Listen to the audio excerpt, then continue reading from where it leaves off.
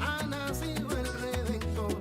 De oriente salen de reyes para adorar al Dios niño, y una estrella le guiaba para seguir su camino.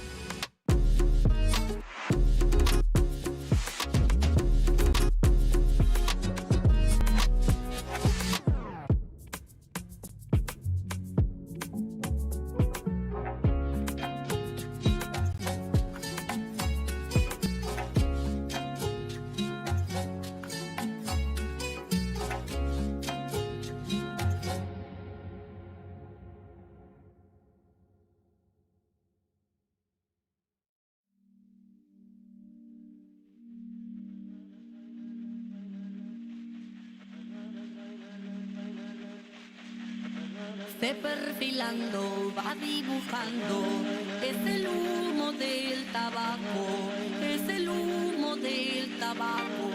Tabaco para limpiar, tabaco para organizar, tabaco para purgar, tabaco para sanar. Es el abuelo tabaco, es el humo del tabaco.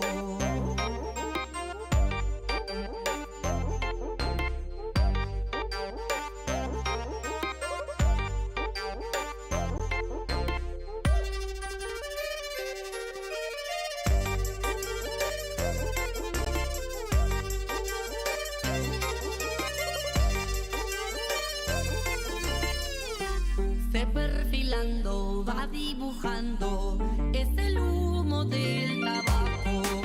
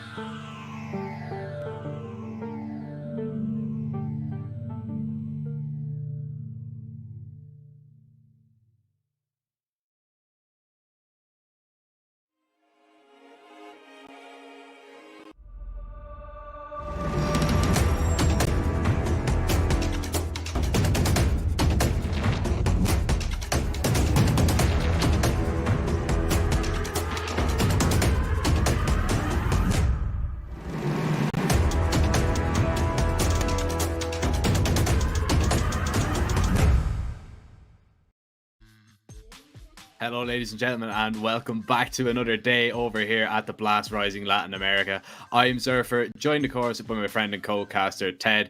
Ted, day number 2 is underway. We're going to get to the conclusion of Group A. How are you feeling for it? I'm feeling lovely. You know, yesterday it was an absolute lackluster. It was an absolute roller coaster of emotions. I feel like today is going to be even better. Yesterday, it wasn't that important for the teams to do well. Yes, it was, but there weren't any elimination games, Jack. And now we're going to say bye-bye to the first 2 teams. And I'm not sure if I'm ready for it, to be fair. Yeah, you're never kind of ready for that. You know, you kind of want to see, you want to see everybody perform well. You want to see the best they can to some people. And, if you get a bad start, if you start very slow, sometimes teams don't get to show that. And, well, that's going to be the story, really, of our first game today, because we've got Redragon facing off against SWS. And, well, that is the first elimination game. So you lose this. Sadly, you are going home, and you can't afford to make any mistakes, Ted. No, you can't afford to make any mistakes. And if we have to be true to ourselves, yesterday both these teams made some really big mistakes. I wouldn't call maybe the game of Redragon mistake, because they lost to a really dominant 9Z side, which then in the game against Keed we saw they didn't give them a lot of chances. For SWS though, I feel like it was a totally different story, right? They had a really close matchup against Keed. Me and you were just watching this one from just an audience point of view, and we were just waiting. We were on the side of our chairs just being like, oh, is this gonna end? Is this going to go into 5 overtimes, 10 overtimes, 20 overtimes? Is this game ever going to end? It was a really close matchup, and I feel like SWS maybe are just a little bit more sorry that they need to play this elimination game now, but still I think it's quite a fair matchup. I think that 9Z and Keed, they proved yesterday that they deserve to play in the winner's game. 9Z, of course, qualifying for the playoffs, and Keed, they're going to be waiting for the winner from this one. Yeah, I mean, going into this game, Redragon and SWS, if we were to look at yesterday alone, Redragon coming into this event, an unranked team on HLTV, they go against that 9Z side. They take them to overtime, first of all, on the first map, and then they end up losing on Nuke. I believe it was 16-10 that game finished. But for an unranked team to take a team like 9Z the distance, they take them the full 30 rounds on the first map, they make them work for that victory, because it didn't look very easy whatsoever. The 9Z kind of struggled. Maybe it was just, it was a little bit early, first game of the event, maybe not, taking it as seriously as they should be. But Redragon, there's still a little bit of a threat to be considered. And, if we're to go off, SWS, they lost to Keed in a close game. Keed went on to place 9Z, and they got absolutely destroyed by them. Of course, we were covering that game yesterday. That was the winner's match, and 9Z absolutely dominated them everywhere. Like, it wasn't even close whatsoever. So if we were to go all that, you'd maybe slightly lean toward Redragon a little bit. Yeah, I feel like this comes to show that the level in this group is kind of really close. Maybe when you get 9Z out of there, because we spoke about them, they're the big favorites to win the entire thing. In my opinion, of course, there's a couple of teams in the other groups that might be able to put up a pretty decent fight. But overall, when we remove them from the list, I feel like the rest are pretty much on the same level. And if we had to compare how these 2 teams did yesterday and just need to go off that, we would go with Redragon, right? Because on paper, they did really well against a far better opposition. And SWS, they struggled. They did good as well. It was a close game. It wasn't a one-sided affair throughout both maps, but it was against the side that later on just got demolished by 9Z. So if we had to go off that, I see where you're going. The thing is, with teams from the same region, with teams on that level, can we actually use these games as an example, and can we actually use them as proper and verified intel to actually go off?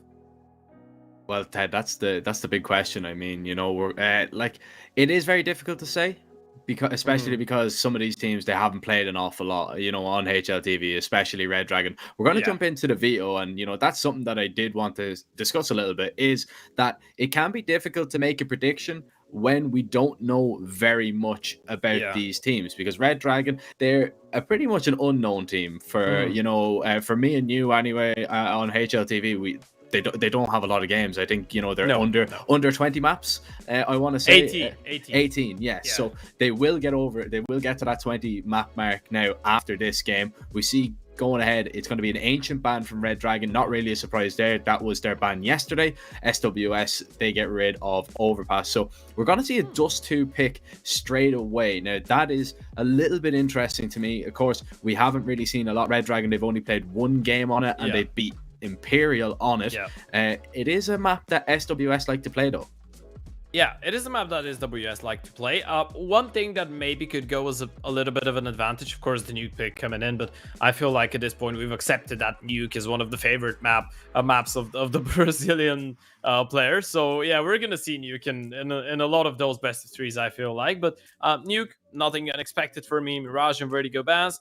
Well, that's going to leave us with Inferno, which, to be fair, yesterday was played quite a lot. It had to be a decider as well in a couple games that went in a 2-0 fashion, so nothing too surprising. I'd say that maybe Dust 2 is the only one that is kind of a surprising factor for us. And if we had to look at the veto, if we had to look at the experience, because as you mentioned, Redragon, they're a bit like an unknown entity. We don't know pretty much anything about them. Like they are a team that added Leozinho just one day before the start of the tournament, so I'm not sure if we can actually have any expectations on their map veto and how they're going to be playing, because they've just added the player 72 hours ago. But the thing is, I feel like SWS will have just a little bit of an edge here, just because their veto is well constructed. Like when you look at it, they're playing a lot of these maps. Yes, they're not playing them against really good oppositions. They're not playing them against, let's say, 9Z every single time. They're not winning all of their games, but they are a team that has went to the next level in terms of just trying to look like a proper decent team with a good and established map veto. Yeah, see, that's the thing. It's just that unknown, and that's what we're going to be going into. We're just going to be going into the unknown here. I know, I said it to you during the break. I actually think, or rather, just before we went live, this one is going to be very, very close. Oh, a three-mapper. Yeah, I'm looking at the maps as well. I honestly think it's a three-map, unless SWS can maybe pull off a shock on Dust 2, because I would be leaning a little bit more towards them on Nuke, considering it is their best map, and they've only been beaten 4 times on it, but they did lose yesterday. So they lost yesterday to Keed. That's going to make things a little bit interesting. Maybe Redragon would have been able to look at that. Of course, they would have known who they were going to be playing from a little bit earlier tomorrow than the last game that we covered. So they have a little bit of time to prepare, maybe to go over and say, okay, right, let's have a look at that Nuke game. What did Keed do that we can do, and what really caught SWS off guard? So going into this one, I think Redragon are just going to play, with absolutely no fear whatsoever, because coming into this, they were the underdogs in the group. So what do you have to lose if you get beaten by a few of these top teams? What makes the difference if you go out, make a good account of yourself, try and catch SWS off guard? I think we're going to see a very, very fast start from Redragon. Yeah, you know what makes the difference as well? Like when you look at the teams, because apparently when there's not a lot of intel to go on the back on, we're trying to find anything, just anything that could pretty much give us a pretty clear idea on what's gonna happen. I found out that actually Redragon, even though you pointed out they are the underdogs, they're not that young. I mean, it's not like they're lacking experience or something.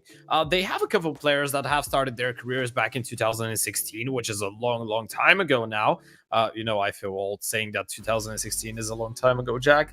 I started playing CS in 2016. Why am I not playing in the team? Okay, but yeah, they have a lot of experience. Whereas when you look at SWS, yes, they are a team that has an established veto. They are a team that has played more officials on HLTV in recent history. But when you look at it, for some of these guys, this is their first team. A lot of them have started their careers in 2019, 2020, which always could make a difference in games like that, especially when it's domestic rivalry.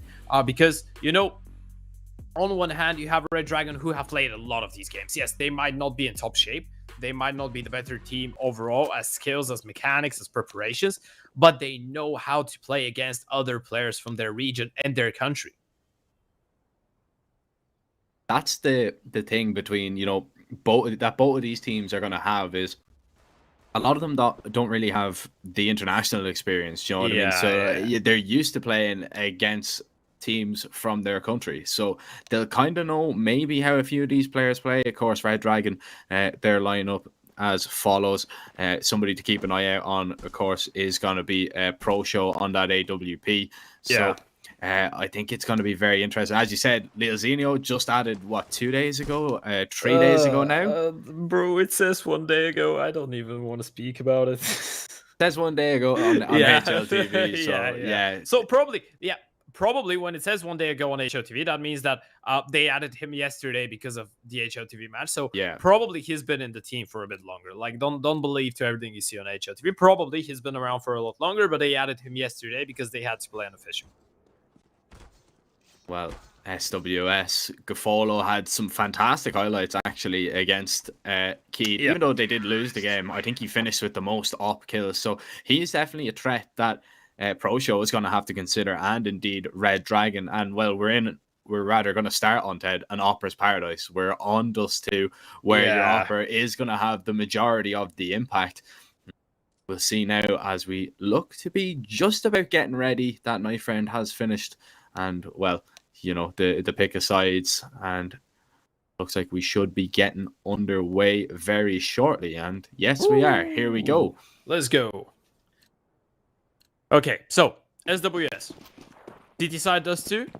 Pistols, looking good. You mentioned we are expecting a bit of a battle of Opers, but for now, what we are actually going to see is a pretty common standard pistol round, I want to say. This one has been stolen away from some EU strat books. Me and you have seen that one.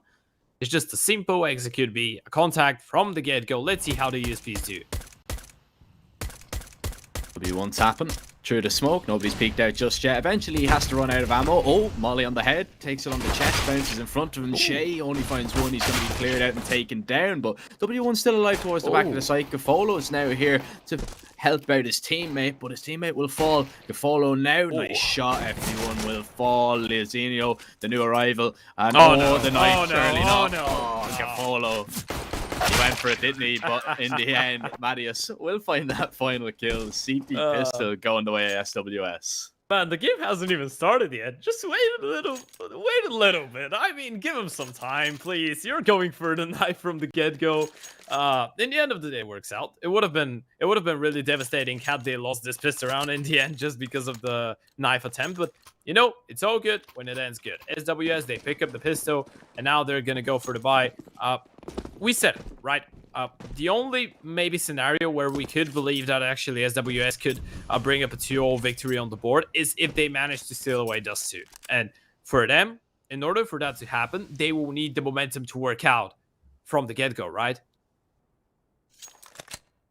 They really need the momentum to go in their favor. But, you know, this is going to be just a pretty straightforward eco round from Redragon.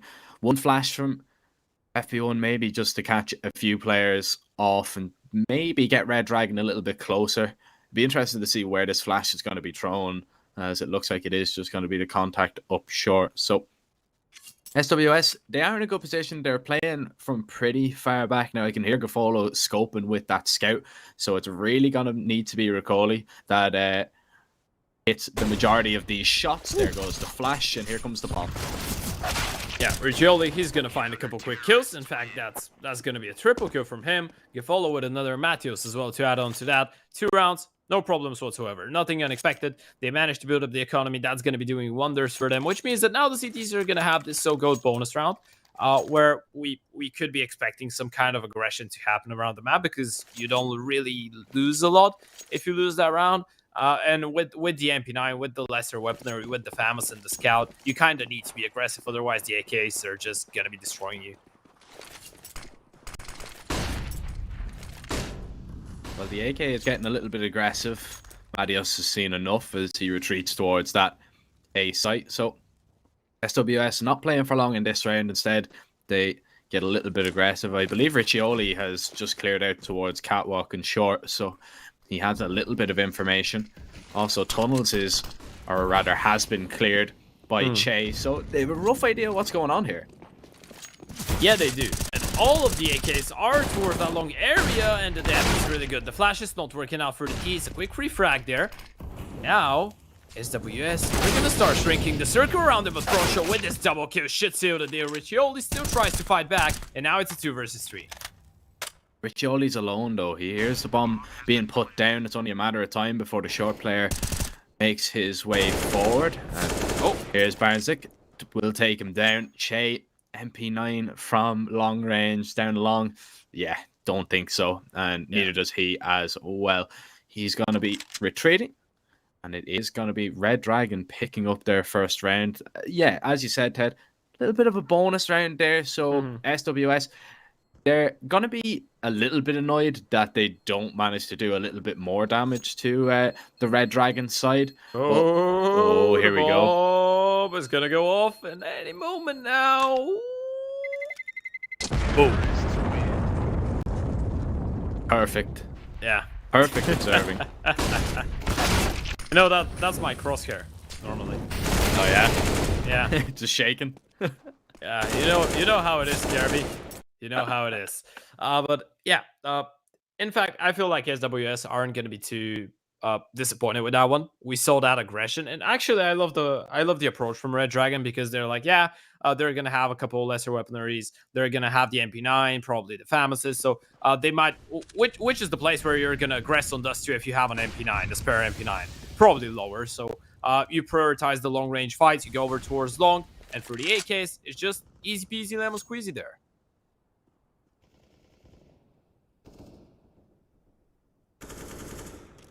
Well, now we'll see the rifles out. What Che can do with that AK that he's brought forward, of course. M4 is as well in position. Not a lot of util for SWS, right?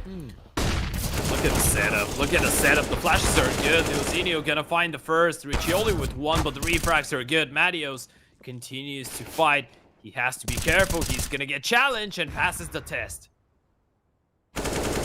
Oh, Barnzik nearly actually gets a transfer there onto Che, who's lucky enough to find his head. Kurgan alone in a 1 versus 2. HP, though, slightly in his favor, as now has to go and try and recover that bomb. A good bit of time to work with, but if he plays his cards right, he'll have 2 1v1s. There's one of them. He wins it with relative ease, and now goes looking for Matios. The flashbang will begin to give it away. Molly goes onto the stairs, and now Kurgan slowly clearing out the angles, but not expecting Matios to be sat there, not burning whatsoever. And SWS, they get back to winning ways. A really good play from Matios there. He manages to find himself just a little bit of a gap next to the molly, and it was a really powerful off angle. Let's be fair. Like, if you're going to clear out short, you're not going to be putting your crosshair there. So a lovely round from him, combining with the kill from beforehand. It was a really nice recovery. SWS, they're not going to be happy about losing so many players, but in the end of the day, we spoke about it. A 1 round is a 1 round, especially when you know that the economy of Redragon isn't that stable at this point as well. It's good. You win 1 more, you're going to reset the T-side economy, and you're onto a lovely start. Yeah, but the danger is there as well. If you get reset harsh this round, you could be in a little bit of trouble. And Che started things off with an MP9 headshot.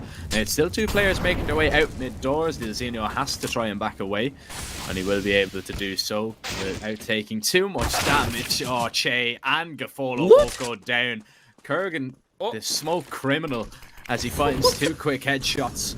And now Redragon, they have the advantage. They're going to try and make their way up towards this B site. W1 is here, trying to put up a wall, and he has done so with a lovely double. Ilzinho will take him down. The B site will eventually fall, but W1 has done more than enough to give his teammates a chance. So many wrong things happening in this round. So many people getting multi-frags that they're just not supposed to be getting, and now it's down to the 2 versus 2.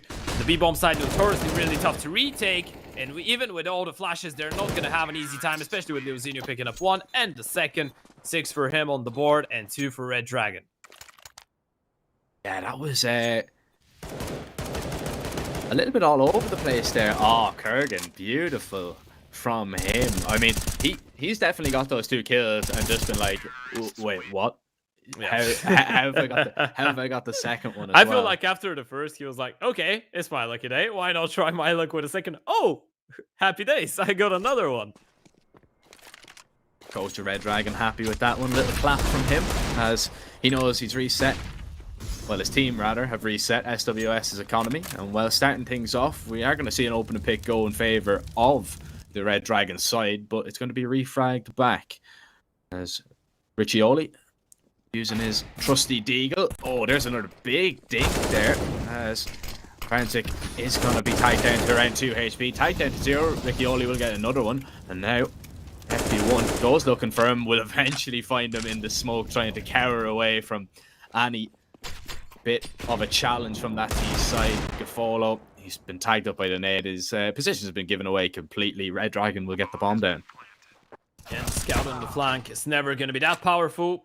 W1 actually manages to find one. That's thanks to Gafolo and him just being the live bait. But in this scenario, I feel like the scout should be thinking about the save. This is an unwinnable round. And once again, actually, Red Dragon, realizing that there's a bit of a weak buy on the side of SWS, they prioritize long, which is something that, by the looks of it, is going to be a tendency. Every single time they know there's pistols, SMGs, potentially an XM in this round, for example, they're going to be looking for the long-range fights. And this is something that we like. This is some brains.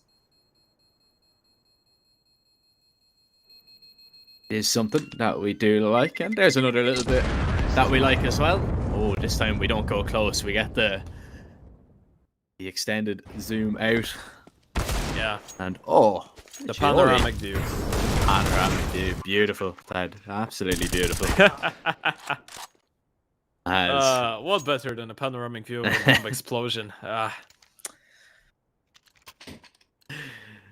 Oh, we do love it. We do on love a Wednesday night. A Wednesday night, actually, yeah. It is Wednesday, right? Yeah. It's confusing. I didn't know what day we were. I just checked. I didn't know. You know, nowadays I've just realized we're just focused on dates, right? Yeah, we're not focused on what day it is in the week. We're just like, it is the 1st of December or the 28th of I don't know what. So we're not even thinking about what day it is. I just woke up today thinking it was Friday. Got massively disappointed. No, not the weekend yet, Ted. We're halfway there. We're halfway there. You know what's the sad part? There's no weekends for us. Yeah, true. No days off. No days off. No days off for SWS though. So no one is asking them. No one is like, yeah, guys, you might be only on the pistols. We might give you some break. Okay, wait a second. Wait, the pistols. Okay, they are gonna be harmless in the end of the day. Kurgan with a lovely recovery there. For a second, I was quite worried. Kurgan looking kind of snappy with his aim, isn't he? He's yeah, the Brazilian Kerrigan. Look at this here. Okay, he's just snapping onto the heads. It was these two here. Beautiful. Well, actually, Pro Show got that last one, but still, he was ready. He did the readjustment. If Pro Show didn't get him, he was definitely getting him. Yeah. And well, having a look there at By the way, cams as well. Do you know why I love South American players? For another reason, despite of their really cool hairstyles. What? All of them have really cool tattoos as well. Yeah, actually, Pavlos was saying that yesterday on the broadcast too. He was saying, you know, the tattoos, some of the sleeves that the guys have. Yeah. Beautiful. So, they're swaggers, you know. They are swaggers. Riccioli is a swagger as well. Finds one on the M4, looking for number 2. But this is just a bait. The bomb carrier, he's all alone. He can't commit to this bomb site. They need to go back. And well, Kefalo, he's gonna have the right read. He's gonna have the idea that this AWP could be throwing a spanner into the works for Red Dragon. Red Dragon actually slowed this one down a little bit. So they started very, very fast. Once Barnsick goes down, they're like, okay, right, let's take this one a little bit slow. Maybe try and split up the defenses of SWS. And that's what they've kind of done, because Gafolo solo and Pro Show looking to peek right into him, but Gafolo will not miss that shot. Relatively easy for him. As that smoke goes down, he's going to be flashed off that angle, so Red Dragon will at least be allowed to cross. Now, reinforcements are arriving in the form of CTs, and Red Dragon, they will get themselves into a 2v3 post plan. They will indeed, still looking to do the damage, but SWS, they're taking this time with this one, and this is the right approach. You're waiting for the long wrap to be completed, and Riccioli is really important that he stays alive here. If he goes down, this is going to make it really easy for the T's to isolate both fights towards long. Riccioli now starting to make his move, and they need to actually go. They have a kit, but the timer is running low, and they find the first refrag. Oh, but not ready for that angle. Luckily, Gafolo is going to be holding for it. Swaps over to the AK as well to find that kill. Defuse will come off, and he might be able to go and save that up. It's not too far away, so he will pick up that op fade once again. 4-4 though, Ted. We are level. Another reinvestment from Redragon will be incoming though. That was a really weird after plan from the T's, right? Because both of them were actually out of position. Like, okay, I get it. You're the player on the side. You get the bomb down. You can't really move because you have no information on where the CT's at. But the second player that was just stuck, he wasn't even towards Gandalf. He was just standing in the middle of short. You're never going to have an easy time standing there in an after plant. You're always going to have to take 2 fights at the same time. Well, in the end of the day, this ends up losing them the round. But Redragon, they continue doing damage. And with getting the bomb plants as well, they're going to be able to continue reinvesting as much as they want to. And sooner or later, SWS, they're going to crumble. They're going to make a mistake. And Redragon, they're looking more than ready to capitalize on one. Yeah, if they keep doing damage and keep getting those bomb plants, man, that's going to be really harsh on the SWS economy. Now, SWS have a lot of information here. They've got tunnels control. You can see now as well, they've just flashed out. They've cleared all of mid. They haven't seen too much. Pro Show going to be ram boost into the pit. Oh, just nearly a whisker away from Gafolo, who might be feeling just a little bit lucky that he wasn't taken down. W1, he's already taken a good bit of damage here. Smokes for the cross. Oh, W1 caught with that nade. And now FB1 will try and bombard this site if he can. He's going to try and storm it, but that smoke makes it very, very difficult to do so. Madius will find Kurgan. The next one is Che to find FB1. As now Madius still there as well. Through the smoke, eventually spam down. Lizinho will take him down. But Redragon, they've just been stopped completely by this SWS defense. A 2 versus 2 and you're just stuck. You can't move a muscle. You can't even get the bomb down. The smokes, they're going to fade. It's going to make it easier, but Pro Show is going to be easier for him with the AWP. Finds a kill onto Che, and now it's a 2 versus 2, but Gafolo still towards the back of the site, still looking for an opening. Oh, as Gafolo crosses over towards Gandalf, he's been spotted out. Lizinho holds, and he will find that headshot now. Riccioli, he's going to drop into CT, picks up an M4. He's going to be making a lot of noise. They know exactly where he is. And Lizinho will find his third of the round, as Redragon will take the lead 5-4. And I really like that from Redragon. Yeah, right? Just not pushing. You know, a lot of teams would have panicked and tried to push through the smoke there. As we see a little bit of a, we'll put the mic back in the headset. That's always good. Need communication from your coach. But no, you know, not panicking there when they seen those smokes. They were waiting for them to clear and just allowing Pro Show to have vision up onto the site, right? Yeah, absolutely. This round was going to collapse. I mean, you go for the long commitment once again, which has been the case for the biggest part of those rounds on the T side of Redragon, but in the end of the day, even though you walk into a stacked A-bomb site, even though you lose most of the fights, once you realize that actually these smokes are doing really well for the CTs and they're playing on the edge of them, they're getting a lot of openers, especially the AWP, you just go like, you know what, we're gonna slow down. We know that they're stuck in the middle of nowhere as well. We know that they're just using the smokes, and once they fade, they're just gonna be naked, and we can take the fights. And well, when you take the fights and you win them in the end of the day, it's always gonna be good for you. Redragon now, this is going to be a pretty standard round. 6-4 on the board, slowly but surely starting to show us why they picked into Dust 2. Looking good as well while they're doing it, you know. Now, of course, this is an eco, so I'm not, you know. They don't have the swag glasses though from yesterday. Oh man, yeah, Rox's glasses were insane yesterday. I need to actually. He followed me back on Twitter, so I might just ask him where did he get them. Did he? Just yeah. So I might follow me. I mean, oh no, he didn't follow me. Don't worry, Ted. No. You lied. No. You lied. Just to make you feel better. I'm sad now. No, I don't. I don't feel better. I appreciate that you're trying, but I'll put a good word in. All right, I'll put a good word in. You know. Okay. Well, apparently I don't deserve the love. Don't worry. It's okay. It's okay, Jack. You know what? It's okay. You know what's not okay though? Pro Show just walking out middle casually with the AWP and giving headshots left, right, and center. And right now, Redragon, they open up the round once again, and SWS, they're waiting for this aggression from long, but it might be just a little bit too late. Pro Show, he continues landing shot after shot. Oh, he will eventually be taken down. Marios with that flank and looking for a little bit more as that bomb is going to be planted towards B. Che has gotten out of there. He's given it up, and probably the best decision that he's made so far, as now he will be going for the retake with his teammates, of course. There's only one kit, and that is on Che as well. Flash is going high. They need to clear these players out of position. Jumps in, not going to clear the close left angle. Lilzinho will take him down. Marius is in the sight, but not for long. Kurgan takes him down. Lilzinho will strike next as well. And Redragon, once again, when they get onto that B site, they prove difficult to get out of it. And some beautiful shots. Lilzinho is having some game. But yeah. I think people need to tell Pro Show, you don't actually need to hit the headshot when you're using the op, alright? You know, you can shoot the body, Pro Show. It's alright, they'll die as well.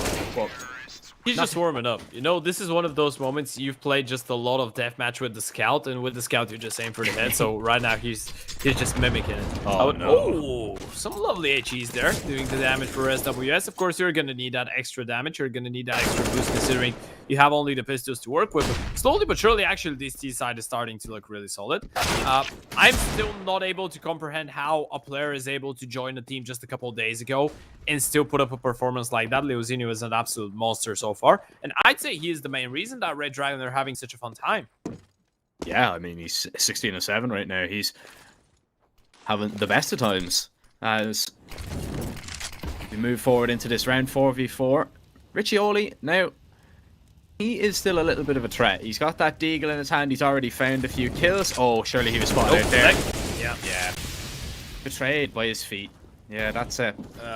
Happened a few times this event already. We've seen it in a few games. As Pro Show will find the next. Kurgan gonna drop down and spots two players. Boosted. Oh, Marius. Oh, he wasn't falling. I was about to say, I thought he was falling off that boost. Yeah, mid-air headshot, falling accuracy. I was like, what? No, he was on the box. Okay, makes a little bit more sense. It's still first game, first map. There is a lot of time for those. I feel like it's just a bit too earlier. Pretty much the same as with the knife in round number 1. We need to be waiting for those, Jack. You know, these ones happen mid-game. They happen late game, like when the tension has built up already. So right now, we're just seeing some protocol stuff. Redragon winning their 8th round on the T side. I feel like slowly but surely we're starting to see what their plans about this game are. And actually, I'm loving one thing. Like, their tactical approach is really good. I was feeling that after maybe the first couple rounds, I was like, this is going to be a really boring T half from them, because they do nothing but going long. They're actually trying to be just a little bit interesting. We can see that they're quite adaptive to the defense of SWS. They're not too shy to go for the B split. They're not too shy to go for the short play as well. So yeah, we're seeing some pretty creative stuff on the T side, which I think is really important when you want to find some success. Because yeah, 1, 2, 3 long rushes might work out. Maybe 4 or 5, okay, but it's not gonna work in the long term. So you need different ideas. You need to be quite adaptive, and so far they've shown that they are. Not really them that needs to adapt though right now. It's SWS. They need to try something a little bit different, because the gun rounds haven't been going their way. Yeah, the ecos are one thing, but no, the gun rounds have been a little bit of a problem for them, as they are going to call their first tactical timeout of the series and of Dust 2 as well. So be interesting to see what they do, as Redragon, they're just going to run right down middle. Now, Che needs to be a little bit careful, but there's going to be the smokes down for the mid to B, and they're going to fall away here. They've already faked out the presence. It's pulled the rotation too, Ted, and got Marius out along. Oh, and look at that. Look at the position in the CT. I believe that's FP1. He's in a lovely spot, and Lilzinho gets that kill. How does he do that? And if FP1, he's gonna strike from CT spawn. Now this becomes really impossible for the Oper towards the back of the side. Che, it's just a matter of time before he goes down, and there you have it. This is a safe. SWS, they don't have an idea what just hit. Lilzinho, beautiful. I have no idea how he's got those kills, and we didn't even really need to speak about FP1 there in that position. He's locked off all the rotates. Yeah, like, that's really smart. So he's in CT. Nobody can get there from the left side of the map at all if they want to go through CT. And it just makes it so easy for Redragon just to hang on to the site, even if SWS were going to go for that retake whatsoever. But now, Gafolo, W1, they have to hang on. I think they will. I don't think Redragon are going to get there in time. FP1 is the closest, but choose just to go towards B instead. 9-4. This is a really strong T side. You know what's the problem as well? I feel like they're in their heads already. I feel like Redragon just have they are in the driver's seat right now. You know, they've realized, okay, SWS are really focused on countering our early, long, and short presence. They're focused on the B-bomb side, so we know they're not playing up close middle. Most of the time, they've had both their B defenders on the bomb side, so no one is actually looking middle. They have the rotation from A, right? So when you go for the smokes and the mollies, they actually have no information and no confirmation on what's going on. You get a smoke into that position, you get a player into that position in the smoke garden. They absolutely have no idea. They forget about the possibility. Then you go for the long and the short play. And the moment that you get the kill on long, the player that's supposed to be watching middle just turns around. And then FP1 can strike. This is really good and methodical CS from Redragon, what we're seeing now. Bergen with that headshot onto Gafolo as now SWS down a man and now down 2. FP1 just swinging completely, and Redragon, they're just having their way right now, aren't they? They just are pushing absolutely everything. Everything is falling around them, and the majority of the things that are falling, it's SWS's defense. Riccioli and Mattias now, they have to retreat away once again. I believe it's another save coming in from that Brazilian side. Is Redragon, they are gonna get 10. They're gonna be into double figures already. Yeah, but you don't have other options, do you? Like, if you're Riccioli and Matthews, you just need to be saving. You have the AWP. This is going to give you your biggest chance in the next round. You've lost really, really, really devastating rounds in terms of they haven't even been close. And look at that. ProShow just peeks into it, gets the kill. Luzinho is going to drop Matthews. No gun saved whatsoever. And that's the problem. Most of these rounds haven't even been close. This is just domination. It's not like you're losing a couple of clutches. It's not like just 1 or 2 fights are not going your way. No. No fights are going your way. This is the problem. They're not looking like fair fights whatsoever, and that's just going to sting a little bit more, isn't it? That they lose everybody, so nobody saves anything. Now, last round and a half. And look at this, Riccioli getting really aggressive towards tunnels. Doesn't see anything else. As Redragon, they will make their way out long. ProShow just taking every necessary precaution as he clears out towards the cart. Molly going to be expended as well. SWS, they have a good read on what's going on this round, though, because they have that aggressive position from Riccioli, and they're able to rotate players over now.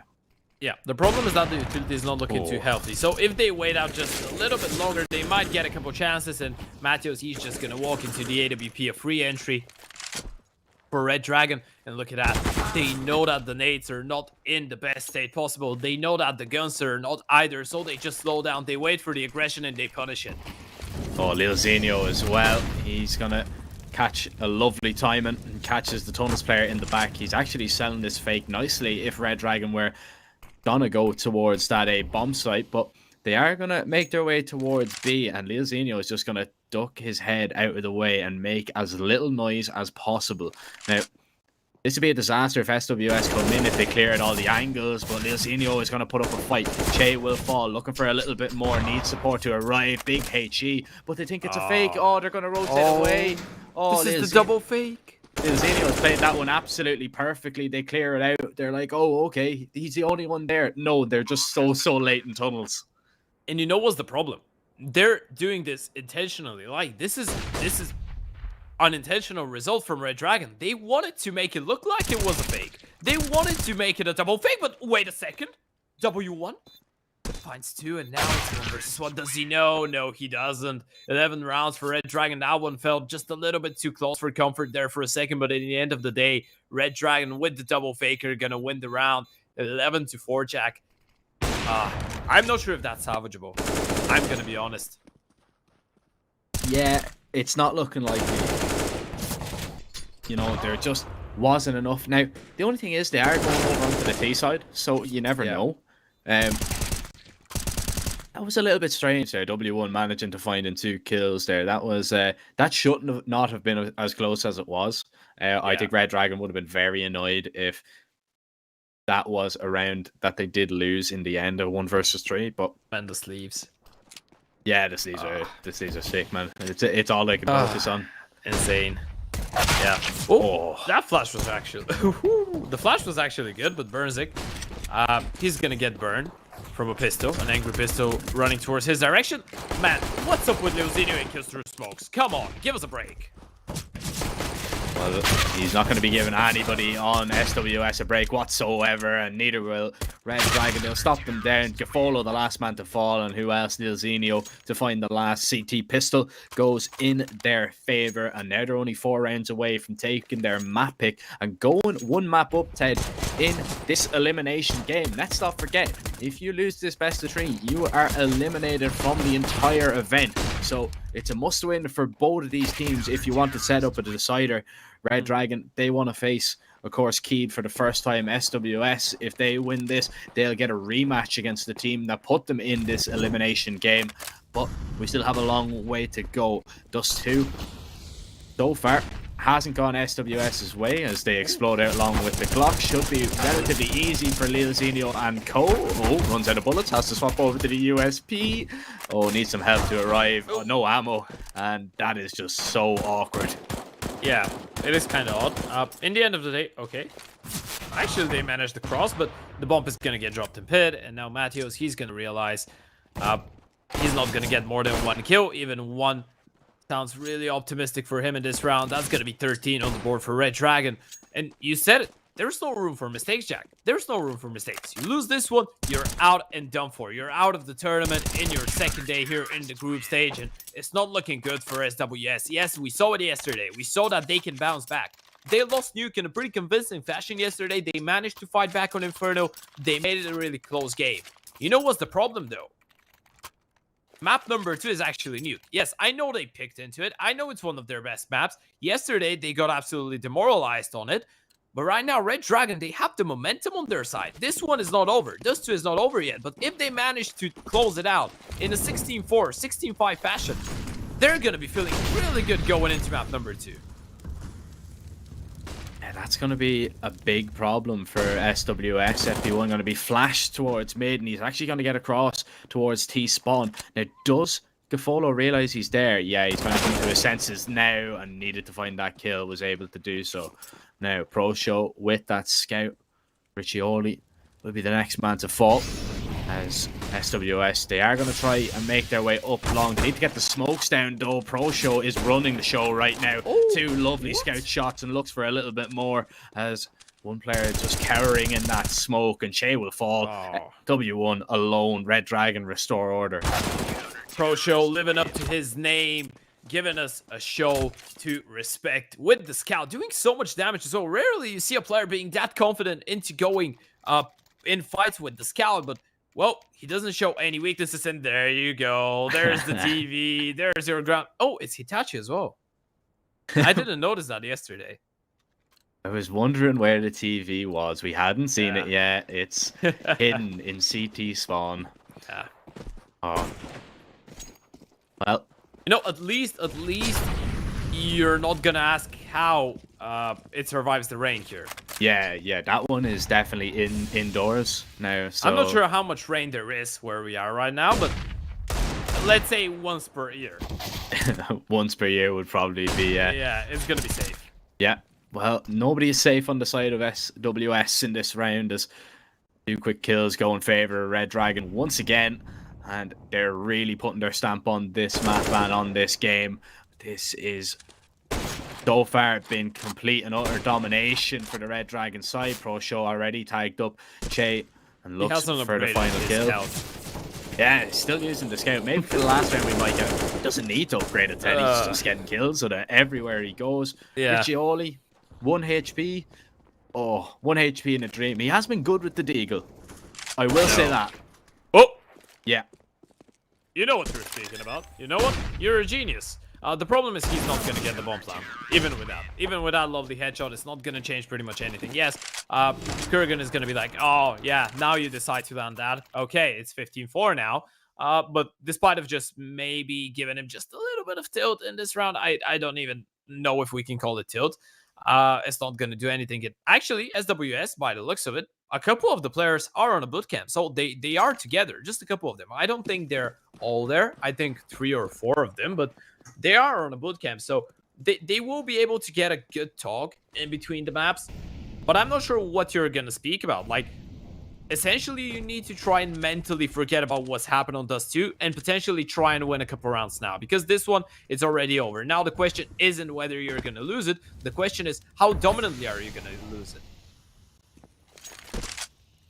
That is the big question, but they already know. I mean, Dust 2, we could pretty much call it here. It is only a matter of time before Redragon take this. I'm not expecting 11 rounds in a row. I don't think anybody's expecting 11 rounds in a row from SWS, not even the players themselves. But FP1 with a beautiful peak, a beautiful entry from him. Once again, Riccioli will take down F1, but it's that man pro show. He's upgraded from the scout.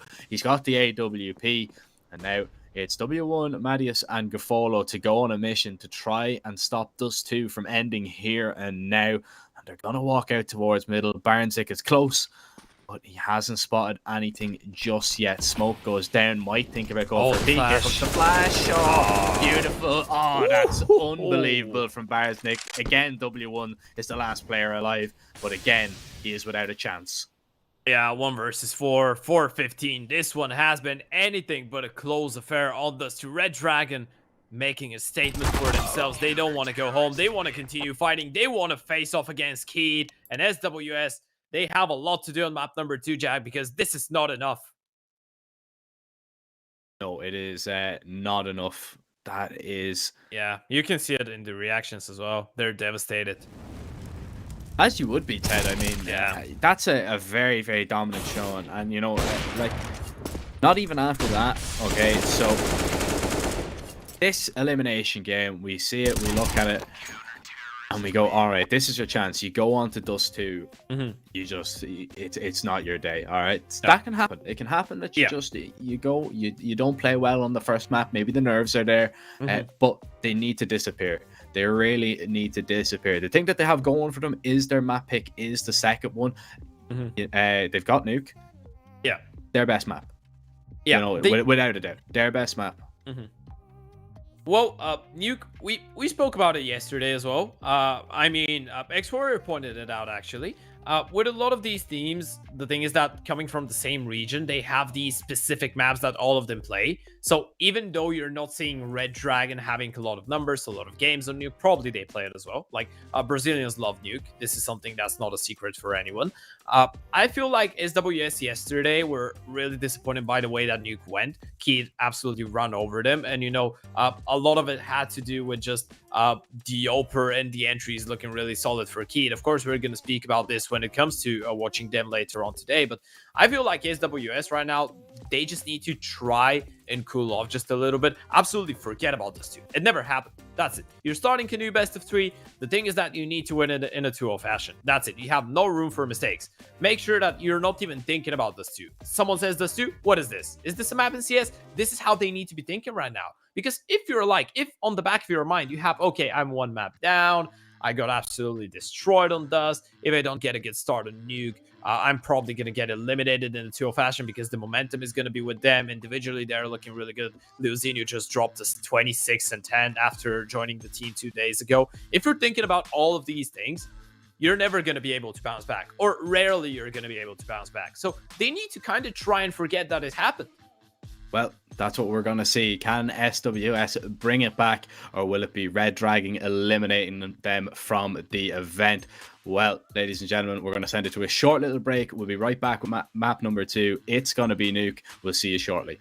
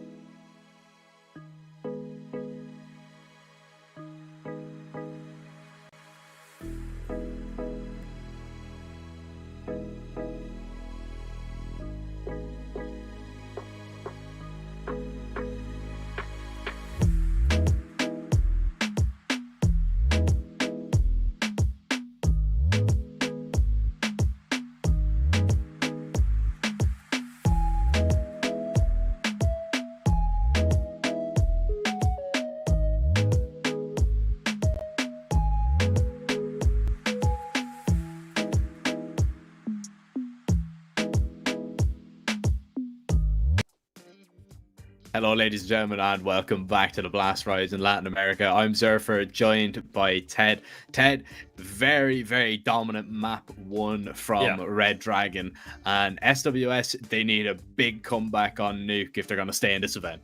Yeah, absolutely. We spoke about it. This is elimination game number 1 of the Blast Rising LATAM. And, well, I think that SWS, especially after the game that they had yesterday against Key, they're not going to be too delighted to get eliminated like that, especially playing against a Redragon that got pretty much the same outcome out of their first game. So, yeah, it was against 9Z. But they're going into this one, they're like, yeah, we're the young guns. We're the ones that have played almost 5 times their maps throughout this entire year, considering they're a fairly new lineup. They've just been adding people in the past couple days. Yes, SWS, they've been adding people. Me and you spoke about this one before the start of the game.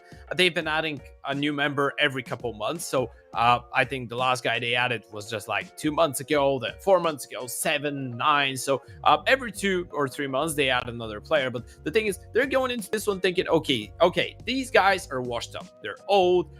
They're past their prime.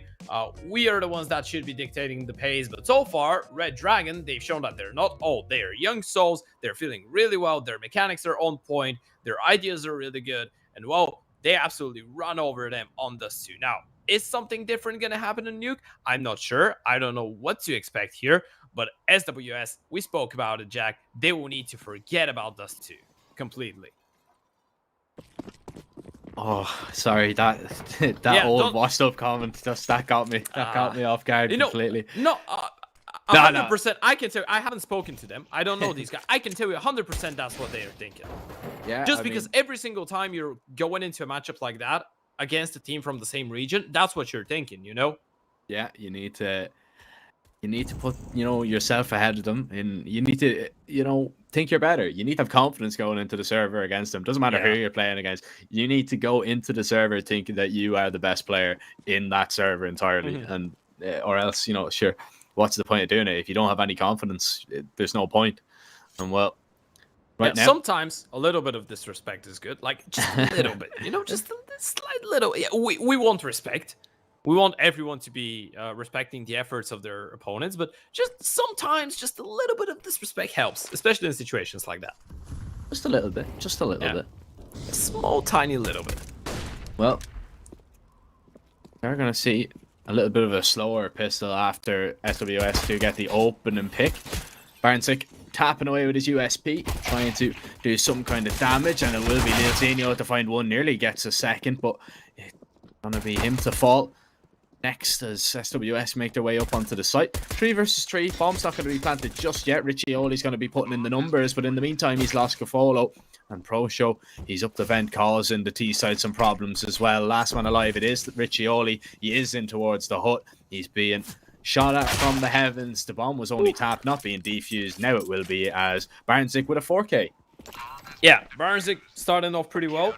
Truth be told, yesterday he didn't have such a bad showing on Nuke. Like he was maybe the only one from Redragon to kind of get a good showing, and well, he's doing that from the get-go here. A lovely 4K on the pistol, not giving SWS any chances whatsoever. At least they get the bomb plant, which is going to be a little bit of a silver lining.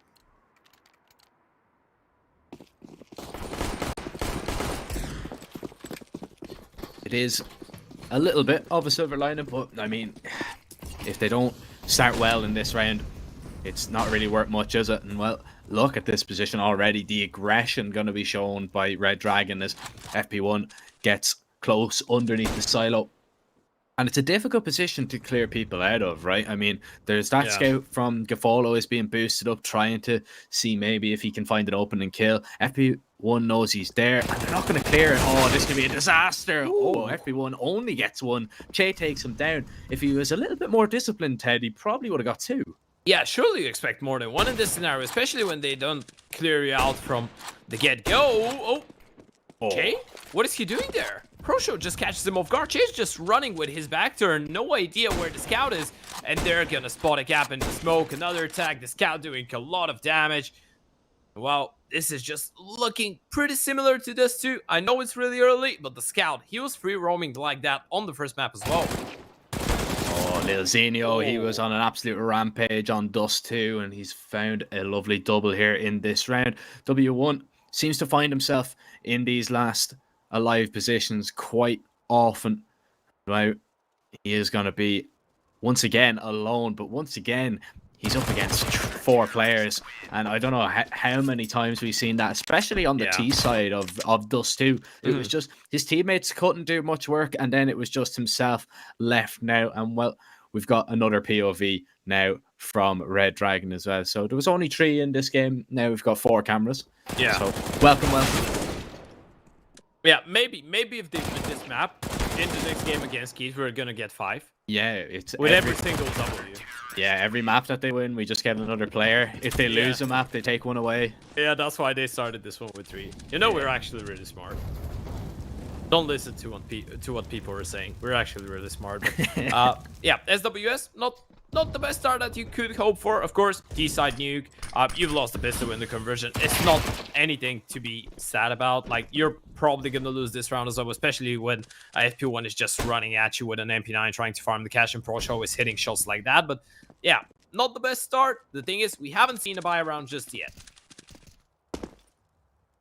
No, well, not just yet. We've seen that little force, but it's not really a buy round, is it? You know, it's just kind of, it's a few Galeals. That's really it. But, oh, Che, nice headshot onto ProShow. Usually it's Riccioli that is sublime with the deagle, but Che showing that he can do a little bit with it too. But it is only a small little bit that he can do with it. Follow now on T-Roof, trying to jump down onto FP1. Little interesting decision there. I need to play some Assassin's Creed later as well. Yeah. Trying his best, just trying to Goomba stomp him there to death, but not going to happen as Redragon go 3-0 up. So ProShow actually has been very, very impressive. So far in this series on Dust 2, you know, with the scout as well. Not even just on the op. Like, he was hitting some nice shots with the op, but with that scout, he is still very much a threat.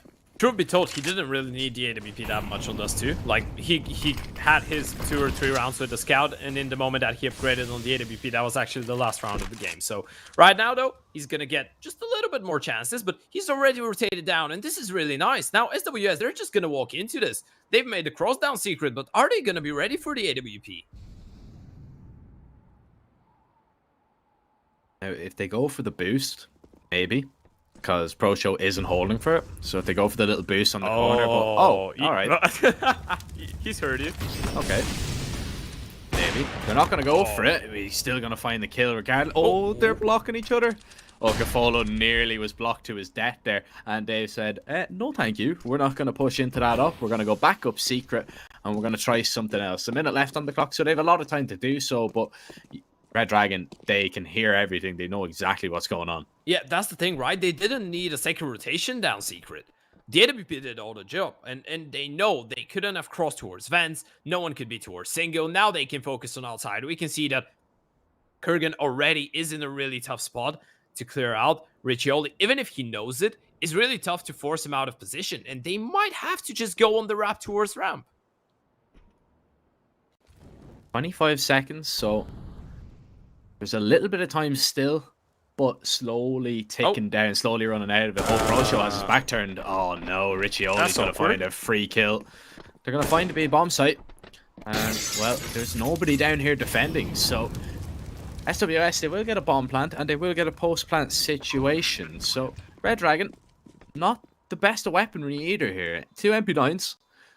And this can be difficult to clear out, especially with that player above the site. He could cause a few problems. Gafolo has that AWP now as well. He's picked it up off ProShow. Flash goes in towards double. Riccioli's going to peek now, and Barnzik will get one before he's at least taken down. Lil Zenio is still now the next person to strike. Going to walk forward. Will take down Riccioli. Goes looking for more, but Mattias will stop it. The 2 MP9s are what remain, and Kurgan finds one. Can he get the last one? Gafolo has done enough with time, and he does enough with that nice little flick as he takes him down.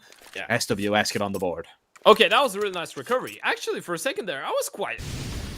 I'm not gonna lie, I was quite bamboozled. I don't know how they managed to find that gap into the defense. I don't know how Redragon are not thinking about this.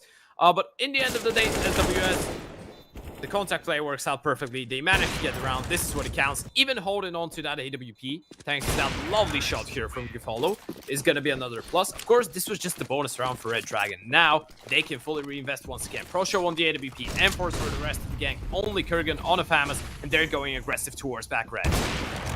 Oh, look at that Pro Show. So quick onto Marius. Che will take him down, but FP1 might just think about pushing through that smoke, and he's going to be flanking the player already down. Secret, who's taking down Leozinho. That's a beautiful pick. He's not going to be expecting Kurgan here. No way is he going to be expecting a second player down. So we're back into a level fight.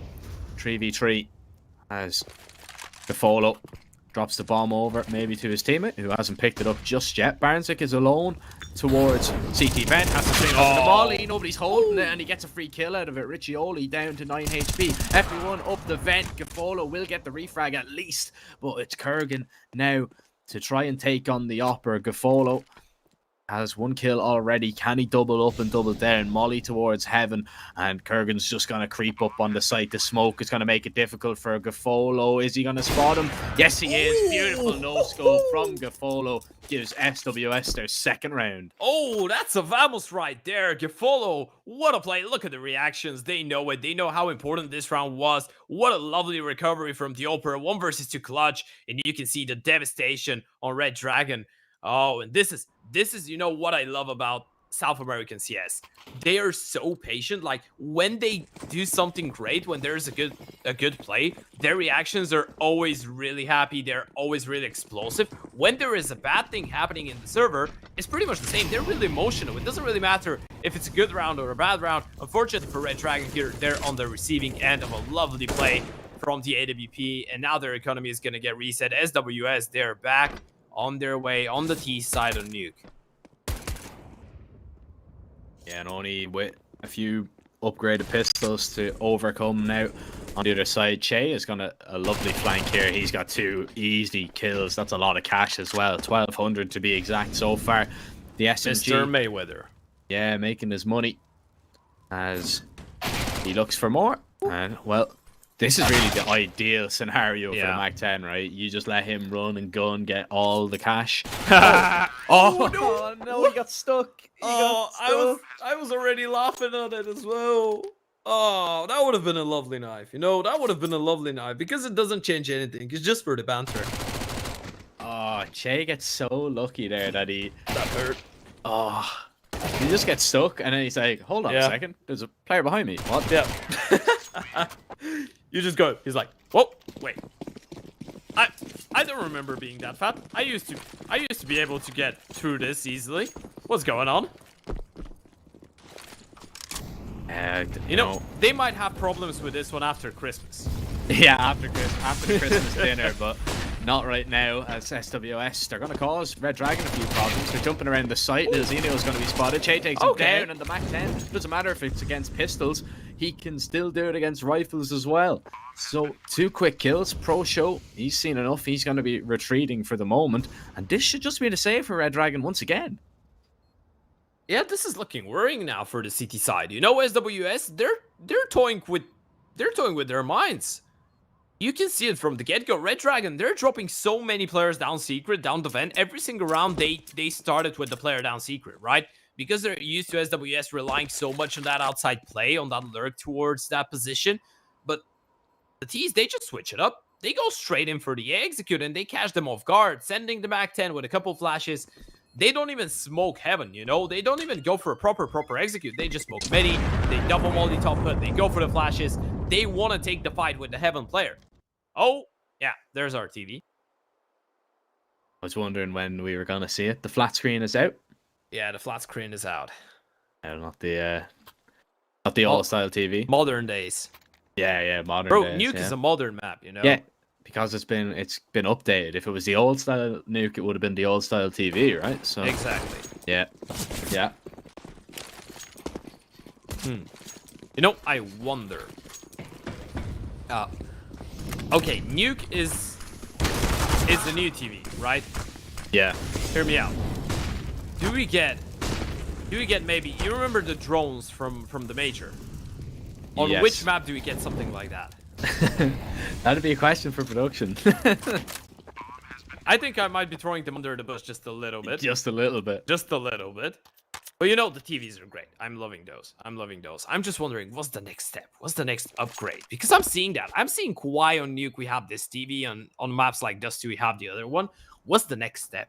And if it's Ancient, do we just get a couple rocks with something painted on them? Yeah, see, that's that. I don't know. I don't know. Would the TVs be an Ancient? That's Yeah, that'd be some interesting. caveman stories. Yeah, we'll have to see later on. You know, of course, Ancient not part of the this game anyway. It was one of the first match banned. So maybe the second best of 3 of the day we might see what's in store. Yeah, but overlooking this round, actually, we're kind of forgetting about the fact that Redragon started really well on the CT side. We praised them. We spoke about them picking up the pace from the get-go, looking really solid. Well, now they've lost a couple of rounds. Now, the smiles are off the faces. SWS, for them, things are going to be feeling a lot smoother right now. They are feeling, for the first time in a while, under control here in the game. I'd say for the first time throughout the series so far. And, well, it is T-side nuke as well. 5 rounds already. The money on the CT side is not looking good. You can see that they're just a little bit devastated there. They have a lot of things to speak about. I'm not even sure what you go for right now. I feel like you need to kind of try and go back to that default and stop trying to counter what the T's are going for, because they're being really they're versatile with their approach. And I feel like if you continue trying to adapt to what they're doing, they're just going to be outsmarting you every single time, because they know what the proper reaction is. So they switch it up on time, if that makes any sense. Yeah, it does. It's just kind of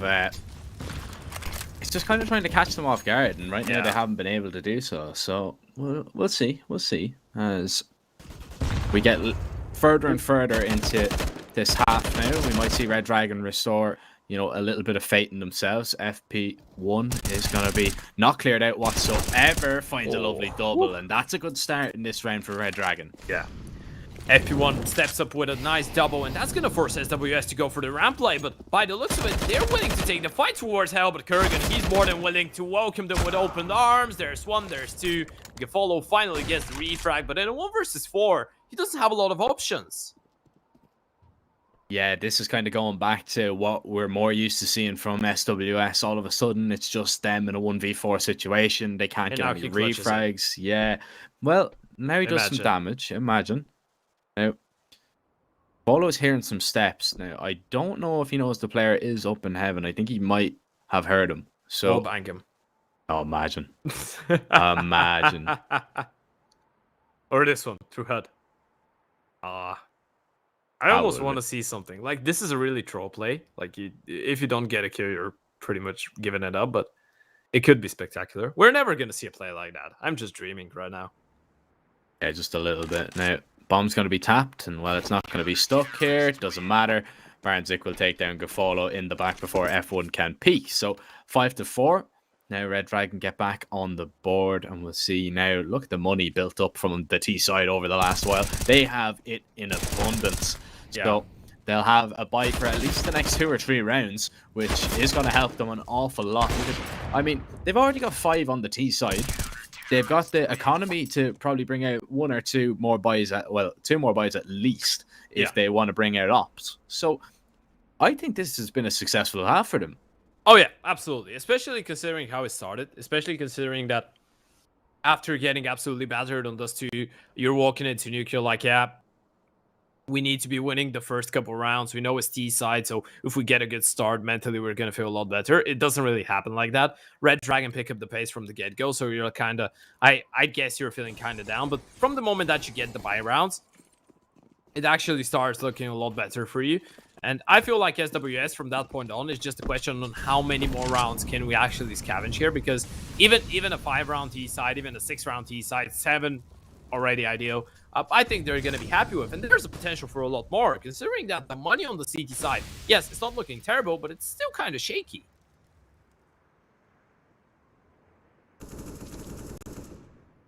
We'll see now.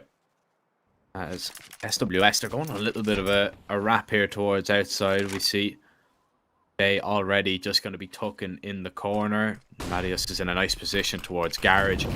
W1 is going to be smoked off, however. Bams through that smoke, so SWS giving a little bit of presence towards lobby. Redragon are going to be noticing that, of course. Kurgan is going to be tested towards ramp. Has the op in his hand here. Now, dodges that flash, doesn't blind him, and he is going to miss that shot. Needs to try and retreat away. They're not going to push him down just yet. Riccioli gets himself into a nice little position, but they're waiting for that wrap. They're waiting for Che to come in here. I think they have to commit towards B, though. Yeah, they have to. Especially now you don't find anyone towards ramp. You realize what the setup is. But the AWP is already down. Actually, Redragon have control of the vents. They have one player already down, Secret, and they have another one towards the ramp. So unless they decide to go for the full wrap towards A, they might be walking into stack bomb side. But by the looks of it, Che, he's going to be looking to test that upper bomb side. Well, they're going to try and make their way out. They need to clear the player of the Mustang. That's going to be FP1. He's going to fall. Barnzik is going to be the last man alive who can only take down Che, as SWS will get the plant down. And it's the ops left who look like they have their sights set on saving, as SWS look to pick up a sixth, and it looks like they will.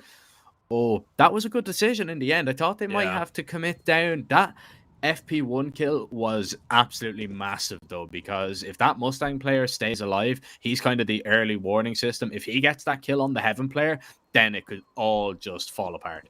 Yeah, right, because if the Mustang player gets a kill onto main afterwards, after getting the Heaven kill, that means that the players towards the back of the site, their positions are unknown for the T. So they can just swing on the contact of the Mustang player, and from that point on, all of us know what's going to happen.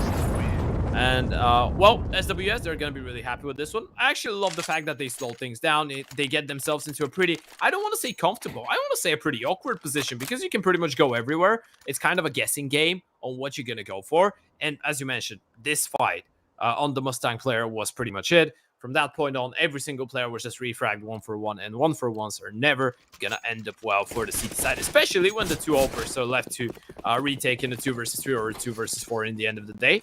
At least they hold on to that. Redragon, they have another investment, but slowly but surely, this mob is starting to run away. Yeah, you can't really be affording to give up many more T rounds to SWS, especially when you want to just 2-0 them and get this one done as quickly as possible. If you're going to stand a chance to stay in this event, but SWS, they're putting up a fight. They pop out towards A, well, Jay does at least. His teammates have not followed him whatsoever. So it is going to be Lil Zenio to open things up. Kurgan tested towards the ramp, and that's going to be a missed shot there. I believe he flicked off him, I think, there. So a little bit of a disaster for Redragon, and Riccioli. He's going to be tagged by that nade. He's slowed, and Kurgan, that's going to be a little bit easier of a shot for him to hit. Yeah, gets a second chance, doesn't miss on that one, and now another 3-versus-5. In this position towards double. Oh, this could be everything. Win the room, and FP1 actually misses the kill. A1 is going to win the fight, but it's going to be W1, not FP. And now it's 3-versus-4. The bomb could actually go down. Luzinho, I believe that he's not going to be feeling too brave about this one, especially with the molly going down. He's low on HP, goes for a bit of a spam regardless, but not going to find anything. Oh, Gafolo with a very big kill there onto Pro Show, as Kurgan, Burnsnick need to get down towards B to help out Lil Zenio. They're both coming from ramp. They need to try and relieve some of the pressure here on Lil Zenio, as W1 peeks from the back of the site. He finds 2. That should be it, over and done with, even though Lil Zenio will find that kill. Has to try and pick up that up and save it. Now, 6 HP. It isn't very healthy, but he should be able to survive in this corner. And it is going to be SWS picking up a 70 round. Not only that, Ted, I mean, look at the money. The money situation for the T's is absolutely superb. You've got W1, 13k. You've got a few players in and around 10k as well. This is ideal for SWS. And they know they've just won a 3-versus-5, right? It's not like they're only winning the rounds that they're dominating in. It's not like they're winning clutches or something like that. No, mid-rounds, they're really efficient. So far, they've been really good at going for that initial aggression. It doesn't really matter if it goes well or not in the beginning of a round for you. You manage to recover. If it goes well, you slow things down. You know exactly what you have to work with. You react properly. If it doesn't go well, it kind of feels like they almost every single time know how they can give themselves the biggest chance to win a round. Even if it's good, even if it's not. And well, so far this has been working out perfectly. Not gonna work out in this round, at least for the opener, but Redragon, they've lost a lot of these. Yeah, it's really just about getting that opening pick. Oh, Marius with a one-tap. FP1 tries to respond here, will find one kill, doesn't spot the player in towards Garage, which could cost him his life, as Che is going to be on that wrap around. Now, is he going to be spotted? Yes, he will be finally by FP1, and he will take him down. Marius still down secret. W1 now trying to lurk outdoor. Nobody's going to be holding him just yet. I believe Barnzik is playing from back sight, so W1 can walk on him here, which could be a disaster. The peak is good though. Barnzik takes him down, and this is a lot better from Redragon. Yeah, Matthews now in a 1 versus 4. Oh, okay, a 1 versus 4. Yeah, that was pretty much the middle.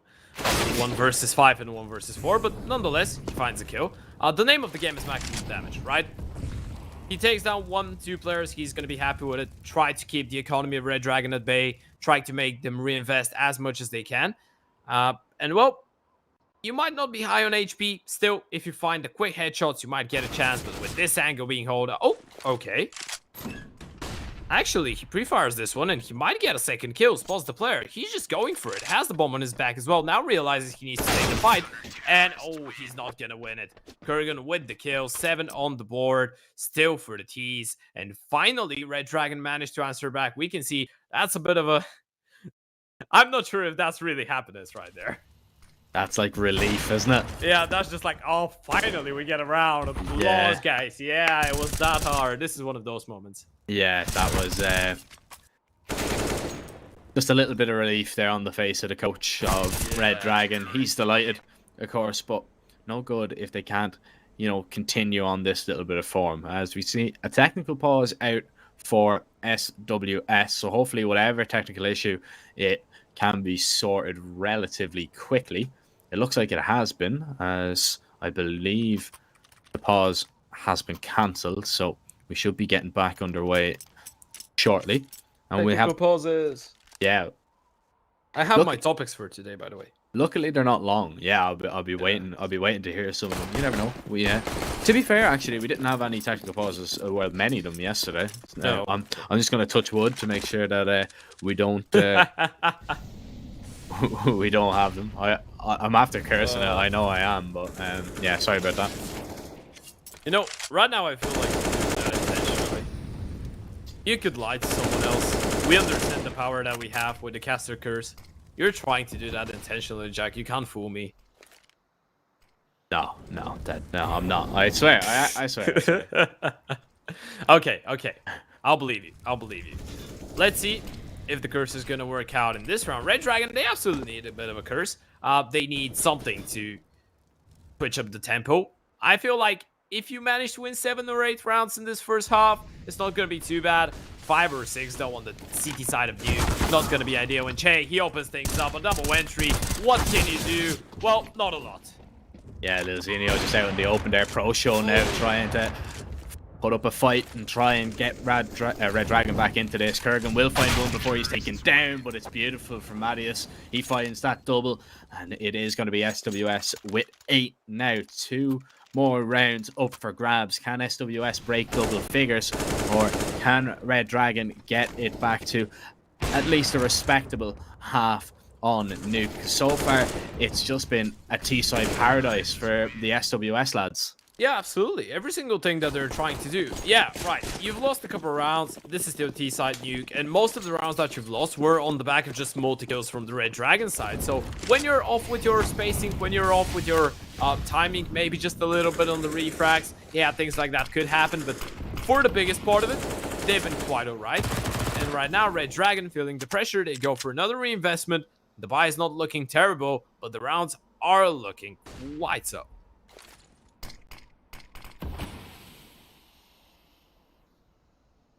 It's looking like a little bit of an issue now for Redragon, not as straightforward as they would have hoped. And SWS, they seem to have just kind of put Dust 2 out of their minds completely. We spoke about it. That's what they needed to do. Oh, FP1 has got a nice timing here. He was waiting for the flash of Pro Show, but they just peak at the perfect time. SWS, they find 2 kills, and now they're in the driving seat once again. It was a nice idea in theory by Redragon, but just didn't work out. Yeah. Just a little bit off with the timing. For a second there, I was like, no way he gets that close after they've cleared it out and they're just not ready for it. But, you know, in the end of the day, it doesn't work out. Kurgan actually might get a couple kills here. There's 1, there's 2, looking for a 3rd. Oh, this might have been the round, but might have done more than enough. They still have a player on that A-bomb side. That's going to be Burnzik. He can actually catch them by surprise. Okay. Sorry. Yeah, no surprises here. Even throws the AWP down. I mean, yeah, I mean, I don't know if that was intentional or not, but yeah, you follow, making sure that that doesn't turn into anything more, just watching the ladder very carefully. But yeah, here it was that, like, if they wait, if SWS wait maybe like 5 more seconds there, Redragon at least get 2 kills. At least get 2 kills, because not even 5, like 2 seconds. Yeah, like, it was so close. It was very, very close. Oh, is this a hut pop coming in for the last round? I feel like it's an A pop anyway. Yeah. SWS, they're gonna explode out. Lilzini and Barzik shut it down in the early instances, but SWS now swing out and get some refrags. There's a player towards door. It's Lilzini hiding in the smoke, pushes right through, takes down the upper, and still survives as well. 2 players low on Redragon as well. There's only 1 player left for SWS. He gets taken down.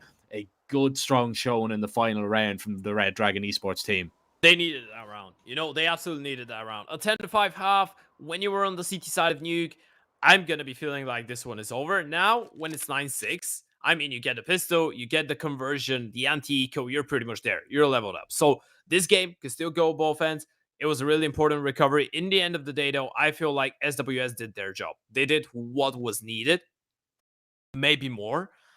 So right now, what they need is to just stay composed. They're only 7 rounds away from map number 3, and you can see the frustration on Redragon. They realize that this one could have been a lot better. This one could have been a lot better. Still not out of the game. Still a pretty close one. Of course, comparing it to Dust 2, a really close one. Let's see how the pistol round goes. This is going to give us a lot of answers. Well, we'll see if our questions will be answered. All right. Redragon. Nice little vent dive here. So, yeah, they get down. They don't even take any damage. There's nobody on this B site just yet. Here comes the ramp players, as W1 will open up his account on the CT side and goes looking for just a few more. Now, tapping away, it's Kurgan to take down Ricoli, so we're back into a 4v4. Time is a little bit of the essence here. There's no kit in play for SWS, and Redragon, they are going to have 2 quick kills, looking for a little bit more. W1 trying to find more, but can't do so. The swing will come in, and Redragon will take that round after only losing 1 player. That was one of the most quiet vent pops I've ever seen. You know, they just dived in on a contact. They didn't make a single noise. I feel like SWS maybe realized what's going on once the bomb go down. They were like, oh, yeah, I think they're on B. That was quite something. You don't see a round like that every day of the week, but this is what they needed, right? They need something out of their comfort zone. They need to be trying really, really unorthodox things just to catch them off guard. And now they go really quickly towards that A-bomb side, and they're probably just going to swarm them alive unless the 5-7 actually goes huge. What's going on? Oh, the Pistols are fighting back. They still have a little bit of a bite to them. We'll see if Riccioli can find some more. Down to 21 HP. Oh. Has a little bit of smoke, and he's found Kurgan through it. Here's W1, and he gives Pro Show the smoke. The headshot takes him down. SWS get into double figures, and they steal that round away. Redragon were like, all right, let's go fast onto the A-bomb side, you know, against this little bit of a force buy from the CTs, and it goes completely wrong. This is the most devastating 5 versus 3 you've ever lost. I'm gonna tell you that. The most devastating one. They go out. They get the openers. you know, it's not like they go out and they are just welcomed by a triple headshot from a Digo or something like that. We're gonna be like, fair enough, you didn't really get a chance. No, you get the first peek, you know where the player towards the back of the side is. You just get swarmed alive by the pistols. And right now, you're the ones that need to be playing with them, but Kurgan, he's found the opener. Oh, and Riccioli will find a double. Gafolo with the next. Barnzik out on the site, and Gafolo goes looking for him. The bomb is dropped down towards B on Pro Show, and he could get the plant down, but he's being held there by W1. We'll make sure that no plant will go down whatsoever, and SWS will open up now a 4-round lead on their opponents. Looking at the money from Redragon, it's Glockstead. It's not pretty whatsoever, and well, it is gonna be SWS looking to just get closer and closer to forcing Inferno that decider. Yeah, you know, by the looks of it, they deserve it. You know, everything is going in the way of Redragon. They won both pistols here in Nuke. They got the conversions in the first half. Right now, they win pistol number 2. We're like, yeah, okay, they're getting their chance, but SWS in buy rounds, they've been really efficient. Let me remind you, 4 of these rounds that Redragon have on the board have been either pistols or rounds that they've won thanks to the pistol. So when you remove that, they've actually won 3 buy rounds, which is not a lot compared to SWS's 11. When it's put into perspective like that, it's not looking good. But Dominant, isn't it? yeah, very, very dominant. But it does mean that, you know, they still have a chance. You know, it's they have a chance to turn it around. Yes, it hasn't looked great, but there's still time. There's still time.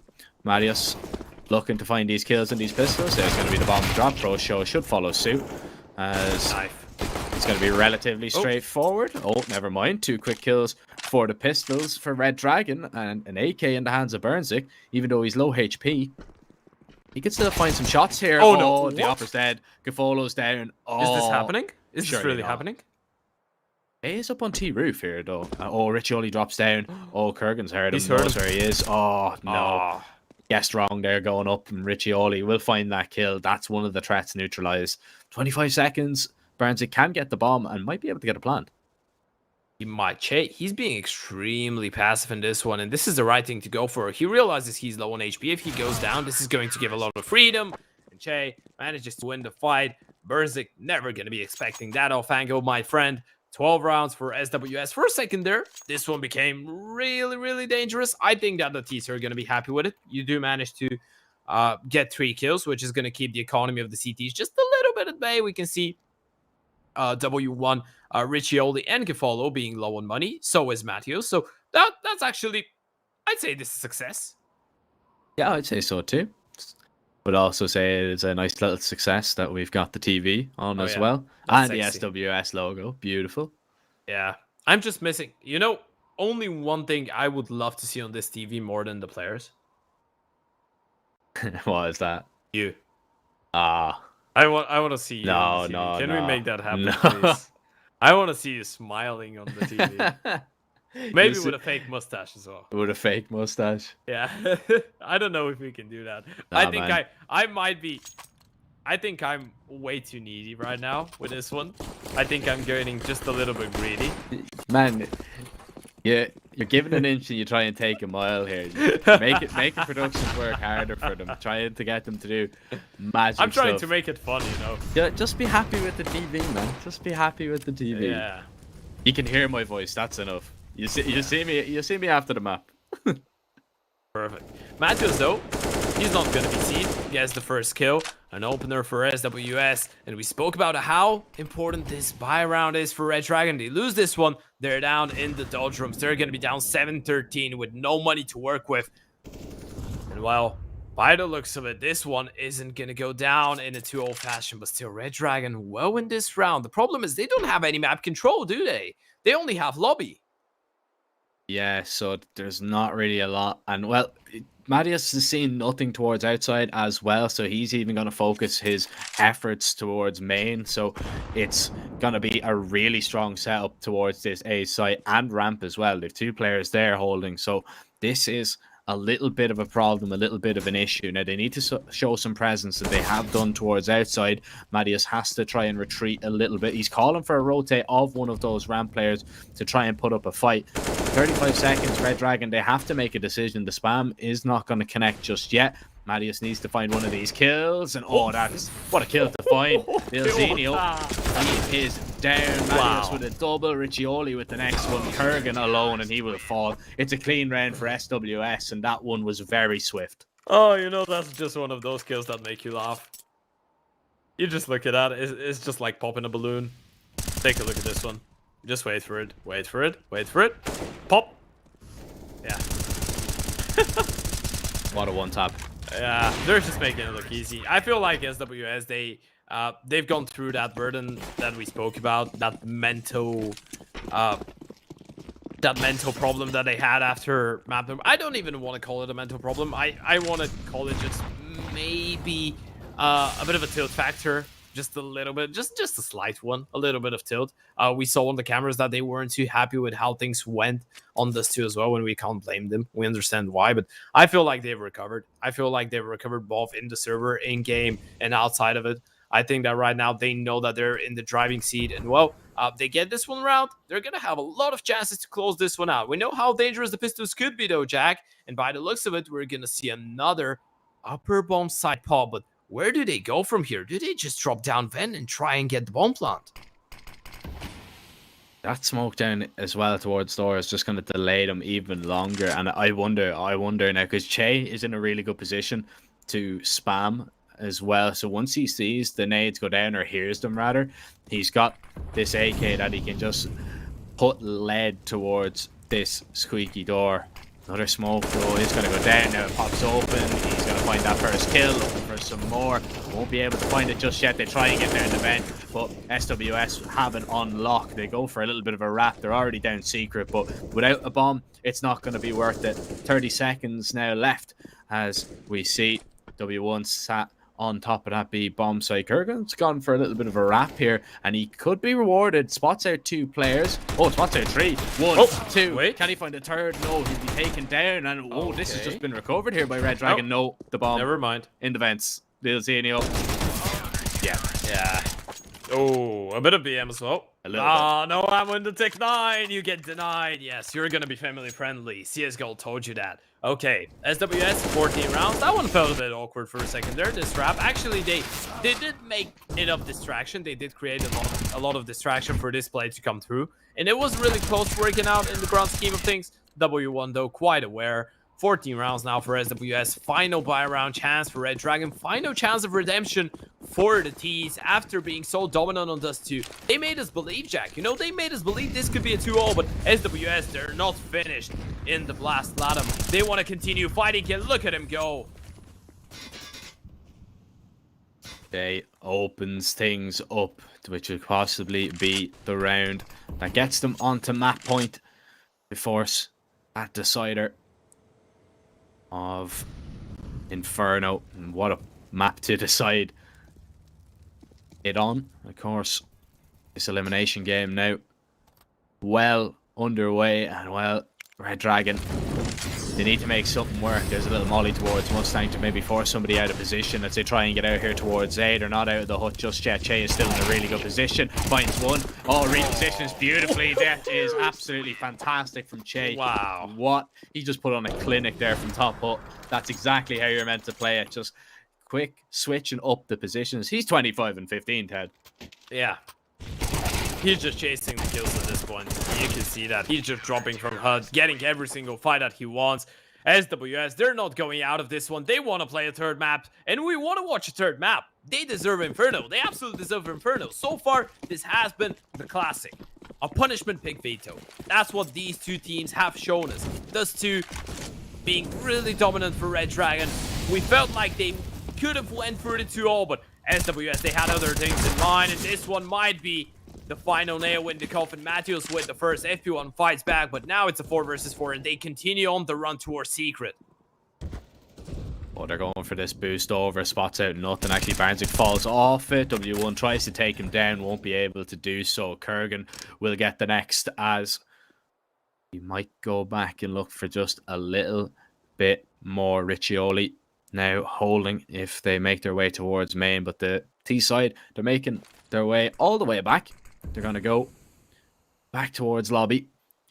go for a little bit of a different route. SWS, they have absolutely no idea what's going on. I think they're thinking about it though.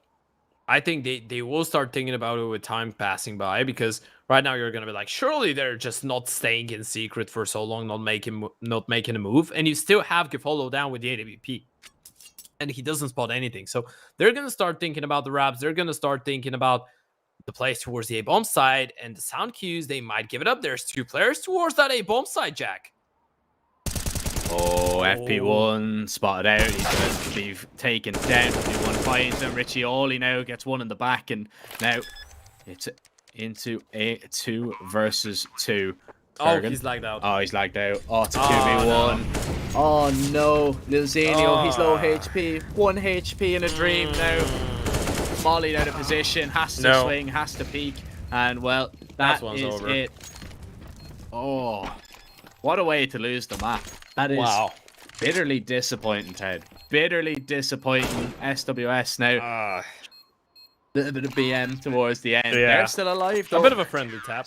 Yeah. Yeah, that's just fist bumps, you know? That's just fist bumps all over the place. SWS, they realize that, well, finally we're seeing some smiles. There you go. There you go. Show us the smiles. Show us the teeth.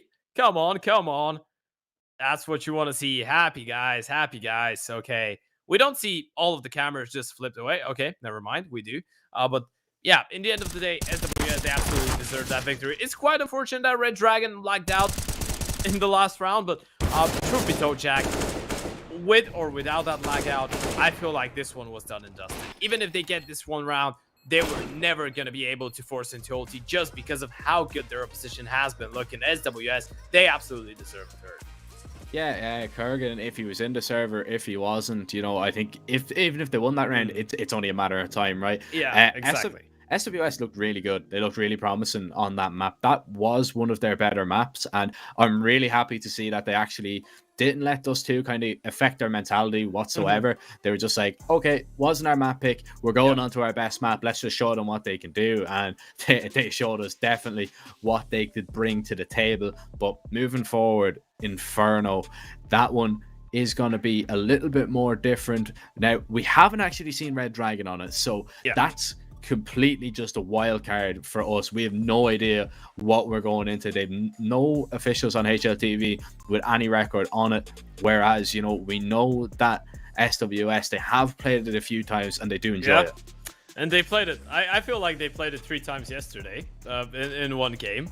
A couple overtimes right there. It was a pretty interesting game against Kate, truth be told. So I would say that SWS's Inferno is not looking bad. I think that they're back into the game. This third map, open to go both ways. Of course, the dream story, the perfect story would be map number 1, punishment pick. Map number 2, punishment pick. Map number 3, decider, Inferno, classics. We know that NACS is not so happy, or is really happy with this one. EUCS is not happy with third map deciders on Inferno. But yeah, this is the perfect recipe. I just want to see a really close map, because I feel like both teams just don't deserve to get eliminated in a one-sided affair after showing really good stuff on both maps. Because even though Nuke was really dominant for the side of SWS, we can't close our eyes about what Redragon did to them on Dust, right? Yeah, well, it's anyone's game. We've got a decider. We've got a short little break before we go into map number 3. Stay tuned. We'll be back shortly.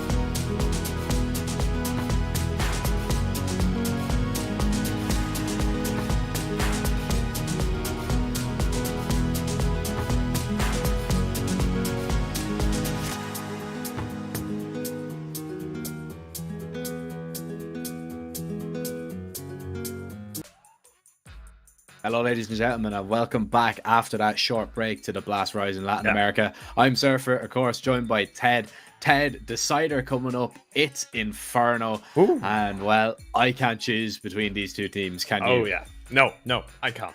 We spoke about it before the break. I feel like Inferno is the best map that you can go over in a series like that. Like, you get the punishment picks, you get one team, or pretty much either team, when they chose their map, they managed to win it in a pretty dominant fashion. So now walking on to Inferno, the perfect scenario would be to see a really close game. The perfect scenario would be to see both teams having their ups and downs, both teams getting their chances to close it out in the end. So, you know what, Jack? I'm going to be a bit of a dreamer. They might say I'm a dreamer. I'm not the only one. I know it. I want to see overtime. Oh, well, I mean, there was overtime in the SWS game with Keys. I don't want to see a penta overtime. I don't want to see 5 overtimes because I'm going to collapse in front of the PC. I want to see a good old 1, 2, maybe 3 overtimes at best. Yeah, 3 is going to do the job. Yeah. I think you're the only caster ever that has been like, I want overtimes and a lot of them. Yeah. Or even anybody in production as well.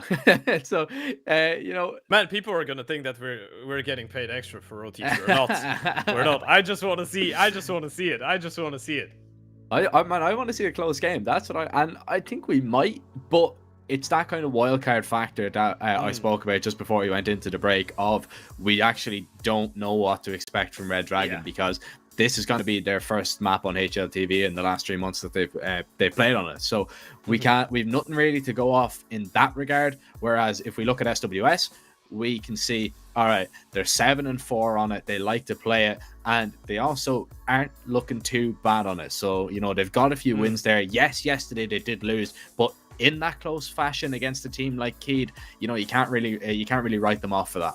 No, absolutely not. Yesterday they didn't have a bad game. Like, for the most part of it, they were the ones that were runner-ups, right? We watched the games. They were the ones constantly trying to kind of catch up because Keed were dictating the pace for the biggest part of the game.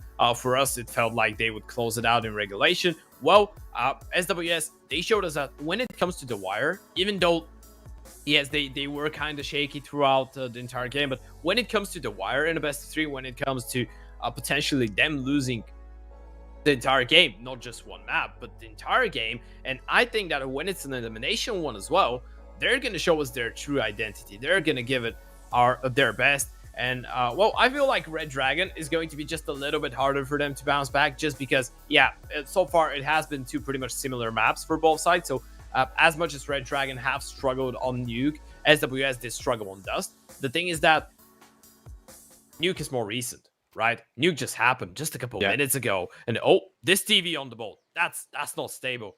Get it out of there. This can fall in the water. You know what can happen if this TV falls in the water? All of the fish is gonna die. That's electricity and water, guys. That is not good, man. Not Someone good. make sure everyone's safe, please. Especially the TV. Somebody think of the fish. That's all. Think of the fish. But well, we're gonna see. Can I eat it if it dies like that?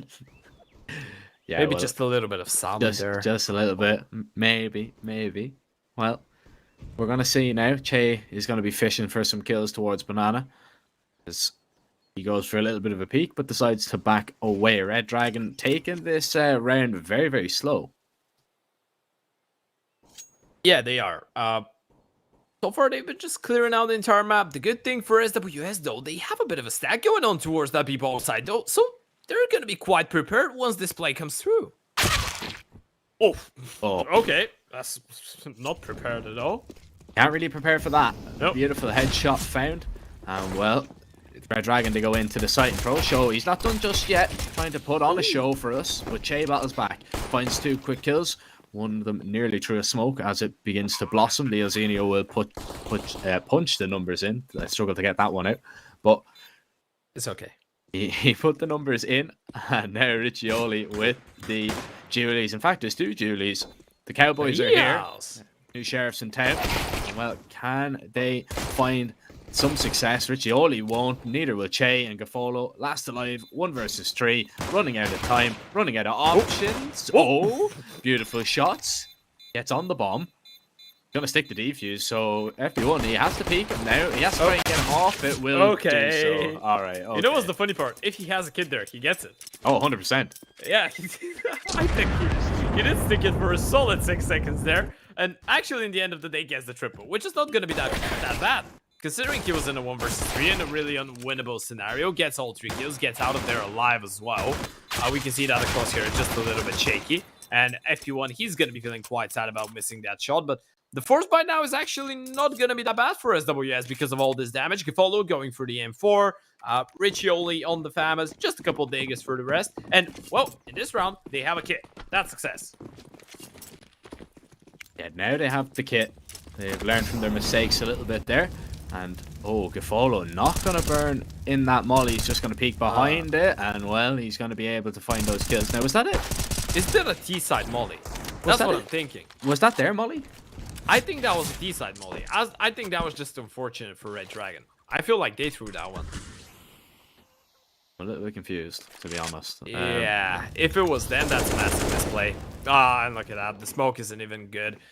Gives them a one-way, and well, Jack, we spoke about this force by Redragon. They're onto a lovely start after the pistol, but they crumble trade after it. Yeah, Barnzik now finds himself in a 1 versus 4 alone, and with it all really to do, as this force bite from SWS is going to be perfect. Gefolo spamming bodies as well. Oh, that's beautiful. I'm sorry, but this combo is beautiful. That's beauty. He stops quick switching, I'll be able to see it. But, oh, yeah, lovely from Gefolo there as well. Yeah, that molly was very interesting, to say the least, but Redragon are going to be really disappointed that they don't do a lot of damage in that round whatsoever, and SWS are able to take it so swiftly. Now, the reinvestment comes in, the force buy has to come in from Redragon, but they're only on pistols and a scout, which is already tagged down W1. Yeah, already doing the damage. Of course, that's going to soften them up just a little bit for the pistols as the round proceeds, but this aggression is going to catch them off guard. W1 gets a kill, hides in, no refract possibility whatsoever, but they continue being fairly aggressive, the CTs. W1's going to keep going, and Kurgan will stop him before he can find any more of his teammates. Pro Show with that scout tags up Marius. Che, he's not going to swing just yet. He's just going to try and bait them in if he can. But we have seen now that they're making their way elsewhere. Gefolo and Che now finding 2 quick kills. Kurgan alone, 1v4. And Riccioli will take him down as well. So back-to-back rounds, SWS keep 4 players alive. They're going to begin to build up that economy, whereas on the side of Redragon, there is no economy whatsoever. Yeah, you know, I actually preparing for this game because obviously we said that Redragon haven't played a single Inferno, so I was like, yeah, we might see Inferno. They wanted it to be the decider yesterday, so I was thinking about it. They might have something prepared on it. Going through some statistics, when we forget about yesterday's game when SWS lost 22-25 to Keed, where actually, if there is someone that we should be pointing out, it would be Riccioli and Gefolo, and they've started quite well. W1 as well, it was a really team effort, right? Magios was the only one under 30 bomb for the CT side. So, yeah, from the get-go, we're seeing pretty much the same. A pretty clean mop-off, but Inferno is actually one of their really played maps. They've gotten some nice wins. They've played a lot of Infernos against Keed, truth be told. They've played 4 times against them. They've won 2, they've lost 2. They've won against Fury Academy. They've won against teams like Isurus, which we know that they are quite decent. They're one of the most well-known Argentinian/Brazilian teams. So, yeah, they're quite sick. And well, so far, the CT side has been looking quite stellar for them, Jack, hasn't it? They've been looking good, but now we've got the AKs in the hands of Redragon, something that we haven't seen just yet, and Pro Show is going to start things off, finds an opening kill for his side. And can Redragon capitalize off it? Can SWS overcome this man disadvantage? They're going to take a little bit of control towards Banana, force the CT side back just a little bit, but there has to be a little bit of aggression, you feel, from the SWS side. They have to make a little bit of a reaction, and that's what they're going for towards A. You can see them pushing in towards short slowly. Marius is going to get behind the sandbags. He's going to be alone. FB1 surely clears him out. Here comes the flash. It's good. He should be able to find that kill. Oh, that was a T-flash there. Oh, Marius. What? Drops the bomb through the smoke. Okay. Yo. Does he have the glasses from yesterday? What's going on? Rox gave Melinda the glasses, yeah. You know, if that was a certain esports journalist in, let's say, just let's imagine 2016, that would sound like crisp, clean aim lock. You remember the clip? Yeah, I remember that. Yeah. The good old classics. But Kurgan, that's a good old classic. A nice headshot with the AK. It's going to give them the chance to go for a bomb plant at least. So still this round not impossible to convert actually for Redragon. No, not whatsoever. So they're going to get the bomb down. Leozinho puts the numbers in. Gaffolo is going to be the closest man to defend. And Leozinho might just get a little bit too aggressive and walk right into the opera. He gives away a kill. He was the high HP player. He decided to take it on himself to try and pull Redragon forward. But in the end, it leaves Kurgan alone. He's mollied out. He's taken down. And it's an SWS round. You wanna hear a fun fact? Yeah, go for it. You know how I love telling you, okay, a certain player's nickname or a certain team's name means something in Bulgarian, or a part of it means something in Bulgarian? Yeah. Actually, Gaffolo's name, okay, that was insane from Matthews. Sorry. Gaffolo, just G-A-F, so Gaff, means a really big fail in Bulgarian. Oh, really? Yeah, a fail. It means a fail. You know anything but fail in this game, though. So when you say that someone has made a gaff, so G-A-F, he's failed. Yeah, he's done something bad. Well, actually, a little bit of Irish slang for you, right? Gaff, G-A-F. Yeah, that means house. House, yeah. Gaff. Well, like that's it. It's not. Let me walk back to my gaff. I forgot my wallet. Yeah, that's exactly how people talk. More from Dublin. But it's not even an Irish word. It's just a bit of Irish slang. So it's like, oh, go back. I'll go back. Yeah, to the gaff. gaff is like in Bulgarian is the same. Like the word for fail or failure is not this, but you can use that. Yeah. The more you know. The more you know. With Ted and Surfer, learning Irish and Bulgarian every day on CSGO Cast. Perfect. Guys, if you were living in Brazil and wondering how to speak Bulgarian Irish, we're here for you. Let's see if Redragon, they're here for you as well. FPI gets the first, and Matthews is there to shut him down. A 1-for-1, of course, always going to be favoring the T's. And Matthews, he needs to be careful. He's all alone. Now Gaffolo is going to arrive on the rotate. But Redragon, they've decided to slow things down now and reconsider their options. Tough start to life for a few of the Redragon players. See Leozinho and Burnzik.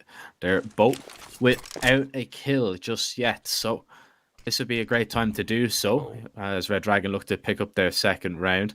Smoke towards long. As Redragon try and take brackets control. They have a minute left to work with. But SWS, they are very concentrated towards this A site. 3 players here. And they seem to have a pretty good read of what's going on. They do, right? And they slow down even more. Now 45 seconds. 3-man towards that A-bomb side for the CTs. This is going to be perfect. Matthews, he gets first contact here. If they walk into him, gets the kill, falls back. But they're not going to challenge long. They're going to focus on the A-bomb side, trying to isolate those fights. But are they going to be able to do that?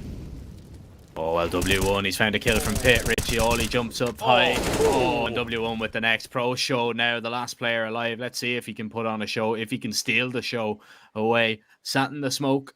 Waiting for it to clear. Riccioli's looking for him, and Rosho will find him. Looks for the pit player, will not take down W1. It is 5-1 to SWS, and it is a little bit of a dangerous situation for the Redragon Esports team's money. It is really dangerous. And you see the reaction there. SWS realizing the time is really low, so W1, he even throws the smoke before the molly. He's like, yeah, I can play around that. I get a couple kills. My job here is to stay alive.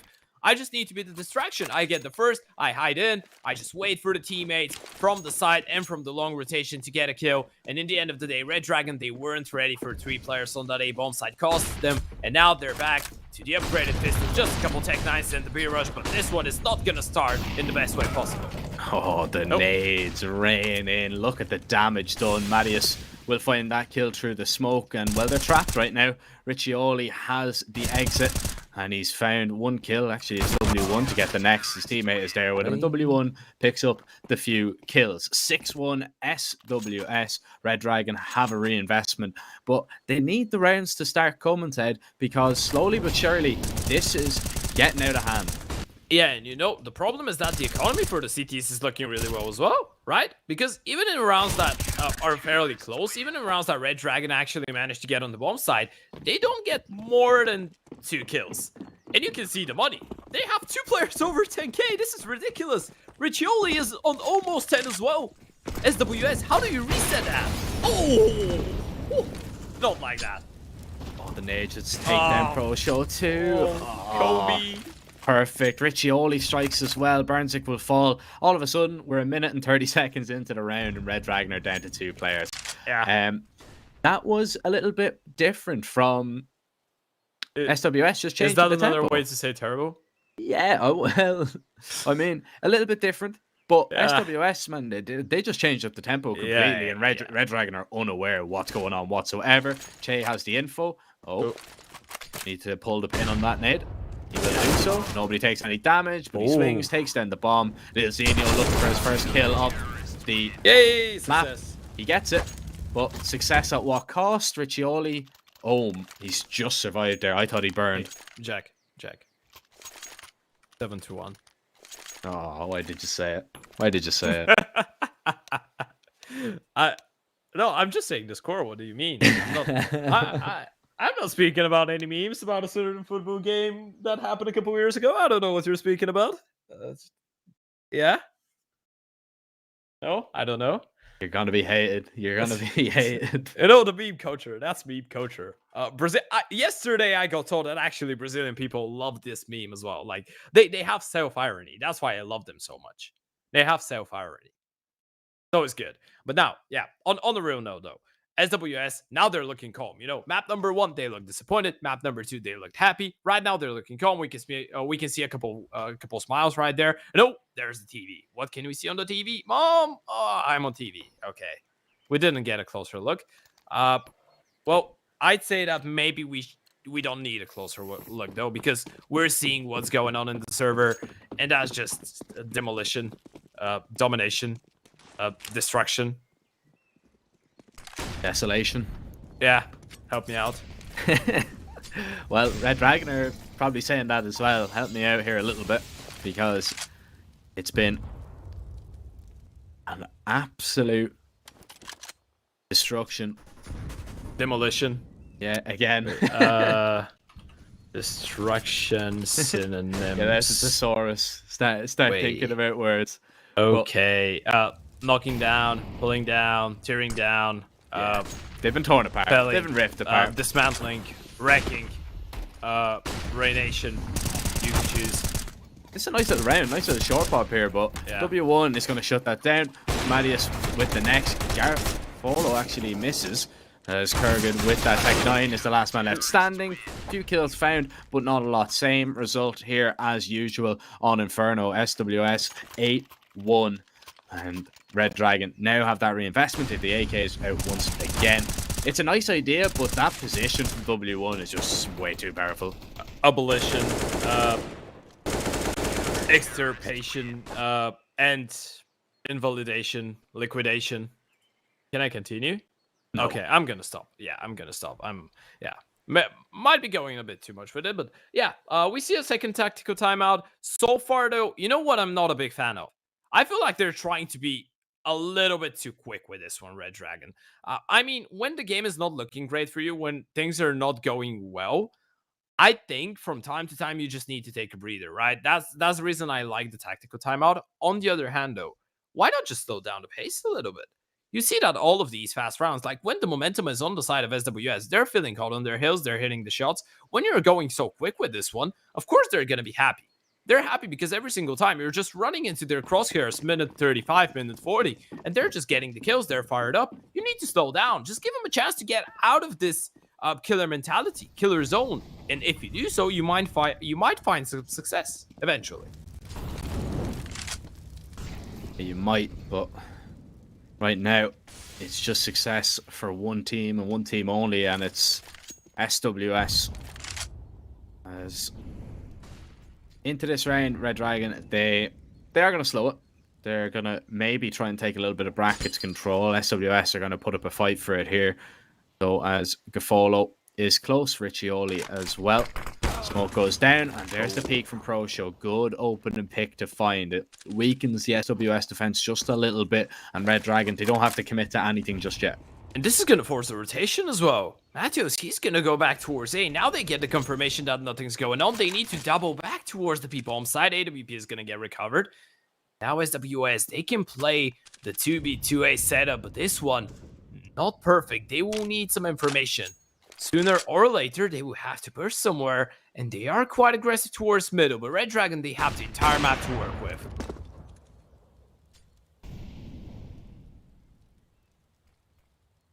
"35 seconds.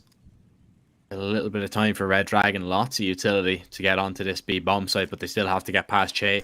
And Marius, that flash is going to delay them just a little bit. The mollies go over. Marius goes for the spam, but Leozinho will take him down. Marius really needed to stay alive there. Smoke deployed towards New Box, but Che is going to be dealt with rapidly. And it's the save here, I believe, from the SWS side, which I actually really do like. Even though you see what a massive amount of money on the CT side, they know that there's no point. They know that there's no chance of of them actually taking this round. Let's just leave it. We'll keep the op and the M4 up, because you never know. You lose a few rounds in a row, and then all of a sudden your money's in the bin, and then you look back on these kind of silly opportunities that you've thrown away. Yeah. So, you know, it is worth just hanging on to these rifles here. Yeah, and on the other hand, that's a bit more like it from Redragon. This is actually what I like. This is what I wanted to see. A slow, methodical default. You don't go down in the first 10, 15 seconds of a round. You get an opening kill thanks to the AWP, that's just a bonus. Then you group up, you play the execute, you get the kills. Lovely stuff. So far, the problem has been the early loss of players. Now, in this round, you just waited it out. You just gave SWS a chance to kind of wonder, try to go for a stack, try to go for some aggression. You punish them, and now you force the first tactical timeout. That's huge from Redragon. Because right now, SWS realize, okay, from that point on, they're not going to be just running onto the bomb side. They're thinking on how to switch things up, so we need to be thinking as well. This is when the mind games begin.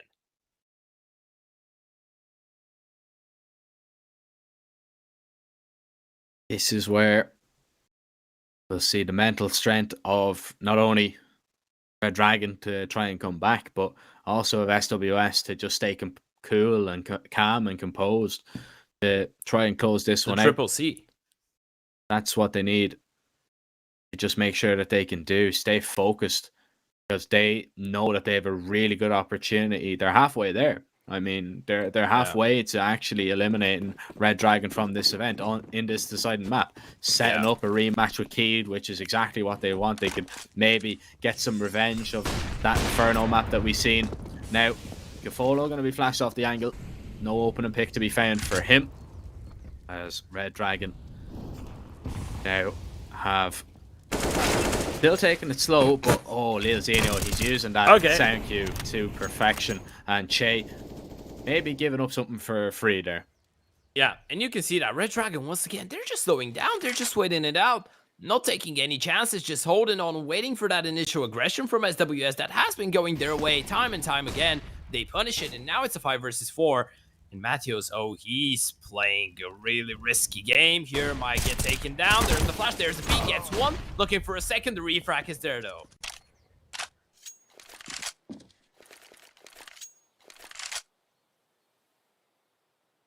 Still 55 seconds. Look at that aggressive position from W1. He sees nobody making their way up towards mid. So, because he has very little information, that can force a rotate from Gafolo, but now Redragon are going to react. They find that kill. Gafolo has to try and get onto this A site. Smoke towards Moto. Oh no, he's being forced back. Yeah, there's no way he pushes through that whatsoever. That smoke got down in the nick of time.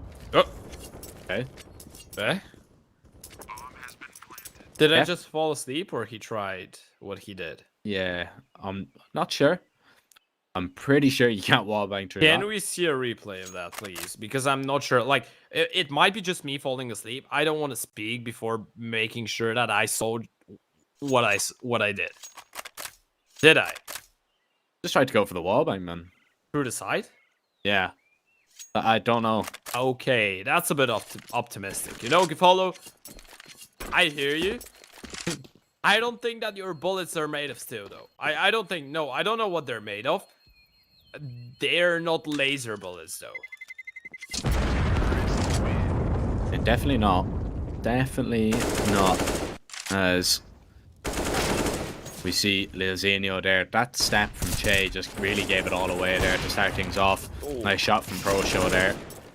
Through the wood towards Cart. Now, Redragon slowly building up, you know, some round score, slowly building up a little bit of money as well, building up confidence, which is the most important part of it, the most important thing that they have.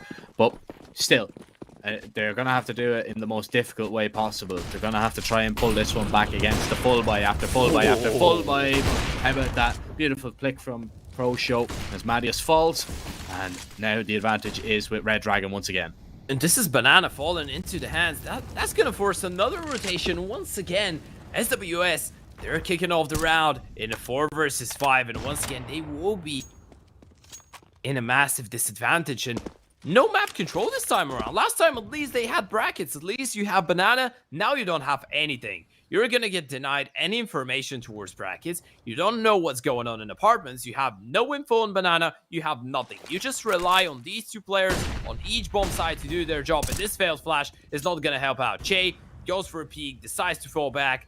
This might have been, I think this could have been intentional, just to bait it out, just for the second flash. But in the end of the day, it doesn't give him a kill. And now Redragon, they're going to commit to this B bombs. Bomb side execute. And well, that's not going to be an easy defense, Jack. Not at all. They have a lot of util though, so they can just dump it. That's exactly what they're going to do, but they're out of it now. And well, Redragon are into the site. Lil Zenio leading the charge on the entry here as Che finds one. Does a lot of damage to the second player. Riccioli will find the kill. He needs to try and stay alive as his teammates are going to rotate over. Bomb not planted just yet. 25 seconds. Nade onto Pool as, oh, big one. Big shot there from Gafolo. Refrag from Kurgan is good. W1 alone. And Redragon win yet another round. They don't even have to put the bomb down that time. They're able just to fend off all the retakers. And now it has to be another big investment once again from SWS. But Pro Show, he's been on form today with that off. Yeah, absolutely. He's been stepping up. We spoke about him, Lucinio as well. On the 2 Pro Show had a really good game. And now he's waking up. Everyone is waking up. Even Burnzik. Like, yeah, he still won 2 kills, right? Gets a really important one in that last round. Redragon now have won 3 in a row. Jack, they're not out of this game. And do you remember the economy, the so good economy of the CT side? It's just dwindling now. Yeah, that's what can happen if you lose a few rounds in a row, but that's a good recovery there as they lose the opening duel towards Banana. Now into a 4v4, a lot of damage done towards the CT side. However, Che and Marius are just under half HP. So that could be a little bit of an issue as we go further and further into this round. As SWS, no, they've no information, so they're going to have to push for something. That push is in the form of Marius just looking towards brackets, not seeing much. Now, that smoke is an interesting one. It's just going to smoke the end of Haybale, I believe, just the end of balcony. So maybe faking out a little bit of apartment's presence, but SWS should realize now with those nades going over, it is going to be B that is attacked, and Redragon should be able to find this fight for free. Yeah, and I'm thinking, do you commit on this retake? Do you actually go for it? I feel like you do, just because the T's don't have any grenades. So there was a bit of a misplay. They actually threw 2 smokes towards CT at the same time. That means that now they have no util. They need to aggress, but FP1, he's done it. Gets a double, and now where do you go from here? Gafolo, W1, surely you're thinking about a safe now. You have to. There's no way that you're going to get onto the site in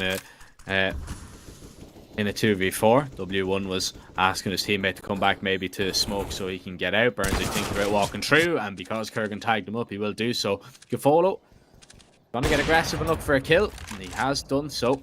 He might stay as well. He will be able to hang on to the op. Everybody exiting towards CT, but Redragon all of a sudden they're back in the game.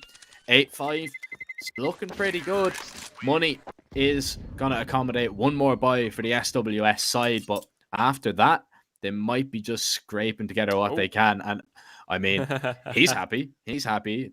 Yeah, okay. He's just a loco. Yeah, Luca loco. Yeah. I got the right language, right? Yeah, I think it is. Redragon, they're showing really good stuff. That's the reason that the coach is happy right now. He knows that his players realize when they need to be aggressive and when they need to just fall back. And this is a second tactical timeout. Now, SWS, that was an 8-1. If this one ends in an 8-7 fashion, that's disaster. That's just utter and complete disaster.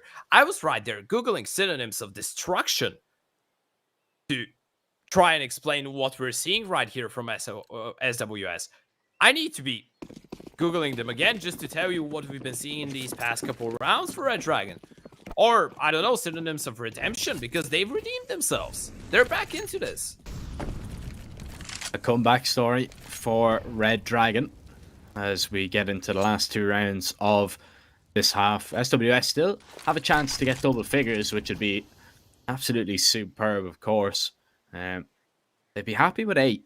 9 and 10 would look even better, though. W1 in a really nice position here. Going to use that pixel angle to his advantage if they walk right into him. But instead, they're going to leave Kurgan just to hold for that small bit of aggression. Smoke goes down, and that is just going to mean Redragon are going to be discouraged from going for any kind of apartments play. Yeah, they decide to cancel it. You know this is the right thing to go for. So far, SWS haven't shown any presence. Oh, that's a lovely shot from the Ope. A really nice reaction. And for the first time in a while, SWS, they find the opener. And they don't even let go of Banana. This is quite nice. You get a 5 versus 4. You have a lot of map control. Now you need to rotate back, though, because the A-bomb side is going to get compromised. Gefolo now rotating with the second AWP, and this could be a bit of a problem. I'm not sure if they're going to be ready for it.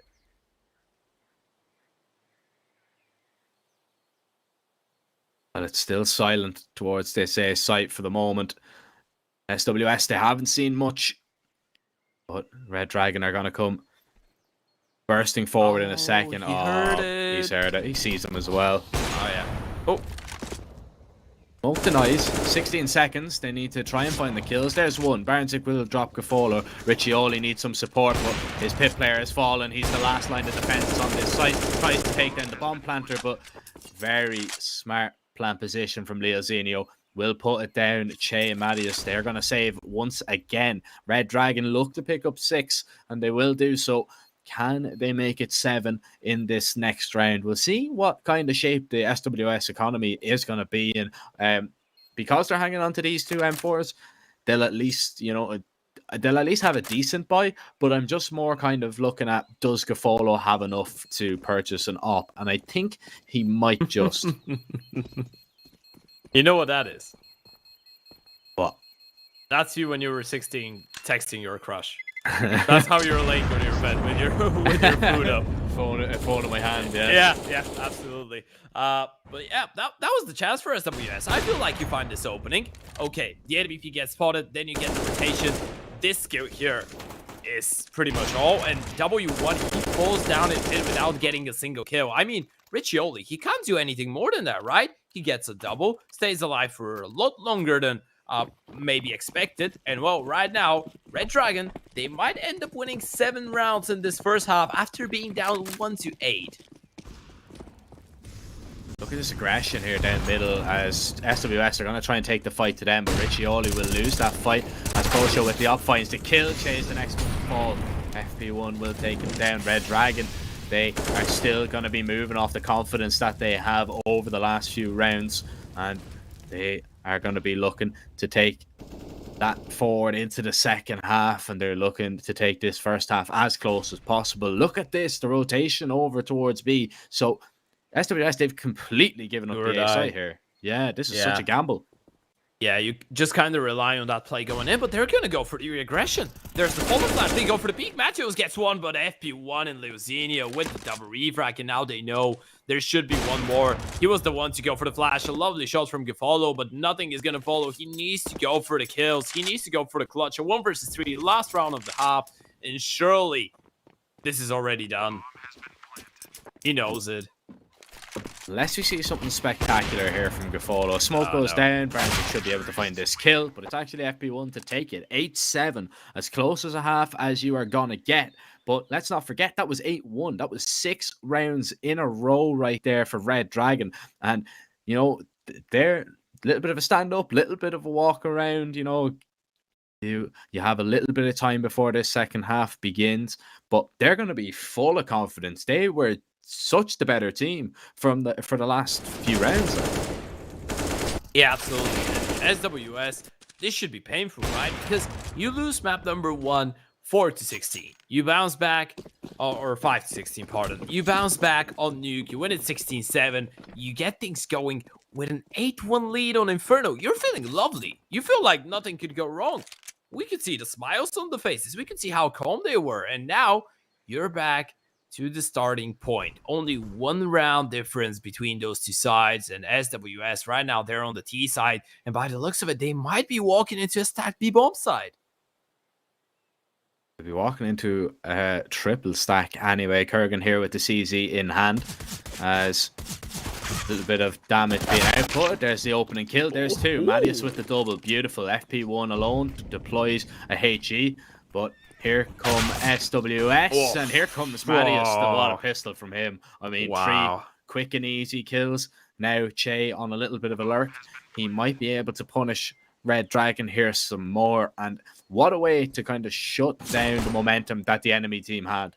Wow, what a play that is for Matthews. He's just running around banana, dancing, singing Danza Kuduro. That's it.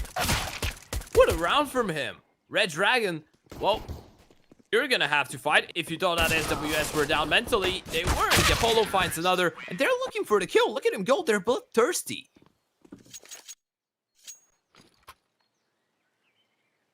That is a beautiful pistol for SWS. They are gonna find it, and oh, Marius, so crisp. And that's just the danger of having, you know, the P250 in the pistol round. It's such a decent weapon to have, and if you drop it over to your best pistol player, yeah, right, you just see some spectacular results. Feels like you're watching Tapson. The good old days. Let's see Redragon, the push middle. Oh, actually finds a 1-for-1, but yeah, no troubles. They're just gonna clear it out. SWS, they needed that round. You know, they need a couple clean ones. And that was actually an investment. That wasn't an eco. So, finding 2 kills, okay, fine if it was an eco. But it's actually a force buy. Kurgan, he's found himself an AK. How much damage can you do? Okay, now you have the bomb. Now this is completely winnable. He doesn't know that he has the bomb, though. That's the problem.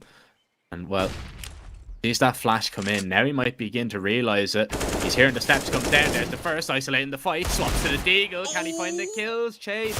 He's running him down with the Mac 10. Such an awkward fight. Kurgan's going to scurry away into Mexi. Oh, the spam tags him low. 5 HP. Che is going to go and recover the bomb. So they're not even going to fight each other. They're going to fall away. The reposition here from Kurgan might just cost him the round, though, as Che is going to get a bomb plant, and he's going to get into any position he likes for the post plant. Has so much time to work with as well. Che, Kurgan doesn't have the right idea, and he's low on HP as well. This is going to be extremely painful to win. He needs to go for the run. Doesn't have the fuse kit on his back as well, so he can't really be quiet about this one. And Che, he's gotten himself into a really strong position. Well, Redragon have made this close, but close does not win you rounds, I'm afraid. Che might just do so. Okay. Oh, for a second there.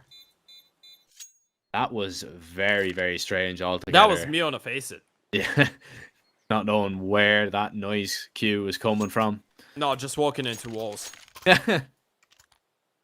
Yeah, that one was a little bit weird, a little bit strange, but Redragon, they're actually going to call attack after that one. That was very, very close. They've done a lot of damage. They have a decision to make, and by the looks of it, Burnzik has already made it. He's already made it. Okay, how often do you see an MP7 being purchased? I need to do a survey. You know, a quick survey. How often do you see an MP7? Not very often. No, right? MP9 is just far superior. Yeah, unless you're Art or something. Like, he goes for the Bison. He doesn't really care. Even if it's either the Bison or the P90. Like, he doesn't go for but that's it, Art. You know, that's Art. Maybe we're overlooking the fact that we're looking at a South American game. So, brains like Art are going to be found in some of the teams. We might see someone that has similar visions to the game. But the facts are, they decide to go for the full reinvestment. 5 SMGs, 4 MP9s, and Berzik, who decides to be an Evo genius with the MP7. Let's see if it works out. This is all or nothing. Redragon, they're betting a lot on this round. You lose that one, you're down 11-7, probably 12-7, and you're pretty much giving away the momentum back to SWS. Well, Richie Ollie gonna flash through the smoke, nearly catches Pro Show out. And, well, he's gonna try and bait him in onto the site, but Richie Ollie, he's got other plans, he's got other ideas. Was thinking about wrapping in towards CT, but he's keeping these A players at bay now while the bomb is going to be recovered and they're going to bring it over to this B site. And look at this, Leozinho has to give up his post on B to go looking for this player. So Richie Ollie is playing this one very, very nicely. Yeah, this is such a problem. Right now, the only thing that hasn't made SWS commit to that play is that they're not sure if there was 3 or 2 players towards that B-bomb side. Which you only know, he's going to get taken down probably. No, still stays alive, and this is a threat. Now they're going to rotate the second player back. And look at that, Redragon, they're shrinking the circle. They know exactly what's going on, but the kills, they go their way as well. Kefolo finds one. Every single frag going in favor of the CTs. This force fight has worked out perfectly. Marius can do some damage though. 30 seconds. Bomb is going to be planted. Oh, well, it was trying to be planted, but the SMGs will not allow it. Look at all the AKs they pick up as well. FP1, the only player that doesn't get his hands on one. And now look at the money for SWS, Redragon. That was a big risk, but what comes with big risks is when they pay off, you get a big reward. Yeah. You know, that's what you said to yourself when you invested so much into crypto. Poor little Jack. Still waiting for my big reward, Ted. You think I'd be here? If I got that big reward? I don't think so. You'd be drinking pina coladas. On a beach somewhere. On a beach somewhere, yeah. On your private island, maybe. Maybe. Yeah, maybe. But in this round, there's not going to be any ifs, buts, and maybes. Only absolutes. And, well, let's see if the absolutes are going to tell us that SWS are actually going to pick it up. The investment not looking so fresh. Just a double Khalil, triple Deagle combo. Love to see it. Hate to see it if you're SWS, though. Redragon, things for them are going to be really, really well looking. They actually have 2 AKs on the CT side. Fair enough. Yeah, these 2 AKs could pack a punch here as SWS.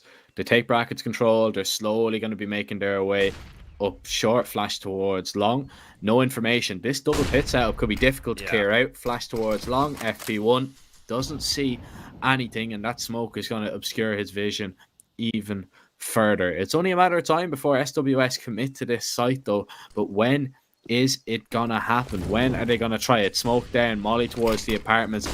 Here they come. Can they find the kills? They're looking to try and find out these CT players. Burnsick's going to drop down. There's one. There's two. And two refrags over the T side go in their favor. And they manage to take him down. They take the A site, but it's Che alone now who has to pull off a 1v2. But they're so far away, he can get a plant out of this. Yeah, after all the chaos, Che, he's going to get himself into a 1 versus 2. Has enough time to get the bomb down and actually get himself into a pretty decent after plant position. Doesn't know it, though. Goes for the flash, clears out short. Now he knows that both players are coming in from the same position. The nades are good. Che in a 1 versus 2, but Kurgan is going to overwhelm him. The MP9 works out. Redragon, they don't crumble against the pistols. They win number 9. They're back into the game. Yeah, they are. Bomb plant helps a little bit for SWS, but not really all too much. And that was nice from Burnsick. He just wasn't spotted in his position, and he's just like, okay, I'm gonna wait, and he drops down and he gets rewarded with a few kills. Now, we'll see if there is going to be M4 spot. They probably know that it's going to be a little bit of a weak buy on the other side, so they maybe invest in some SMGs here. We are just going into a small little bit of a tactical pause. So, do I bring in my topics? I have one that's actually connected to Brazil, you know, and to South America. Okay. Which is your favorite Fast and Furious character? I don't watch. I've never watched any of them. What? Yeah, Get never. out of here. Get out of here. Get out. Never. I'm gonna finish off the game solo. Get out. Of here. Get out. You haven't watched Fast and Furious? Oh, bro. Bad you don't franchise. know. Bad My films. life be like who? Nah. You don't know the song? I know the song, but I just don't like. Man, don't like any of the films. Never appealed to me. Ted. Never appealed to me. I can't believe it. I'm never gonna speak about off topics again. My heart is actually my heart is actually broken. Oh, Wow. I do like the memes though. So Wow. you can't Which really break me. memes? You can't really break me off, Ted, because we're family. You know, family's everything, My Ted. goodness. All right. Just stop it. You're awful. Just stop it already. Yeah. I'm still disappointed. Bro, I swear, this TV is gonna fall into the water. Someone go and get this thing out of there, please. I'm afraid. Look at it. It's shaking. Yeah, What well, happens if the kid next door decides to jump into the river and get a swim? He's gonna create waves. Where the TV is gonna go? Into the water. You want that to happen? I don't think so. No, the result might be a little bit shocking, as we'll see now. Which team is going to be shocked? All right. Fist bumps. Fist bumps, as SWS looking for a shock in this round with the pistols. But so far, Pro Show strikes. And, well, Deagle will be recovered here from Gafolo. But these Deagles haven't really found much joy so far. Actually, on the first map, they maybe did. Dust 2, Yeah. there was some nice Deagle shots in there. Not so much on Nuke, but let's see if they can maybe cause Redragon a few problems. But so far, it looks like Redragon will be getting on level terms, and it looks like they'll do it without losing a single player. That is very, very clean from the Redragon side. And now it is level 10-10. Oh, it's a decider, Ted. This is it. I called it. I called the overtime. I can smell it. I can smell it. No, actually, if I had to tell you which team I think could get the win in regulation without an OT, I'd say Redragon at this point. I feel like the momentum has been working out. Let's not forget, they lost the pistol in both halves. They lost a lot of conversion rounds in the second one. They were down 8-1. Now they lost the pistol as well in the second one. And well, they bounced back. It's 10-10. We're leveled up, and look at that aggression. They're not afraid whatsoever. They're gonna bring up the fight to the doorstep of the T's. Yeah, but the T's are so ready for that. It's SWS now with the advantage. Pro Show is just going to be waiting to see if anybody walks directly into his crosshair. Needs to be careful because there's a few players in apartments as well, and he doesn't have any support whatsoever. So if he falls, leaves Burnsick alone in a really tough spot. Well, that molly will go down, but one player that's already passed it, that's going to be Che.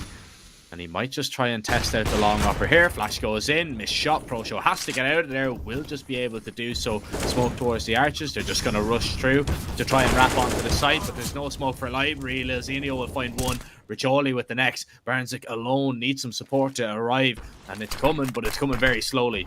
Pro Show finds another on the AWP dome. Burnsick, his job here is to just stay alive, and he's being a nuisance. He's being a nuisance right now.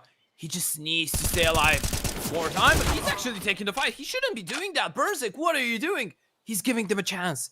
And now it's a 2 versus 2. The bomb yet to be recovered. Smokes are gonna go off, and the Yoper misses the flick. Pro Show realizing there could be a player nearby, so he's not so brave with going for reface, but W1, he has the right idea. Pro Show finally gonna get the better of Che, and now it's W1. He needs to win that one. I'm not sure if he's gonna be ready for the position of Kurgan, and no, he's not. 11 rounds, Redragon, they continue.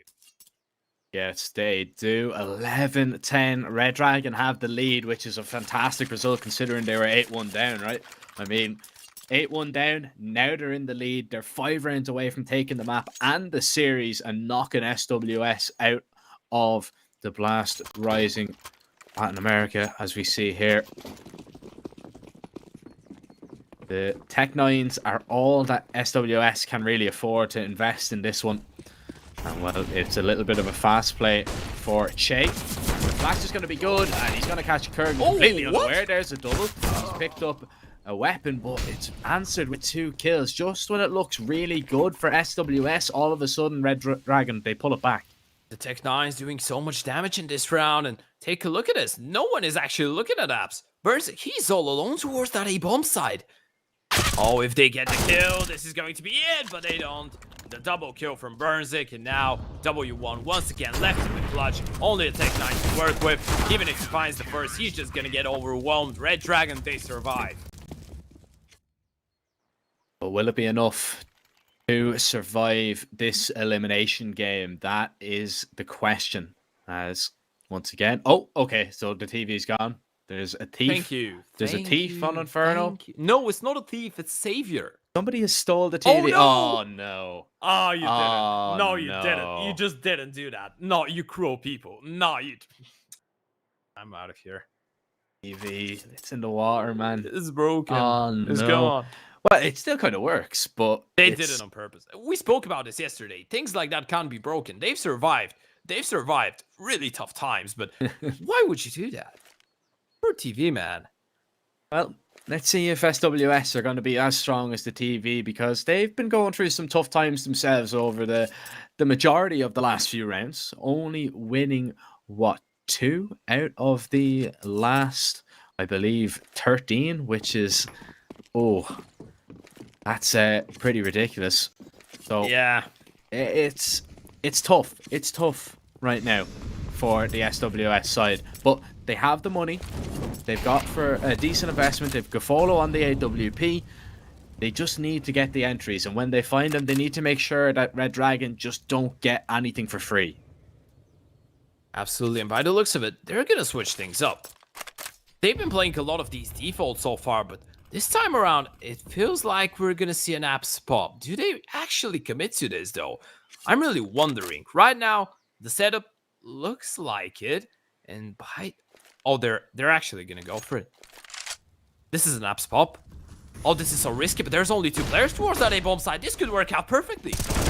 Oh, Barnzik can pit. He won't get anything. FP1 is low HP. He only gets 1 kill as well, and it's W1 with 2. As now the bomb is going to be planted. Redragon, they're saving. So, not worth going for this retake whatsoever. SWS, they're finally gonna get a little bit of fortune. That's a good call from them. And they're able to catch Redragon completely off guard there. That little pop, beautiful. It was going their way. And maybe that's the confidence. Maybe that's the round that they need. That's just finally SWS getting that relief of going for the right call, right? Now they knew that they had the right idea. And the reason that this call is so smart, so far, a big part of your, let's say, I can't call it success, because you haven't found a lot of success on the T side, but a big part of your protocols, let's say, and your approach on this T side has been methodically take banana control, try to take brackets, try to take apps, and then group up and play. In this one, we saw that Redragon were ready for the banana play. They were ready to fight for banana. They were ready to fight this default from SWS. And they go, you know what? Screw you guys. We're not going to go for the default. We just have a round. We want to execute into it. We're going to go for something that we haven't tried just yet. Straight into the execute. It's not an early aggression. It's a slower one. It's a surprise one. Works out perfectly. If you had to describe it, you could describe it as an explosion. Now the question is, can these plays actually work long term? Because this is something that you're going to catch your opponents with off guard once. I don't think it's going to work a second time. And also Redragons, they can kind of just adapt now to what's been thrown at them. And, well, they're going to make a little bit of an adaptation, and it's going to be 3 players towards this B site. Now, late take for banana is going to go in. Molly goes deep. Now, is it going to be a double nade? Oh, it actually goes towards Broom. They were aiming for Broom, not Logs there. Molly going to force Marius out of position. He actually wins that fight on Pro Show. So he's tied down to half HP, but he gets that duel. And now SWS, they're taking control of brackets. The rotation is coming in. So we see Redragon, they are quite aware that SWS are here. So they have the right read. They just need to figure out where they're going. And that smoke towards Arch would assume that it is going to be a wrap. There's no flash for Lilzino at the peak, but he still finds a kill anyway. Lilzino gets the kill now, deploys the Molly, goes for the spam, but Che, he's gonna get one before getting burnt to his crisp. And now everyone, he needs to step up. There's one. Gets refragged 1 for 1, though. The bomb yet to be recovered. The smoke is gonna make that possible. And now we're gonna see the plan, but Gifolo, he's gotten himself into a really good angle. I don't know. No, they're not ready for it. Gifolo gets a kill, and he knows where the second one is. Lilzino, low on HP as well. He's gonna get overwhelmed. That's 12 on the board. SWS, they level things up. Gafolo played that really well, just making sure he gets as close to the pillar as possible, right? So the rotation from Speedway does not see him. FP1 did a good job there of actually finding a few kills, but he was just a little bit too low. He made sound dropping off the box as well, so that kind of gave up his position and made it a little bit more difficult. They knew where he was. If he was silent getting off that box, maybe, just maybe, he might have got a double. But that's a big if. I do play-by-play for one round. I'm out of breath. I don't know how you do that on a daily basis. I have no idea, but yeah, this is looking far better for SWS. You know, now you managed to reset the CT side economy. You're probably going to get a flawless round, or you should be getting a flawless round. Doesn't really matter. Your money is looking fine. You get this one with 3-4 players alive. You're pretty much going to make sure that you can reinvest until the end of the game. And this one continues looking like a roller coaster, Jack. Been topsy, it's been turny, and well, I hate to tell you, Ted, strap in, because this roller coaster isn't going to end just yet. FP1, now he's done some damage to Rigoli, looking for a little bit more, but Cafolo will take him out. Forensic might find one with that P250, never mind, as W1 is going to clear his angles and take every necessary precaution. SWS, well, on their way to picking up the 13th round and regaining the lead. So Redragon, they looked very, very solid for a good few rounds towards the middle of the game, but late game now, SWS, they're getting their confidence back. It looks like they've found their mojo. Will it be enough to take them over the line in regulation, and will it be enough to stay in the whole entire event? I'm loving the fact that they approach these rounds in a really serious matter. Like, they're not overlooking the anti-ecos or the anti-habis, as you wish to call them. This long wrap is a round that I'm a big fan of. This is something that Evo Geniuses managed to kind of implement into top level CS just a couple of years ago, back in the days when they were with Ethan, with Tarek, when they were top 1, let's say, when they were one of the big favorites for winning a major. I think it was the Faceit major, if I'm not mistaken. This is a lovely round, and it's a good round because even against the against the guns, it does create a bit of chaos, and against the pistols, you kind of take the long range fights, which always gives you an advantage. So SWS right now, as you pointed out, looking lovely, looking good. Can they finish it off? Big question, isn't it? On everybody's mind. Can they finish it off? Can they close this game out? Because, I'll be honest, Ted, I'm a believer with you, man. I think this one has overtime written all over it. I called it. Man, I think so. But we'll see now as SWS make their way in towards the apartments. Pro Show getting aggressive. Beautiful bait and out of the shot there by W1. But he should be aware that there might be another player in the apartments. Oh, and there is two. Oh, W1 gets both. Oh, this is so unfortunate. Now Pro Show needs to steal the show. One needs some more. Riccioli, he's going to be trying to make his way out, waiting for his teammates to arrive. Kurgan is going to be here to offer his support. Pro Show not giving up anything to SWS. It's going to be a fair fight for the rest of this round for the moment. Riccioli, nice shot. Pro Show, the offer is still left to be found. One shot now takes a little bit of damage, has to try and reposition. He's walking around the smoke spots out. Cafolo is going to miss, needs to hit a shot now, needs his teammate to arrive. Beautiful. Cafolo will fall. Pro Show, that is beautiful. It's his show and he steals it. 13-13, what a round, as Redragon get back on level terms. That's such an insane round. This is the highlight of the tournament so far for him, let me tell you that. This is such an important round as well. It's not even the shots, they were insane.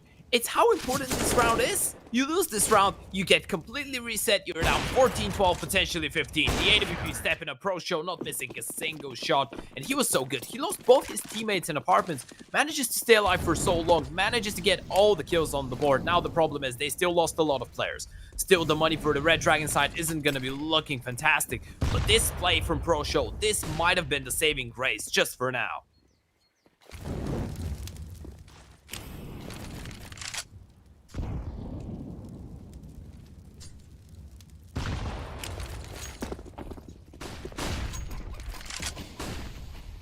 Well, Now, we're gonna see the beep play. Luzinho gets the first, but Riccioli's there with the retrack. Kurgan now gonna get put into a lot of pressure. Deploys a smoke, a flash, tries to back off, tries to find another, but Matthews is gonna drop him. Just not gonna happen. A 4 versus 3 now. Burnzik, FP1, and Pro Show. Do you go for the save? I feel like you do. You're never gonna risk it in a round like that. It's absolutely not worth it. SWS, they regain their lead. Yeah, they have to, and there's no way. There's no way that they can pull off this retake whatsoever. And oh, Jack. Yeah, this is the tough. paint stickers? Are you traitor? I know it's the same region, but come on, aren't they your enemies? Come on, let's have a bit of rivalry there. I know Brazilian, like South American players and teams and fans all love each other and they're really supportive. I love to see that, but really? Not everybody's against each other, Ted. You know, well, in this game, maybe that's just me. Maybe that's just me. In this game, they're enemies. You know, SWS and Redragon, they are enemies. One of them has to go. And who is it gonna be? 2 rounds. SWS are away. Truth be told, that AK is sick with the paint stickers. You know, the Slate AK is... I got it with Forest Trolley stickers right now. Man, this is the most sexy thing I've ever seen. After this combo. Yeah. This previous combo was really nice. But 14-13. Maybe the most important round so far in the game. Redragon, they lose this one. They have no money and they're facing elimination points. Oh, look at that, Mattias. He's going to open things up. FP1 will at least get a refrag and make things fair. As W1, he's been very good at prying open not only the apartments but the A site entirely, and he's pretty much done it alone. Now, goes for spam. Nobody sitting behind the smoke. Burnzik needs to be careful if he decides to spam through the wall a little bit there. He will do a good chunk of damage to him, but that's not going to happen. 1 minute and 10 seconds left, and SWS, they're still weighing up their options. They are just slowing down, putting some pressure, making sure that they have the 2-2 setup. This is what they want right now. They want to make sure when they walk into a bomb site, there's not going to be 3 CTs on it. That's the reason they're putting so much pressure on A. They want to make sure there's at least 2 members towards that A bomb site. So now, when they commit to that execute, there's going to be only 2 defenders. And with the MP9 towards the boost and the M4 towards new box, this one could be just really, really tough to hold on to. But actually, they have a spare Molotov, so they're going to slow them down just a little bit. Oh, Pro Show walks right into that. W1 finds the kill. Now, Burnzik could catch him in the back as he is going to sit there towards Boiler. Now, that's not going to pull any rotates, is it? No, they're thinking about it. Now, they're aware that the wrap is a possibility. So, that's a little bit of an issue. Riccioli is going to make his way in. First, FP1 needs to get a kill here. Dinks up the first and actually will take down the second. Kurgan now strikes. Riccioli will fall. Che picks up the op. He's being flanked quickly by Burnzik. He will take him down. He's one alone, and now he has to survive. Needs to make sure he doesn't go down after time. Redragon, they've just done enough. 14-14. We are going to be level, and we are definitely going to go the distance. Who's going to get on the map series point first, Ted? I'm not too sure. But, oh my, you were dead right when you were calling this one a roller coaster.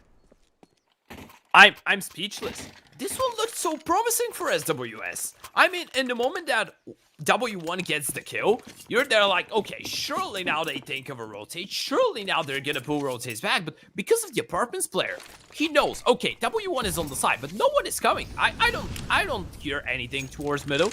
They're still towards banana. He's gonna try to go for the wrap, so they don't really move a muscle.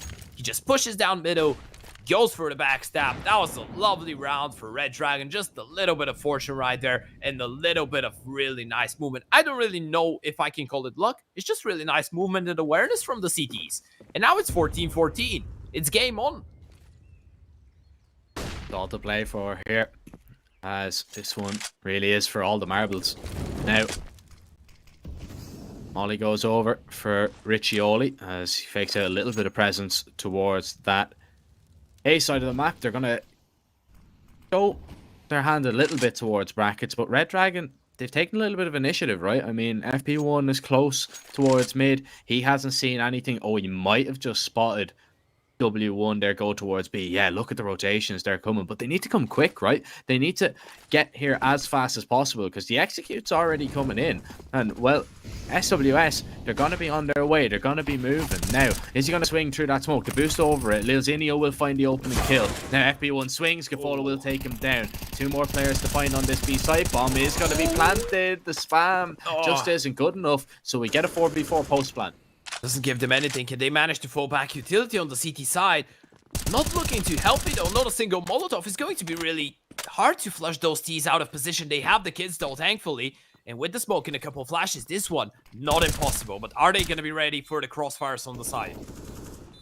See now, as waiting for a flash. Kurgan's going to peek, needs to try and take down these players. He has found 2. W1 now fighting back. Riccioli from Pool has found a double, and now goes looking for the last. That's beautiful. 15-14. SWS get on maps and series point first, and look at the money on the side of Redragon Esports. It's absolutely in the bin, Ted. What a round from Riccioli. This is so devastating for the CTs. They made it work. That was so promising. Look at the flash, look at the play. They get the double kill. Kurgan, what more can he do? And Riccioli, he's just stepping up, the man of the day. He is the one that they need to be tanking after this one. 21-17, not the top frag. That would be W1. But these 3 kills, they have the value of 15. Riccioli, he might have just done it. Look at the buy on Redragon. They have just a couple pistols and an MP9 is their best gun. Oh, what a round this would be, though, if they could manage to win it.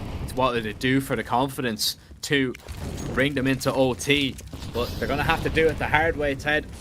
They might have to do it quickly. Marius is going to be blind, but Riccioli draws first blood. Lilzinho will fall. They look for a little bit more. Kurgan gets 1. It's instantly refragged. FP1 alone towards the B site for the moment. There's a fast rotation coming from Speedway, but SWS, they slow it down. They're going to play their own game. Couple pistols, only 1 smoke left. Surely this one is impossible. They're gonna go for the hero plays, running through smokes, hoping that they get fortunate enough. And SWS, they slow down. Now they spot the player. Riccioli finds another. A 2 versus 4, Jack. But they keep waiting.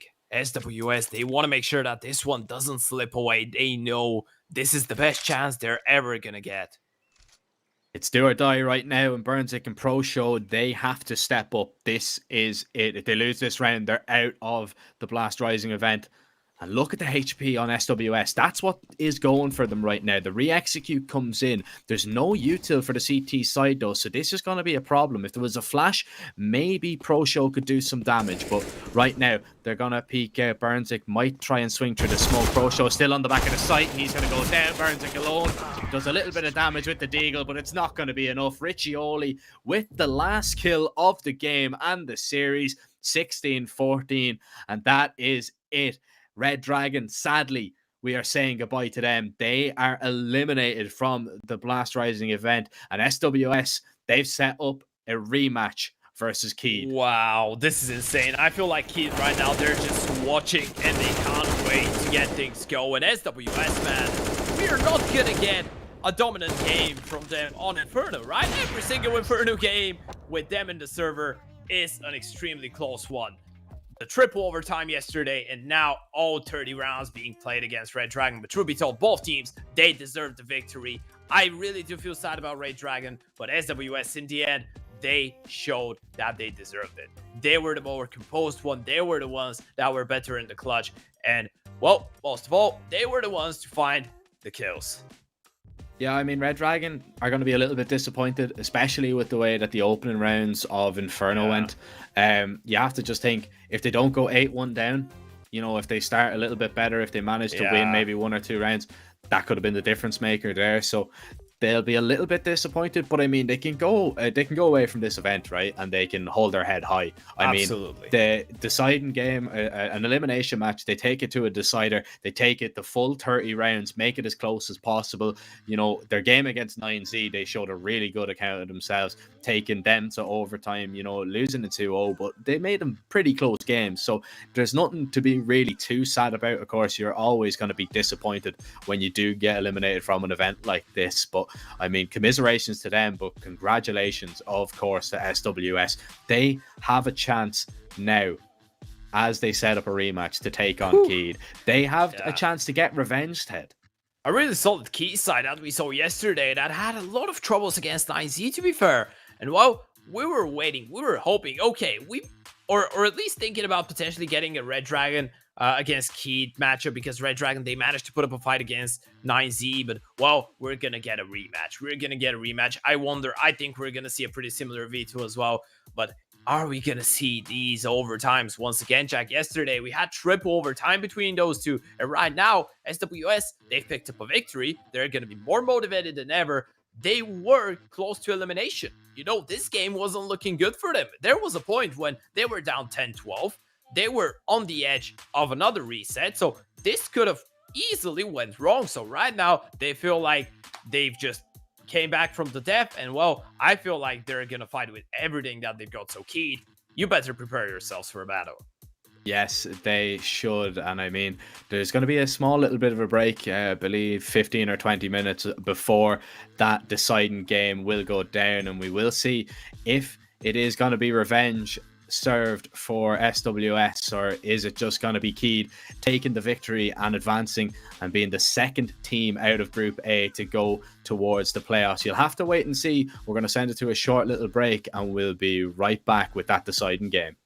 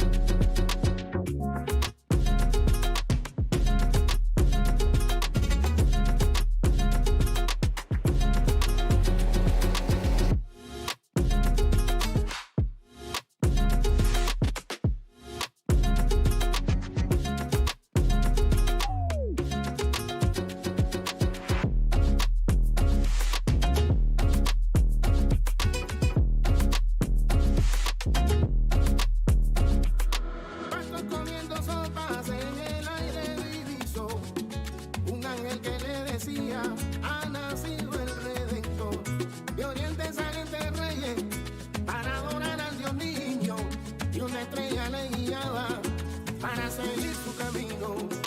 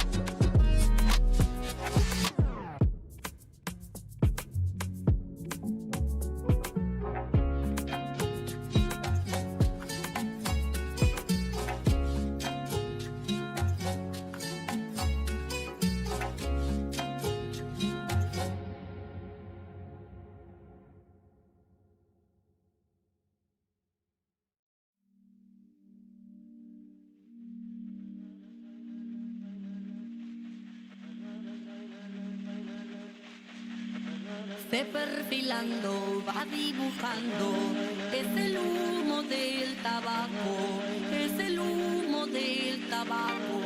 Tabaco para limpiar, tabaco para organizar, tabaco para purgar, tabaco para sanar. Es el abuelo tabaco, es el humo del tabaco.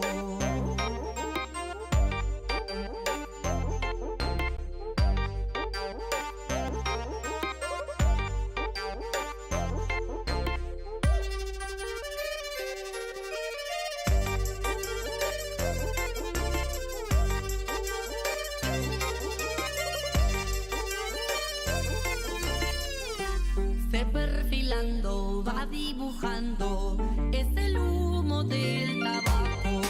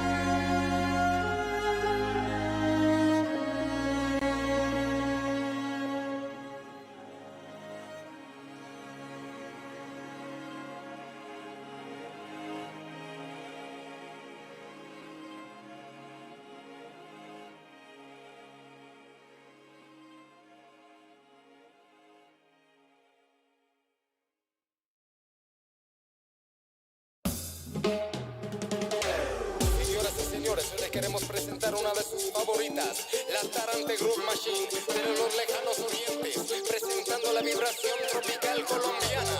Hoy le queremos dar para el perro, para la perra, para el abuelo, para la abuela, para toda la gente que quiere bailar.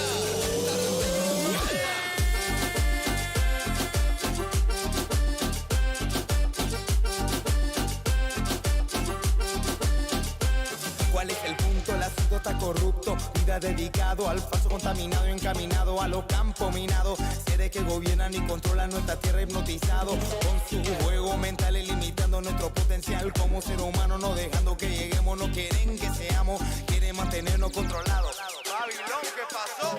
Los que tienen el poder tienen el futuro en su mano. El mundo que está cambiando, ¿acaso el humano será capaz de cambiar el microchip que le han implantado? Baila muchachita, baila muchachito, baila abuelo, baila abuelita, cambia tu ritmo, maravilla.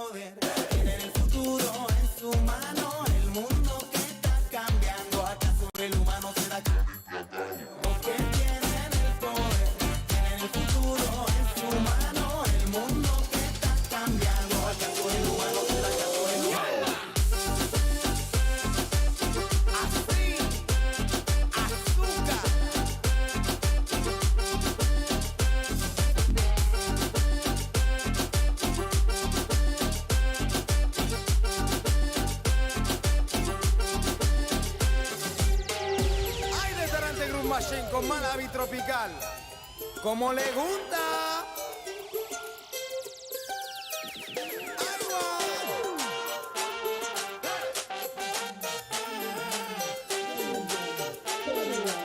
Argentina, boliviana, colombiana, peruana, Argentina, boliviana, puertorriqueña, Costa Rica y de paso israelita.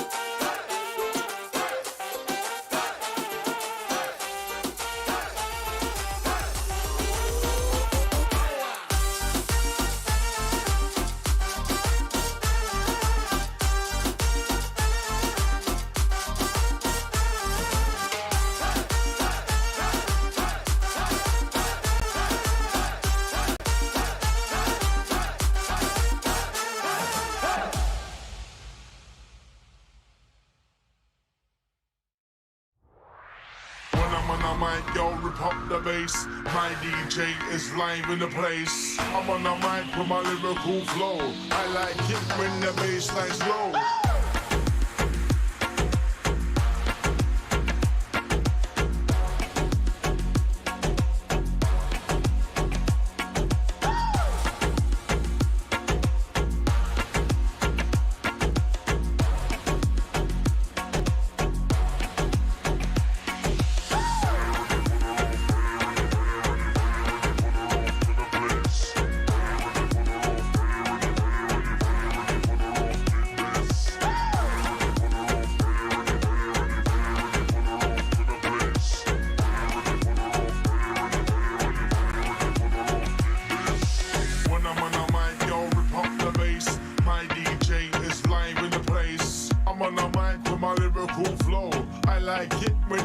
Bassline's low.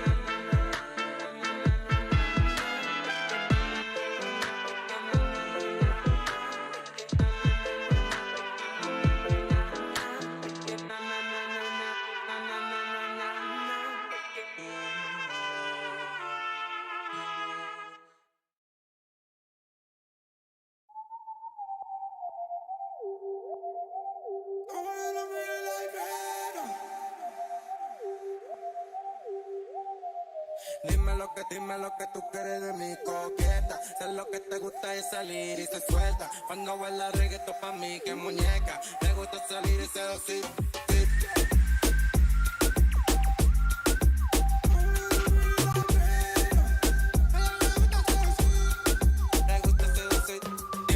Dime lo que tú quieres de mi coqueta. Sé lo que te gusta es salir y se suelta. Cuando baila reggaetón pa' mí que muñeca. Me gusta salir y seducir.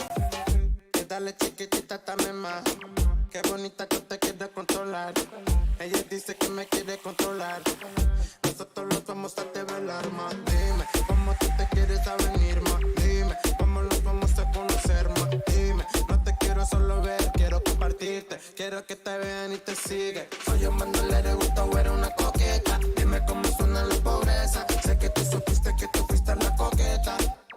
Tú siempre fuiste la coqueta. Dime lo que tú quieres de mi coqueta. Sé lo que te gusta es salir y se suelta. Cuando baila reggaetón pa' mí que muñeca. Me gusta salir y seducir.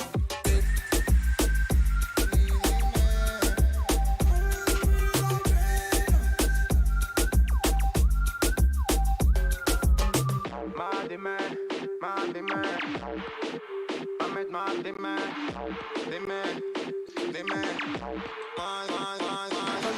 Oye, Manuel, le gusta o era una coqueta. Oye, Manuel, le gusta o era una coqueta. Dime cómo suena la pobreza. Tú siempre fuiste la coqueta. Dime lo que tú quieres de mi coqueta. Sé lo que te gusta es salir y se suelta. Cuando baila reggaetón pa' mí que muñeca. Le gusta salir y seducir.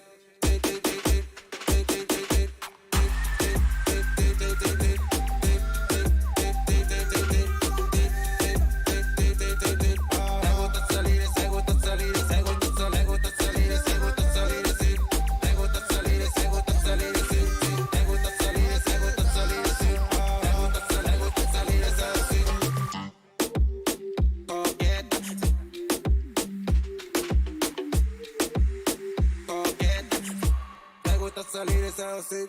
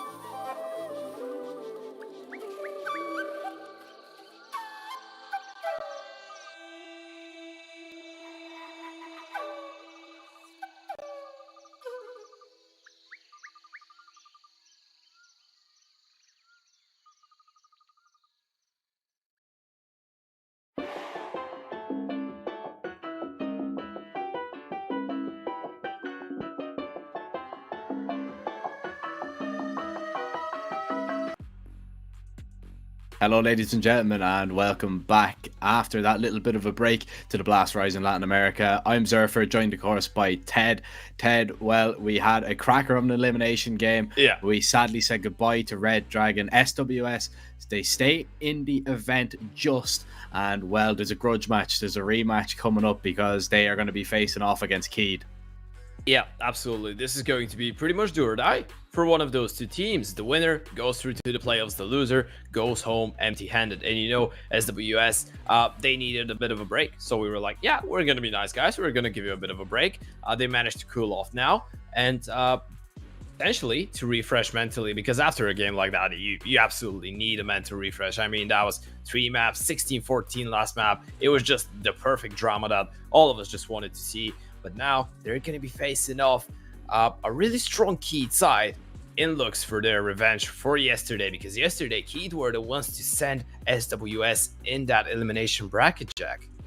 Yeah, I mean, it was, I believe, 16-8 on Nuke, if I'm not mistaken. Yeah. And then 25-22. Yeah, it was a triple OT on Inferno. Yeah. And, you know, that triple OT, it could have went either way. It really could have. It was one of those games, like we were watching it we weren't casting it, we were just watching it because we were waiting for the next game to come on. We didn't know when we were going to be starting, but it was just kind of like we were sitting there, it was like, oh, who's going to win it? Is it going to be 2-0? It could have definitely went 3 maps, 100%. Yeah. So looking at this game now, I just wonder, is that kind of fatigue going to be there for SWS? Because Keed haven't played a game. SWS, as you said, I wonder how much that elimination game is already kind of taken out of them. So Keed, they probably have a little bit of an advantage. They're probably just fresh going into this one. Well, absolutely, right? Like, they've had the time to warm up. They've had the time to probably go and eat something, which SWS simply physically didn't have the time for any of those things. They've already played an exhausting best of 3. And we know a lot of players have told us, it's not like us trying to make it ourselves. A lot of players have told us that when you're playing a lot of best of 3s every single day and you play a really exhausting and long best of 3 and you need to start with another one in such a short period of time, it's almost impossible for you to get into that second game in the same way that you did in the first. Of course, I think that SWS don't want to go into the second best of 3 in the way that they went into the first, losing the first map 16-5. But you get the idea, right? They're not going to be as focused. They're probably just going to be a little bit exhausted. The thing is, they had a fair break. They had around 1 hour or so, even more. So I feel like maybe going into this game is just going to be simply a 50-50. And the big question is, how well did these two teams prepare compared to yesterday? Because, you know, yesterday they faced off. Okay, they've played a lot in recent history against each other, but they played yesterday. Now, how have Keed prepared based on what they saw in this previous game, and how have SWS prepared based on the game yesterday? Yeah, that's it. You know, how well do these teams know each other after one best of 3, after 2 maps? And well, it depends really if those 2 maps are going to be played. Well, we are going to be jumping into the VIVO shortly, and we will see exactly what way it is going to shape up. To be honest, now, Ted, I wouldn't be too surprised if we see a pretty similar VIVO, because of course it was only yesterday. Now, truth be told, it might be a little bit different, but I think that Keed are just going to be looking forward to try and get the same picks. We see a vertical ban, an overpass ban, so that's pretty straightforward. Where's Nuke? Yeah, there it is. Nuke. Okay, so SWS, they pick Nuke every single time. And well, if this one is going to be Inferno, it's going to be the same VO, I would assume. All right, Inferno. And then want to vote for a decider? 2 bans and a decider. Oh, is it going to... What was the decider last time? Dust? I think it was, but it didn't get there. Mirage is going to be banned. Mirage. Are we going to see an Ancient? I don't think so. Yeah. Okay, pretty standard stuff. Okay, so apparently we've learned a thing or two about South American CS, and the most important thing is they love their Nuke, their Inferno, and their Dust 2. These are the 3 maps we're going to be watching all over the time. But yeah, taking a look at the Veto, I feel like nothing different that we can say compared to yesterday. Is pretty much the same. Nuke yesterday turned out pretty bad for the side of SWS. They had the time to fix their mistakes though, and them after their shocking T side yesterday, because it was a 12-13 T side that they got on Nuke yesterday. I feel like for you to pick into Nuke now, that shows that you're like, yeah, we just had a stinker. We just had a really bad day yesterday. We had an off day. We fixed our mistakes. We know exactly why this half went like that. And you know, a big reason for this half to go like that, and a big reason for a big part of the entire failure yesterday was Rafa's really good form on the side, of course, of Keed. Rafa, he finished off the game really, really strongly. He was the dominant force on that Keed side, and I feel like if they managed to isolate him, which yesterday they didn't do that well, we could be seeing a pretty good Nuke. Yeah, I mean, but Rafa going into this, he's going to be full of confidence, and his team is going to be full of confidence, you know, because they're looking at this one. It's like, all right, they picked this last time, and we absolutely dominated them. You know, we had a really strong first half, and we were able just to close it out. So that's going to be in their minds a little bit. SWS, though, they've already played Nuke today, as we've seen. They beat Redragon on it, and it is their best map, so there's no surprise that they've picked into it again. Yeah. They're hoping it was a bad day. We'll have to wait and see if it is just a little bit of a bad day. Inferno pick from Keed, pretty straightforward. Again, SWS, they've already played it today. They've already won it. It was a little bit closer, but they have played it and they have actually got it done in regulation. I think if it goes to Inferno, well, it's going to go to Inferno, but when we are on Inferno, I honestly don't think we're going to see an overtime. I think it is going to be a little bit different. Yeah, it's a little bit of a weird prediction from me because, you know, Triple OT would say that the two teams are pretty similar. Yeah, I think one team is going to blow the other out of the water, and I think, to be honest, it's going to be Keed on Inferno. Well, we're yet to find out. We're going to jump into server really, really soon, but yeah, I see where you're going from. I feel like yesterday maybe Keed, it's really tough to judge based on their performance because, again, they had a really close game against SWS, but in the end of the day, Nuke, where we actually saw that their anti-strat, their preparation was really good and their opponents worked out perfectly. In the end of the day, we know that Keed isn't a bad Nuke team by any means. They're a team that understands how to utilize rotations. They're really dynamic. Rafa is always posted really well with that AWP on the CT side. And I'm speaking about that CT side because they're going to be starting on it. And compared to yesterday, like yesterday, you start on the CT side, you get a 13-2 half. It doesn't really matter how messed up your T side is. Surely you're just going to get a couple rounds. Surely they're going to make a mistake and you're going to close it out, right? So if you get the same or nearly the same, let's say a 12-3, 13-2, once again, 11-4, you get the pistol, you get the conversions, the game is over. This is what I think they should be focused on.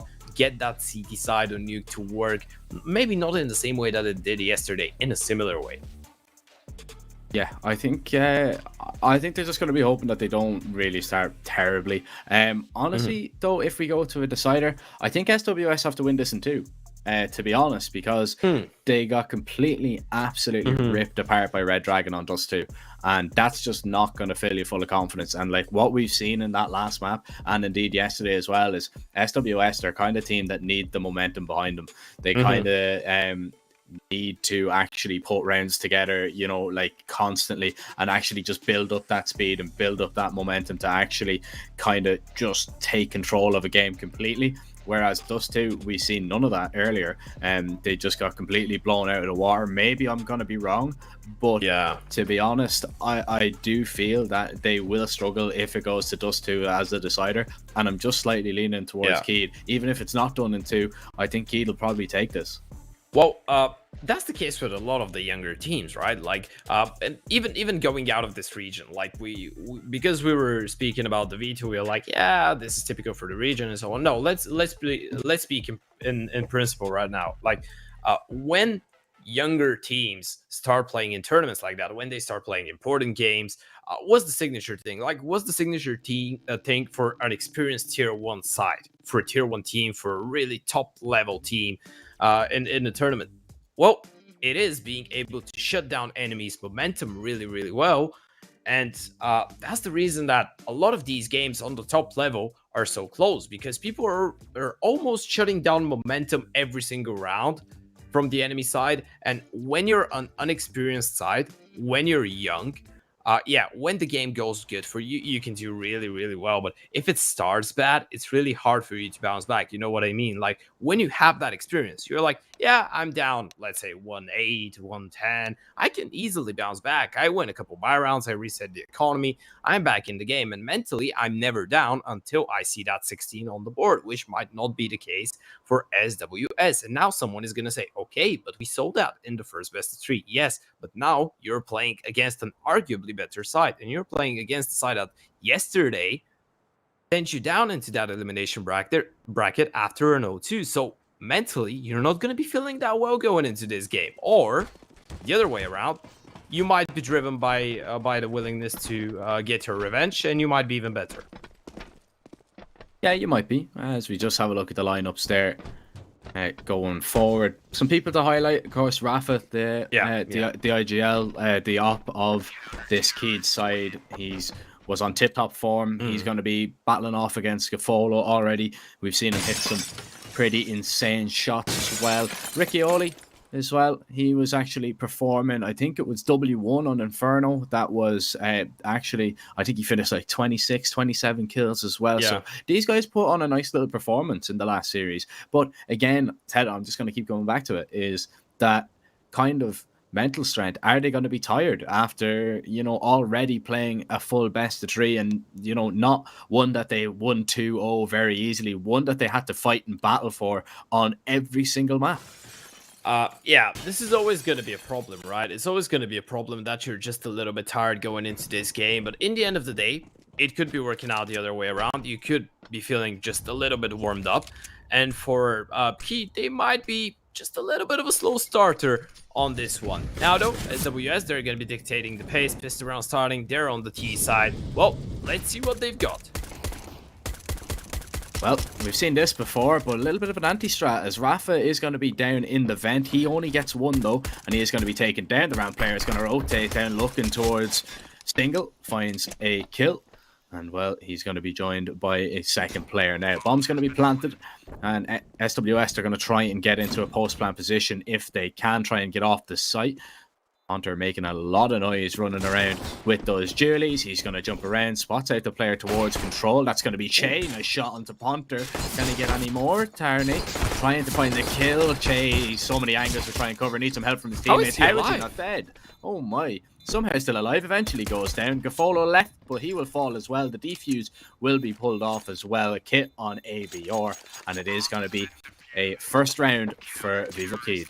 That was so chaotic for a second there. I felt like he was immortal right there towards window room. They were shooting at him for so long, but Rafa looking like he had the right idea about this pistol round. Already down in the vent, as you pointed out. Che, well, he tried his best, truth be told. He showed us some dance moves as well, trying to delay the inevitable. But in the end of the day, it's going to be key to pick up the pistol round victory here. And you spoke about Rafa and Lub about yesterday.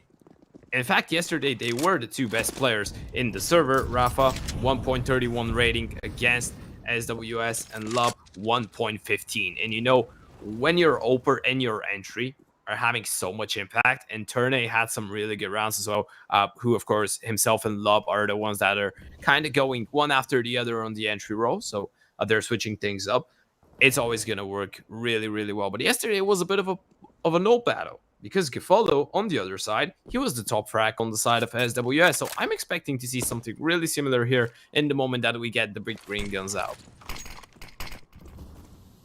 Outside smoke's going to be thrown, and SWS going to try and get down. That Molly's going to cook a few players. Gafolo lucky to get out of it. 32 HP. Rotate down from Ponter. Thinks up the first. Can he find the second? Running through a smoke. That's never going to work out. And Beautiful swaps over to the Yeehads to seal it. W1 now. He's going to be left alone towards lobby. And, well, we've seen this once or twice before, Ted. You think so? Find that kill. Yeah, W1 kind of left alone after being in a 1v4 situation. I was thinking you were saying 1 versus 4 clutch. Maybe. Oh, I mean, baby. No, his nickname is not good for it. Like, it doesn't go well. Nope. Yeah. You hear, oh, baby, Shroud 1 before, you're like, okay. And then you hear, oh, baby, W1 1v4. Nah, it just doesn't go well.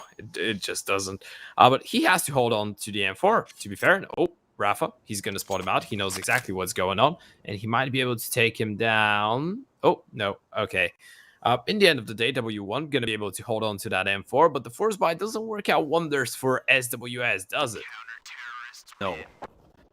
Not in the slightest. W1 is going to hang on to that M4 though. So, I mean, take the positives out of the negatives, Ted. That's it, really. They can't really do much else about it. As key players delighted that they have picked up a second.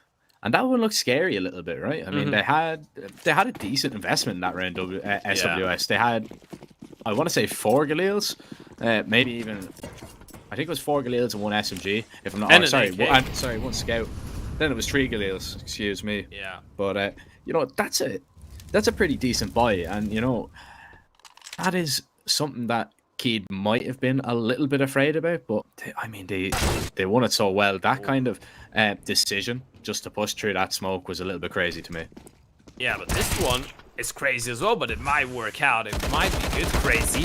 Well, just not meant to be. Lob gonna spray down 2. Actually, W1 finds 1. Riccioli is gonna find another, so now it's down to the 2 versus 2, and Love has been spotted out. They know where he is. He's already gotten 2 kills and has control of the bomb, but they need to get him out of there. And that's just not going to happen that easily.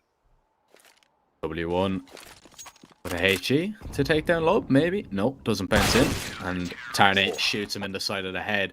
3-0 Keed. So far, so good for them. SWS are going to be delighted with the amount of damage that they do to the CT economy with that round. But now we are going to see the reinvestment. Now we're going to see the AKs out. I don't believe we're going to see the op on Gafolo just yet. So it is just going to be Rafa wielding his big green, and, well, he's not going to be challenged. Not going to be challenged so far. Well, not by an op, anyway. He might be challenged by a few AKs. I wonder what he goes for, because we know that Rafa is quite aggressive. Well, he's going to go for the standard one. Oh, no, he's on top of Garage, so really good position from him, but the flashes are good, and Punter, he's going to get cleared out, but Rafa fights back with another, the AWP being put to good use. They're going to be able to actually cross down Secret, but there's already a player down there. Turnay, he knows there is a chance, and with this AK, with the off angle, he might be able to get a multi-kill, but what is all he's gonna achieve? He gets 1 kill there, though, but it's one of the high HP players, so he stops him down, and now team have a rough idea what's going on. Lope is going to rotate, and he's just going to be playing the rafters above the site. Here's the glass breaking. So little pieces of information that he's beginning to put together. The player that is towards the upper bomb site for SWS is going to be the player in trophy. Rafa needs to be careful of him, but for the most part, it's going to be Lub here alone. Rafa, he will take down that lurking player.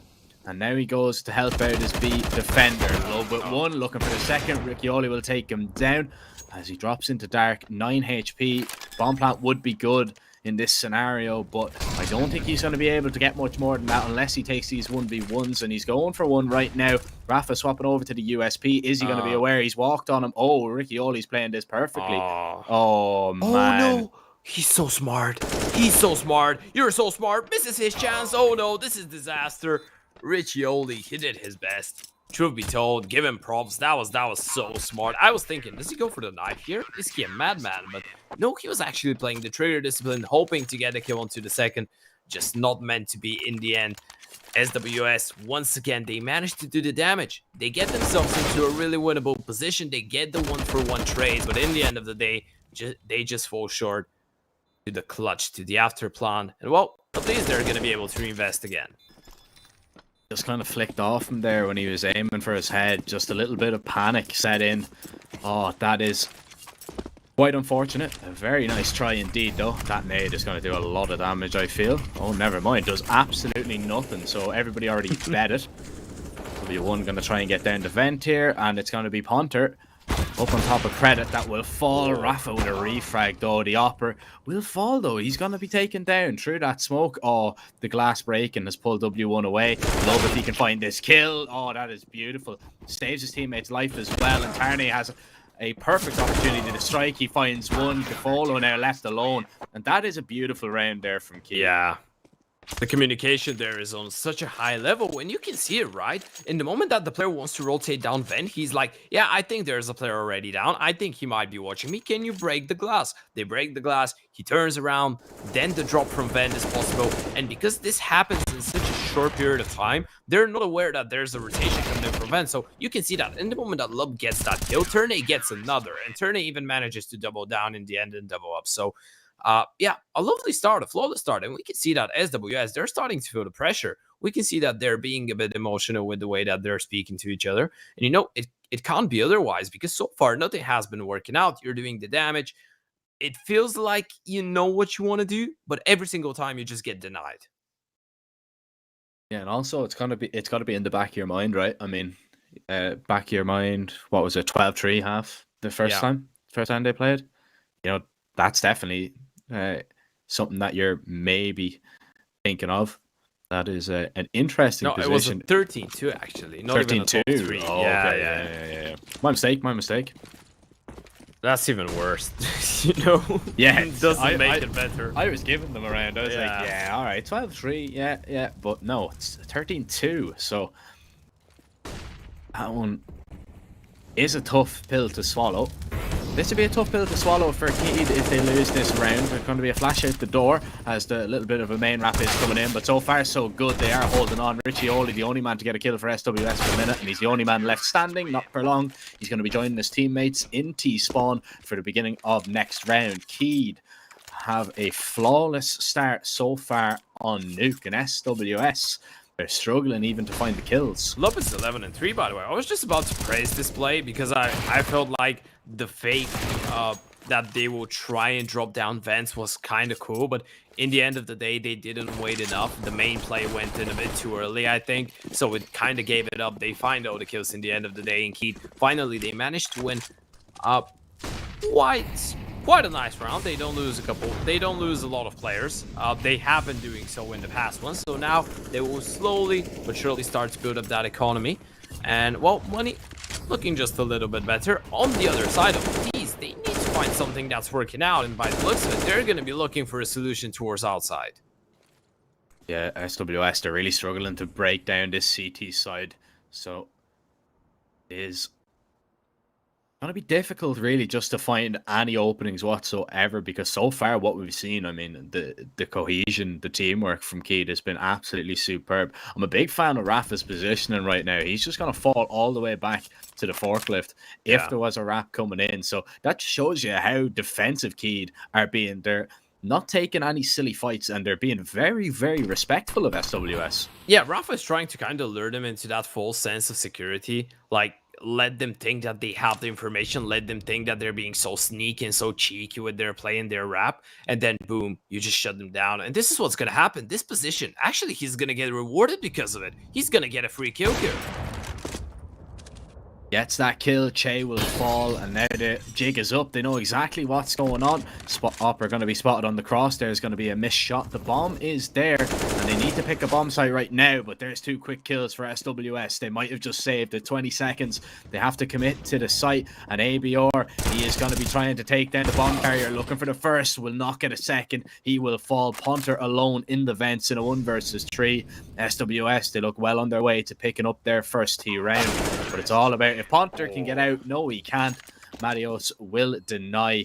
And although it was a decent position, although it was, I thought, well played from Keed, finding that open pick, they knew exactly what was going on, but somehow in the end it just didn't work.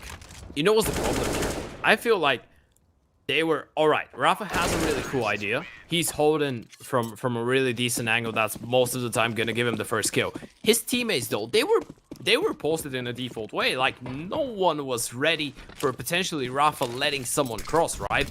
Like this was never a possibility. And you know, you should be ready for things like that to happen, because when you're with the MP9 boosted towards Ram, and they coming in from hell, you're never gonna have an easy time. And well, as a BS, they're gonna be more than happy to convert this one, but they need to win a second in a row.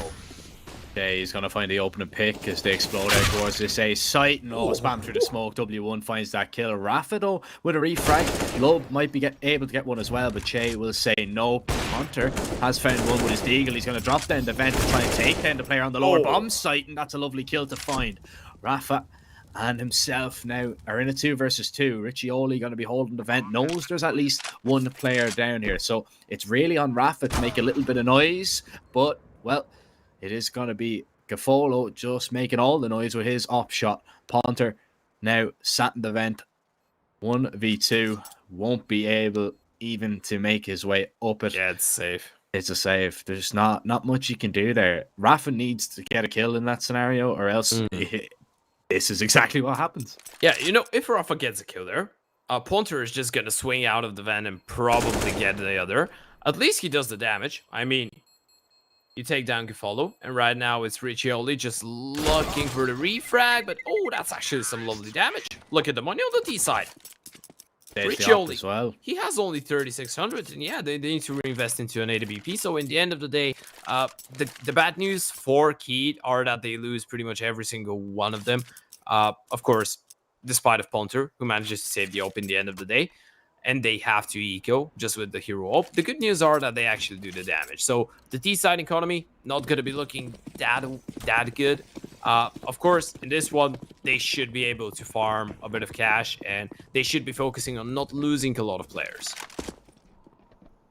Yeah, I'm a little bit skeptical of Gaffolo's play there with his knife out. The MAC-10s need to overcome the pistols, will do so. One more pistol to find towards Heaven. Ponter, he will eventually fall, but he's found a kill. Loeb has recovered that AWP now, and, well, they're going to realize it very soon as they'll see that the op has been stolen, and it is going to be tried to be saved for the following round. But gotta run fast.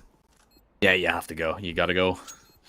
And I think he'll be able to hang on to it. I don't think anybody's going to run after him. So no. SWS, third round in a row for them. You'd be expecting them to get that one. It looked a little bit scary, though, when they kind of popped out. The MAC-10 kind of stuttered a little bit to try and get those 2 kills when he seen 2 people. Yeah, but he wasn't enough. There was the support. SWS, they're back into the game. They've already won more T rounds compared to yesterday, so this is a lovely start. And when you take a look at the money on both sides, yeah, it's not looking great. It has been a lot of these rounds have been extremely close. It doesn't really matter who's winning them. In the end of the day, though, I feel like this is going to be okay for the Ts because it's a lot easier to build up that economy on the T side. And well, slowly but surely, it feels like they have found the right formula to try and dictate the pace around the map. The thing is, you need to be able to isolate that AWP because it has been really, really dangerous. And these fast rotations from Key down towards Secret have been happening in pretty much every single round. They've had a little bit of joy towards that A site, though, so they're going to be maybe trying to test out that upper bomb site a little bit more often, but now in this round, it hasn't really worked out. Opening kill going in favor of Keed, and there's Tarnay with another W1 trying to be sneaky, getting towards that T vent, but he will not get there without being noticed as SWS are down to 3. Jumping across, making sure that the op isn't holding the angle, but he's playing from a little bit further back. Oh, beautiful from Che. Hello. Or Kyoto, as you wish. A lovely peek. AWP falling down. That's going to open up a lot of space for the T's to work with. Now they can even wrap up hell if they wanted to. But by the looks of it, B is the desired destination. And the CTs, they've already arrived. They're ready to welcome their guests. Oh. Okay. Possibly an SWS round after that little bit of recovery. Che has taken matters into his own hands, and Gafolo will find the next. Harney not going to be spotted out, so that's the second player drops the bomb. Now it's Gafolo alone. They know he was towards the vents, and well, Gafolo has to get his runners on 30 seconds, but ABO in a good position to take him down. 7-3, Key get back to winning ways, as SWS will have enough money to put together another decent buy, but after that, they've a possibility to be reset. That is a beautiful peek onto the upper. Yeah, Che with a really nice recovery there. The double kill makes it possible, especially with Gafolo shutting down Ponter in the vents as well. But turn A with this double pretty much sealed the deal. And ABR, of course, the final one was the easiest out of all of them. So Keith, they managed to deny the winning streak of SWS. Cancel it just for now. The money not looking great for the T side once again. And oh, take a look at Jay. He's switching up the pace. He's doing erupts. Yeah, unlucky. Not quite erupts. Yeah. Good attempt. You know, if it catches them off guard, it might work. But they were very aware. He was a little bit too loud, and they could hear him knew exactly what was going on. Tarney, the next player to fall though, so SWS make it fair. Riccioli got himself into a nice little position towards the garage. Keed, they haven't really got too much information anywhere right now. I mean, outside is a guessing game to what's going on. Yeah, that was what I was about to point out. Like, Che goes for a really crazy play. What this play does, though, it creates a lot of space because they need to focus on denying him from getting up to hell. But now they have outside, they don't do anything with it. In fact, they're just gonna all fall down one after the other, leaving Gafolo in the 1 versus 4. He's gonna be good for 1, but well, 3 more.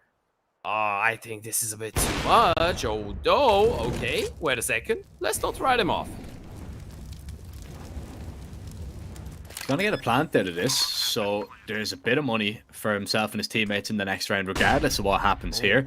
But he's got himself in towards Hut. Now, they should know. They know this is his only option, right? Yeah, 100%. They know he's either, well, he's Hut or Door, one or the other. And, well, they found it. Lob, headshot, Gafolo, nice effort, finds 1 kill, but in the end, it's not enough. We'll see how their economy is shaping up now. And, that's a half bite, Ed. That has to be a half bite from SWS. No. There's not enough hero up maybe on one of the players, but that's if you're gonna risk it and go for a force. But I don't see a point. I don't see a point, to be honest. I mean, that's some lovely damage done by Gafolo. I think if there was any logic behind going for a force buy or a full investment in this one, it would be the damage. It would be the 2 kills that he finds with the AWP there. But still, in the end of the day, you pointed it out. You don't have the maximum loss bonus anymore. Yes, you get the bomb plant. Yes, you have money. But if you go for a buy, it's going to be extremely shaky. Right now, you're down, what, 3-8? You lose this one, 3-9. 12-3 is still a possibility. Like, if you give the momentum back to the CT side, if you allow them to reset your economy and you need to fully go for a save, you need to fully go for just a couple pistols, this one could escalate quite quickly. So I'd say now you go for the pistols, you go maximum damage, you might get lucky, you might win a couple rounds like that in a game. And if you don't, well, you're going to have a lovely buy in the next. But, well, they decide against it. What do we know? 4 Galils, an AK, utility not looking good, but they go for the reinvestment jack. Oh, this is risky, but risks, big rewards. Ponter rewarded with that outside aggression, and he's gotten away as well here, still just using the smokes to his advantage, trying to look for a gap, and he's actually just evaded the 2 players, and he's going to flank around him. Oh, he is an absolute criminal in this round. He finds 2.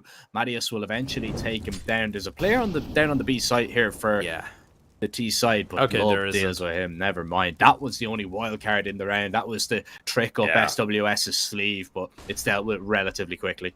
You know what's the thing there? Pointer, he goes for that crazy play, finds a double, but he's there like, I know there could be a timing. Like, I know that a player could have crossed without me spotting him, and I feel like he heard it as well. So he goes for his teammates. I'm playing maximum damage towards outside, kind of forget about me. Make sure that you're aware that there could be a player going on the wrap towards heaven. There could be a player going on down secret. And well, by the looks of it, Keed, they got the information, they accepted it, they processed it, and they used it to their advantage. 9-3, essentially what we spoke about, Jack. They go for the risk. They're hoping that they manage to reset the economy of Keed, because if you convert around like that, you're going to leave the CTs with no money to work with. But if it happens the other way around, well, that's going to result into a couple upgraded pistols in the scout, which is not ideal. Yeah, this is the problem I have with that buy completely, and you know, it's okay. Yeah, you go for the force and hope it works, but now you've nothing to work with, and you're being ripped apart in the early instances. So, yeah, a little bit of a pistol boy whatsoever, but this is the probably only result that we were going to be seeing, as Riccioli's going on a little bit of a rap. Look at the fear that Rafa's put into him as well. He's seen nothing towards outside. He's like, where is the Opper? Well, it's only Lub there. Oh, can't shoot him through the stairs just yet. It's an awkward fight for Lub as well. Oh, especially when he's down to 14 HP, looking for the last Eagle bullet to seal the deal. How is he still alive? How is both players still alive? Rafa comes to help out. All right. Oh, man. A lot of awkward fights around the board this round. Look at the HP on the city side. ABR 21, Rafa 30, Ponter 60, Lub 14. That was, you know, this round easily could get out of hand there. Easily the pistols can find the kills. That was a bit chaotic, even though they don't lose anyone in the end. Keed, I feel like they know it. I feel like they're like, yeah, okay, we had a bit of fortune there. But in the end of the day, we're going to take it. 10 rounds on the CT side now. Money's starting to look better and better. There's only 2 rounds until the end of the half. So at this point, it's impossible for the CTs to get reset. So 12-3 is really the top that they're going for. It's not impossible for SWC though, but ABR, this is maybe the 3rd time he goes for that. And they punish him, but Ponter, they're not ready for the round progression. Oh, Matthias had to get that kill. If he goes down, that's the round over.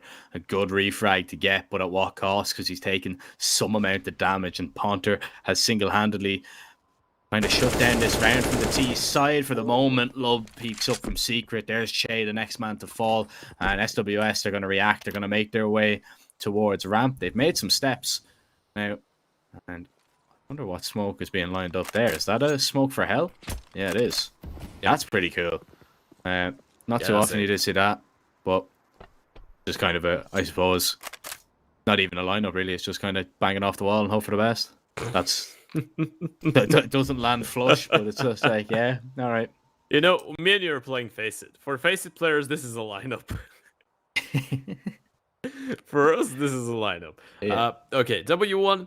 Matthias, 2 versus 3, and they're making their way outside, actually. They found some space to work with. The big problem is going to be Rafa. He's pushed all the way into lobby without AWP, and now Lup is going to rotate up as well behind the vent. So I'm not sure if they're going to be ready for 2 players. One, okay, you clear out Lup, you get the kill. You're not going to be ready for a second, and Rafa, he's creating distraction, but they've cleared out Lup, and now they know there's 2. They're going to go for the bomb plant. Okay, fire is hot. Yeah, now we can go for the bomb plant.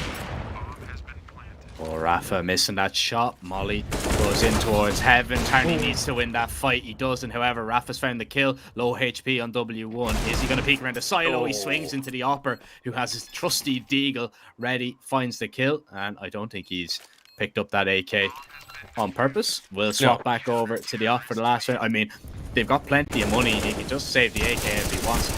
But beautiful from Ponter. This was such an important kill for Matthias, but in the end it doesn't really matter. Lovely re-aggression there from Lub. And all I want to say is, remember the way I said that in the first half it was a 12-3 and you said no, it actually finished 13-2. I was actually just talking about this game. I'm from the future, Ted. Surprise. Yeah, okay. Is that why you're so old? Yeah. Okay, I got it. I got you. Well, last round of the half. SWS, the difference between 12-3 and 11-4 is massive. Psychologically. Like, in terms of rounds, in terms of numbers, maybe not that great of a difference.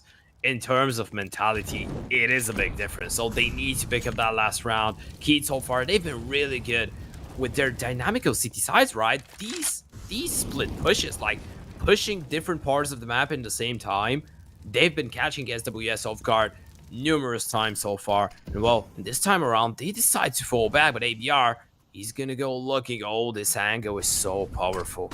Oh, the flash goes in. There's the opening kill found.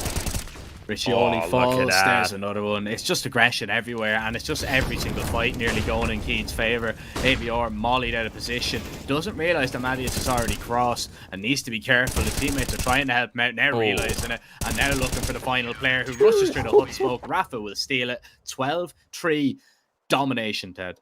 Wow. You know, we spoke about Nuke yesterday. We were like, yeah, surely they will learn just a little bit. Well, you know what's the thing? You win 3 rounds in a row in the middle of that half. it feels like even in the close rounds, Keed individually are just one step ahead. And we spoke about the split aggression. I feel like this is the difference maker so far. Keed, they just haven't allowed SWS to play their game on the T side. I feel like they never felt comfortable, and now we're going for the switch. Okay, yesterday you managed to win a couple rounds on this one. I'm not sure if you're gonna be able to pull it back from a 3-12. Like, you lose the pistol, you lose the conversion, that one's over. All smiles as well in the Keed camp too. So, you know, And they're looking at the time. They're like, yeah, am I gonna have time to go to the gym after this one? Yeah, probably, yeah. Yeah, do I have time to get some food? You know, just chill out after the game. Don't speak about food, bro. It's 2 a.m. I don't want to be eating at this time. Oh, brother, no. Sorry about that one. It's 2 a.m. right now in Bulgaria. Just don't get me started with food. Only 12 here. It's not too bad, but I'm still a little bit hungry. This has so much potential. Throw it now. Now. Let's go. Go. Go. Oh. One kill. That's all it will find, as now Keed decide, you know what, maybe not to play. We're going to make our way towards ramp. Gafolo has fallen back into a little bit more of a passive angle towards health. The ramp player has actually rotated down, but he's actually dropped the bomb, and now might ask for some kind of support from his teammates to arrive, tapping away. Trying not to do it alone there is going to be Gafolo with one. Punter now gets a refrag, has a USP in hand. Can he find some more kills? Now, he knows that Gafolo was close. I don't think he's aware of Marius' position. He's thinking about it, though. He's like, yeah, surely someone has pushed from lobby. He's going to clear it out, but the crossfire is just way too powerful. Punter goes down, and SWS, they do what we spoke about. They managed to get the pistol round. Now they need the momentum. The good news for them are that they're probably just going to go for an eco in this one, because they don't really do a lot of damage. They don't get a bomb plant, so no reason to go for it. No reason to risk it. Of course, we know that they love taking risks. They love taking chances. And they won't do it in this scenario. Okay, I'm a fan now. I'm a fan. We love crazy, but with measure. Yeah, no point risking this round. Just little flash pop out hut. If you get mowed down, unlucky. Well, there's the flash, and there is the blender into it. Yeah. Keed go, and SWS have a clean round now. Okay, right. We've got. This is starting to look a bit more realistic, right? Because even though in the first half we get a 12-3, it didn't really give us the vibe of being such a dominant game, because most of these rounds were close. Right now, SWS are finally starting to pick up the pace just a little bit. Yeah, just a little bit, but we haven't seen Keed with the AKs, and here we go. They've got them in their hands. Ponter, I'd like to point out, is 20 and 13 at the minute, so he's having some game. Be interesting to see if he can actually just bring that forward, bring the momentum with him, and bring his A game over to this T side, because if he does, I think Nuke will be over relatively shortly. But right now, it is going to be a little bit more of a passive round. On the door, smoke out, fake maybe a little bit of door presence, but it looks like they're just playing it really slow. Smokes towards outside will come in. Now Keed might make their way back towards lobby. What do you think?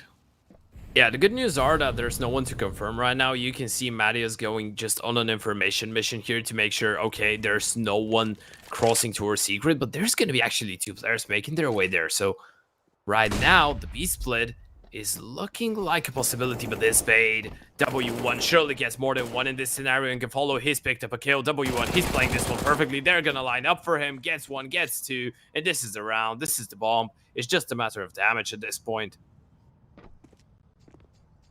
Yeah, and Che playing a lovely jump peek angle here, so once he spots them, he runs away. Information, yeah. Keed, they might just try and sit in the vents here and just... I feel like you do. Yeah, just hold your AKs. Say, you don't come near me, I don't go near you. We'll wait for the next round, we'll play it out. Yeah, maybe in a round like that, you kind of hope that the CTs are going to go aggressive somewhere, because they're going to be like, why is it so silent around the map? But the thing is, they had no reason to go aggressive, right? They had no reason to be looking for information. It's still a 5 versus 5. You're holding on to your positions. You know they can't be anywhere where you're going to get surprised simply because nothing has been happening. So you're like, yeah, they're just standing in lobby, in T-spawn. They're waiting for it. Then they go for the contact play towards round, but the bait is absolutely perfect because of the outside smokes being so early. The rotation player manages to get just some bullets going on the spam through the smokes, and then he's like, yeah, I'm gonna rotate back ramp. Oh, lucky me. They're actually trying to go on the ramp. So right now, Keed back to the drawing board. Another reinvestment, 2 AKs and a couple pistols.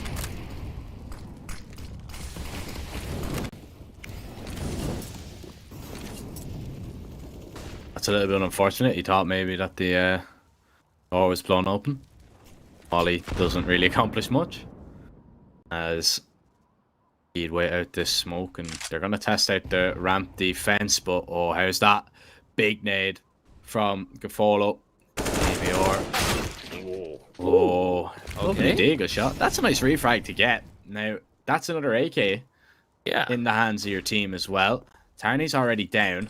Now, is he going to be aware that there's a player on the site and towards single? There's a lovely shot. I don't believe he's ready for the second player. Rafa's here. He's got one. Riccioli will take him down towards outside. Che walking around towards double. Tarney still holding. Should he find this kill? Oh, that is so unfortunate. That's the round. Riccioli, he needs to go and save. This is such a nice round for Key. They managed to answer back. You know, this is the round that if they lose, we could be just thinking about maybe SWS closing out the distance, but this one for one towards ramp is actually massive. You know, in this scenario, he has an AK, gets the first, hides in. If he manages to isolate and get another, that's going to win a lot of time for the rotation. Probably we're going to see the Hell player once again to go on the crossfire with the ramp holder. So from that point on, it's going to be nearly impossible for the T's to even make the cross down B. But in the moment that they get the refrag 1-for-1, this is actually the pivotal point of the round because they recover another AK, then the drop into the vent. That play was massive as well. Once again, turn A having a lot of impact on those entries. And well, just works out. 13 on the board. Key just 3 away from stealing away the map pick of SWS. And look at the money. If they lose this round, they're going to be completely broke. Riccioli, he's the only one with something in the bank. This is very, very important that SWS do not falter here. To follow. Thinking about going for a shot there through that smoke, but sides against it. He was waiting for maybe somebody just swing that door open to find an open and pick for a side.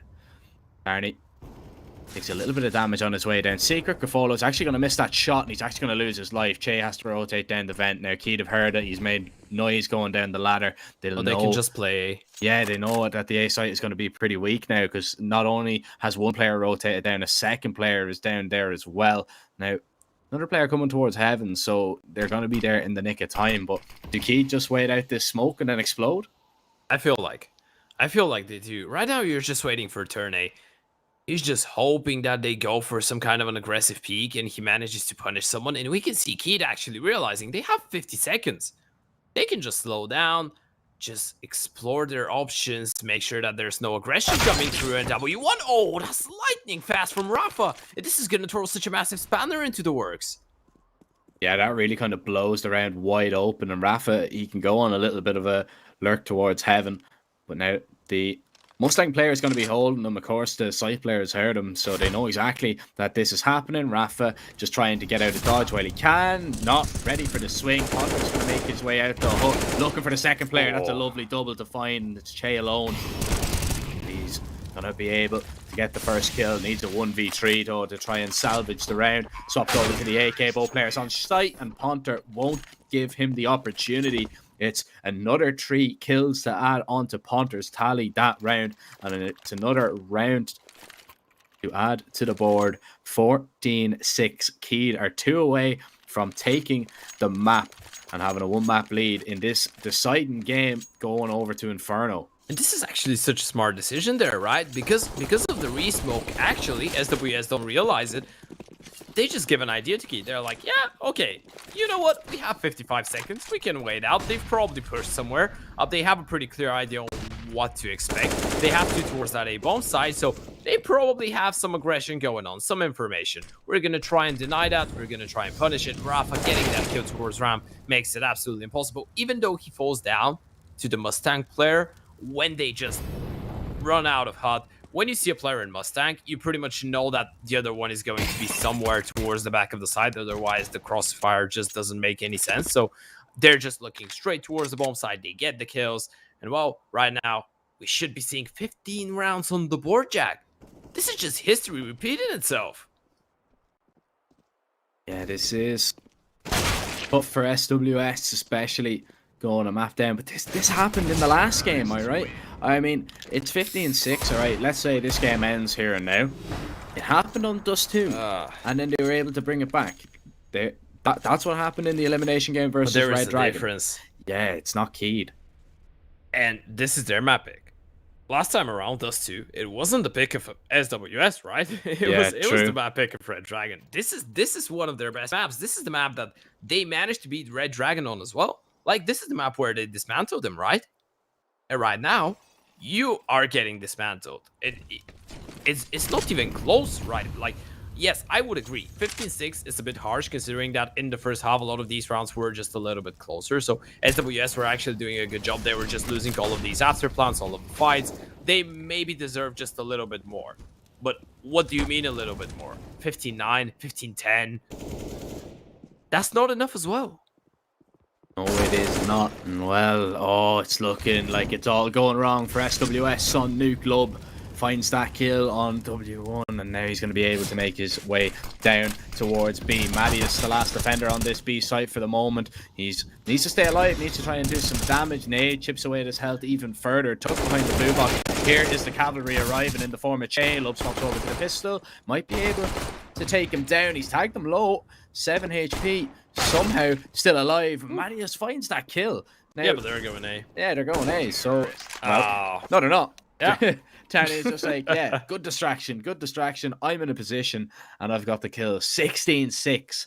Oh, they're going to be so happy about that. Yeah, and you can see that they're actually quite calm, and that's a worrying sign for their opposition, because by the looks of it, I feel like he expected that. They went in really confident on Nuke. I feel like maybe a lot of teams could be thinking, okay, yesterday we had a day, but now they're gonna be anti-stratting. Now they've learned a lot from yesterday's game, but by the looks of it, Keith are just the better Nuke team. That's it. Like, when you get 2 dominant wins 2 days in a row on the map against your opponent, that just shows that you're a better team on this map. Or in both days, you did have the fortune on your side and you were feeling a lot better. But I'd say that they are just the better Nuke side. Like, a CT side, pure domination, aggression all over the place. It just shows that the preparations have been going really well. They know how to catch SWS off guard. Once again, we saw that the AWP had a lot of impact, but this time around, it wasn't the AWP to be the difference maker. It was that split aggression, it was the rotations, and on the D side, you just had to finish off the job, right? Yeah, I mean, the game was pretty much won in the first half. The exact same story as what we seen yesterday. And if you can have a good, first sight, put yourself in that position, it's only a matter of time before the team kind of crack and make a few small mistakes. But I would completely agree with you. I just think Heed are the better Nuke team. I don't know SWS now. This is the problem. SWS, that was their best map. Okay.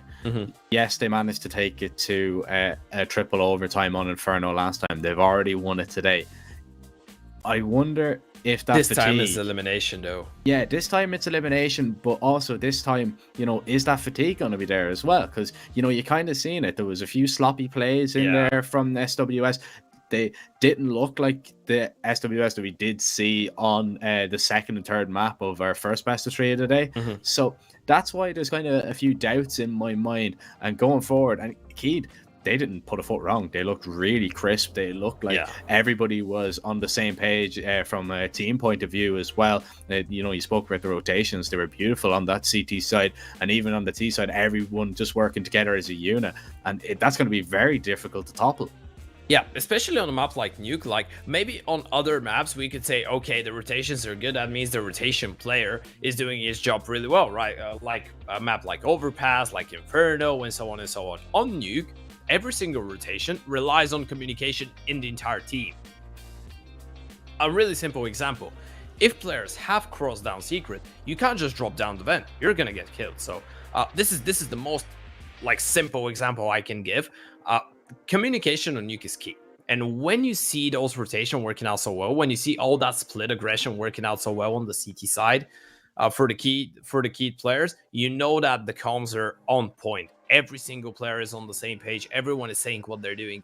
Everyone is playing on the contact of each other. And well, when a team is playing like that, I mean, this is high level CS. This is really high level team CS. Keed, they played a really solid nuke. I loved it. I feel like SWS, well, they managed to prove us wrong in the first best of 3, or rather impress us, because I did give my prediction for them in the beginning. I'm not giving my prediction for them in this one though. I feel like they impressed us in the first one. Right now, I don't know what they have to do. This is not going to be impressing us. This is going to be impressing us times 10.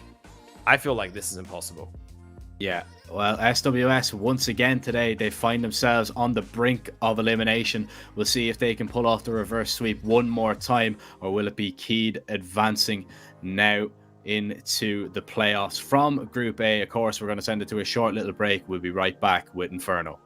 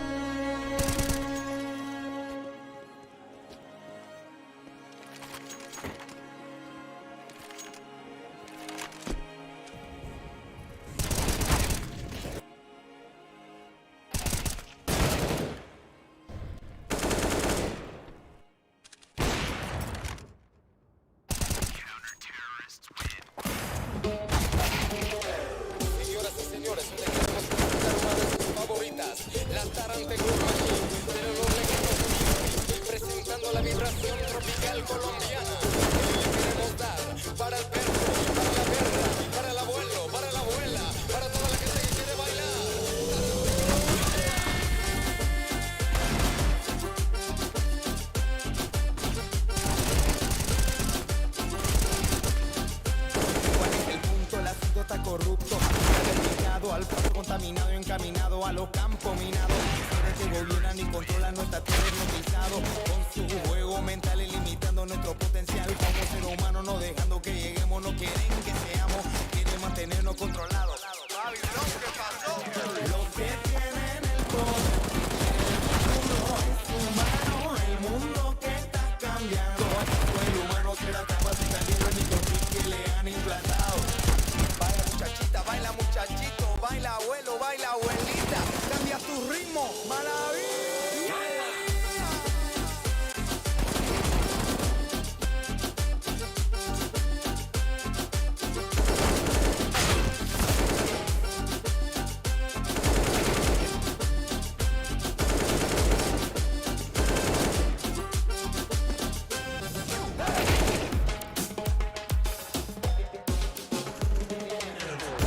Tienen el poder, tienen el futuro, es humano, el mundo que está cambiando. ¿Acaso el humano será yo? Los que tienen el poder, tienen el futuro, es humano, el mundo que está cambiando. ¿Acaso el humano será acaso el humano? Así, azúcar.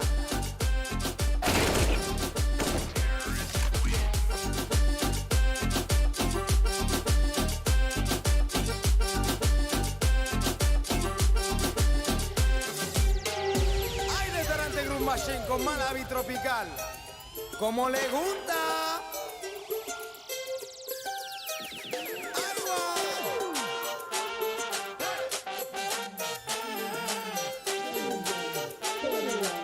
Argentina, boliviana, colombiana, peruana, argentina, boliviana, puertorriqueña, Costa Rica y de paso israelita.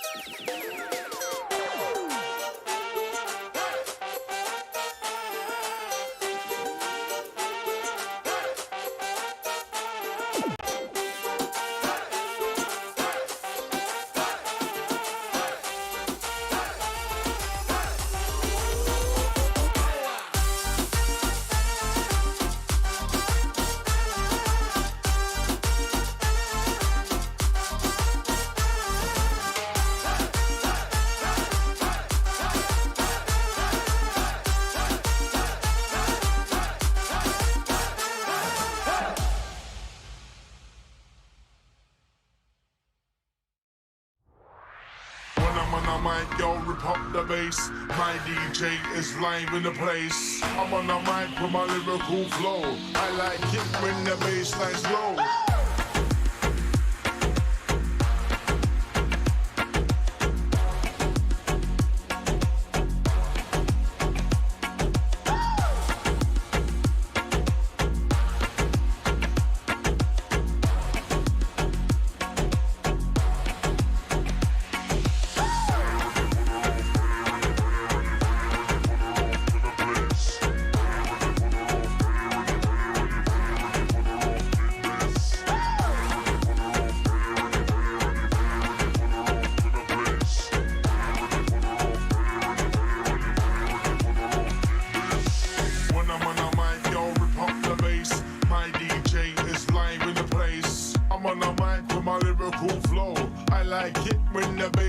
Low.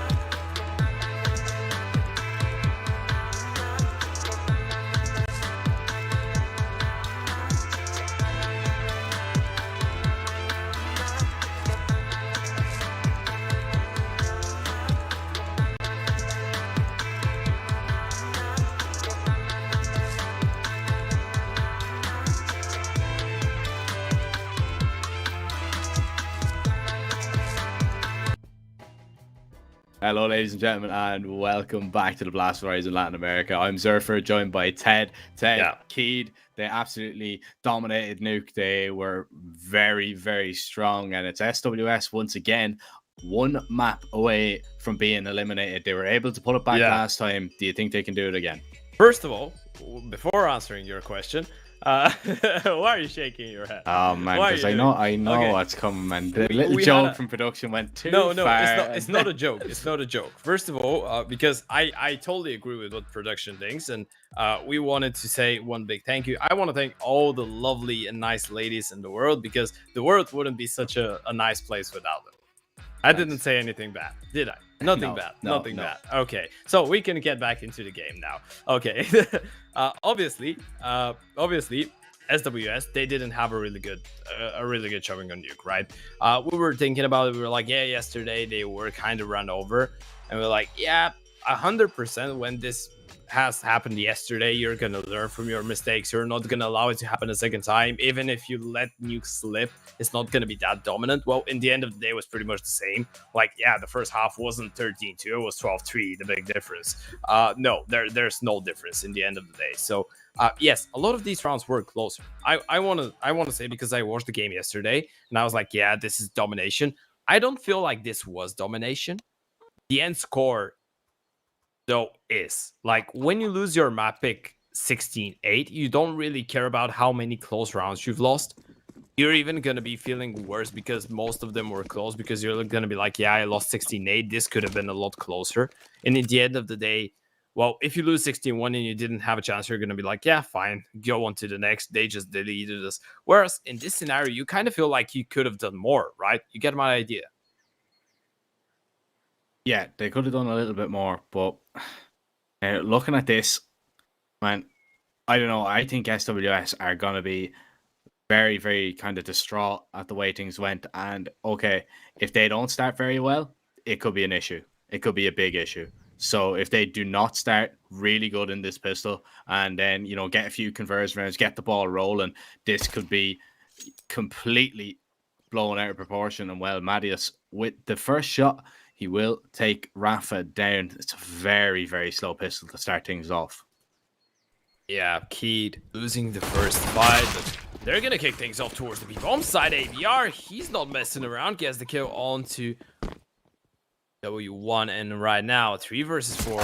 Bomb is gonna get planted, and ABR, he continues creating space for his team. A 3 versus 3 retake. Now, no defuse kit for the CTs as well, Jack. This could be quite tricky.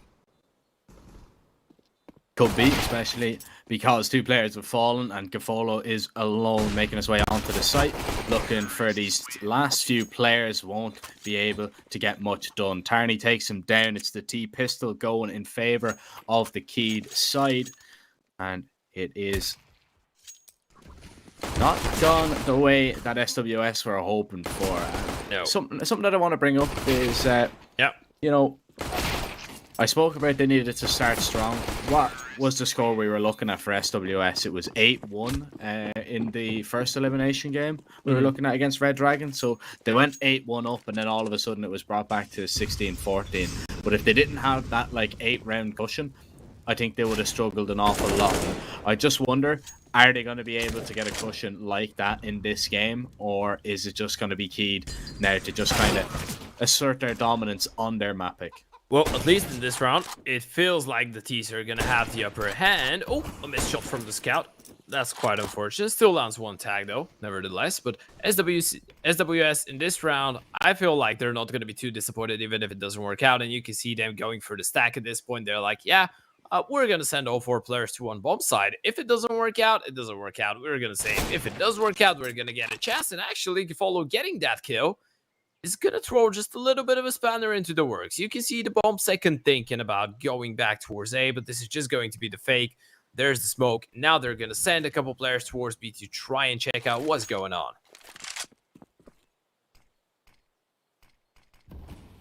"45 seconds.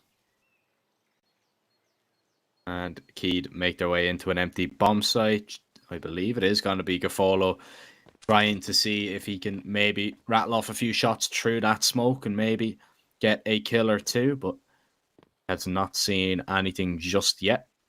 Rafa might try and farm some cash on these pistols though over towards A, so more than likely it's going to be a keyed round. It's only a matter of can Gafolo find a few kills. But interestingly enough, I mean, Ponter is the only player high HP. Everybody else has been tagged by a scout. Yeah, look at the HP, but the problem is, even if they know about this, it's just not worth it. You're never going to have an easy time going for this. And Rafa, he's going to try and hold on to that Galil. Going to be able to do that. And what we spoke about it. You go for the gamble stack.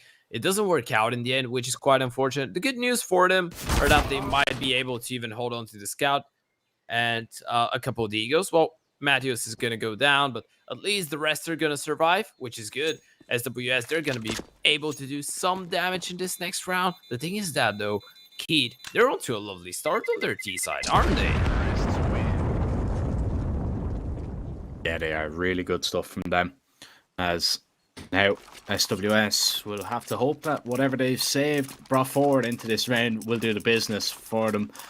Or will it just be Keed continuing on their good form? We see everything being bought up once again. Mac 10 on Che. Gafolo has a scout. Got a few deagles, a few pistols in there as well for SWS to maybe give a headache or two to a few of the Keed players. But for the most part, for the beginning, it's only the scout taking some damage. Yeah, a bit of a slower one there. Just waiting, trying to bait out the aggression. Riccioli, he might be the first one to give it to them. Of course, when you look at it, they're being quite cautious with this one. We've seen how rounds like that with the pistols could escalate. So right now, Key, they don't want to be taking any chances in a round like that. They're just taking their time with this one, aren't they? They are. And well, Lub, he's not able to find an opening pick just yet. Doesn't spot very much information either. So Keed, yeah, just slowing it down completely. They have brackets control and they have a little bit of util to go for an execute. But these pistols from close range, when you're just executing onto a site, unless you can pull a player to rotate, this could be a big issue. The flash will go in. Riccioli's going to be spotted, but he's not going to be taken down. Okay. It's first blood drawn by Gafolo. You know, this one could actually be quite dangerous. The scout looking really, really powerful there for Gafolo. And if the pistols manage to find some damage, this could potentially escalate a little bit. Now they're going to group up. They're going to go over towards the A-bomb side. All coming in from short. The smoke to isolate the scout. And now W1, he needs to step up, but he's just going to get overwhelmed. Yeah, you've seen so many rounds kind of fall away there when they'd leave it till the last second to just execute and get onto a site, and all of a sudden the Deagle gets the first opening kill, then the T side starts stuttering, stepping a little bit. They start, you know, saying, oh, do we want to go into the bomb site? Do we not? You know, they kind of just stall a little bit, but luckily it all goes their way and they only lose one player in that round. SWS now with the big investment coming up, first buy round, and Gafolo, he's got his trusty AWP with him. I wonder now, do you go for the aggression if you're SWS in this one? Do you actually have the balls to go around like that? Because normally we would see a lot of CT side teams, when they've lost the first 3 rounds, go for a really aggressive one in the first buy, just to try and kind of catch the T's off guard. I feel like at this point, though, SWS, they're not going to go for something like that just because they realize the risk. Oh, that's unfortunate. Che, he's going to be mollied. Now, he is still stuck in that smoke. That molly will trap him. Yeah, he can't go anywhere, can he? As he looks to put up a fight before he goes down to try and go down swinging, but he gets out of there. And Gafolo, he's found a kill onto ABR, so we're going to be even for the moment. Lub, the most advanced player towards this A site, and Gafolo, oh, he's holding for apartments. Lub, oh, thinking about peeking, decides to back away. As now, W1, he's just going to wait for the smoke to clear and see how many he can get. Oh, and he's going to get inside. This is all about timing. Who's going to look the wrong place in the wrong time? Turn A gets a 1-for-1, and now the AWP is going to get his chance. Gafolo gets one, looking for a second, misses his chance. As the smoke now tries to delay just a little bit longer. Oh, Rafa through the wall. Gafolo's down. There's the op. There was the big threat on the A site. Taken out of the round. Bomb planted. 2v2 retake. No kits on the side of SWS for the moment. Oh, the spam is perfect from Riccioli. And now it's Rafa with the op, thinking about going for a reposition. He will do so.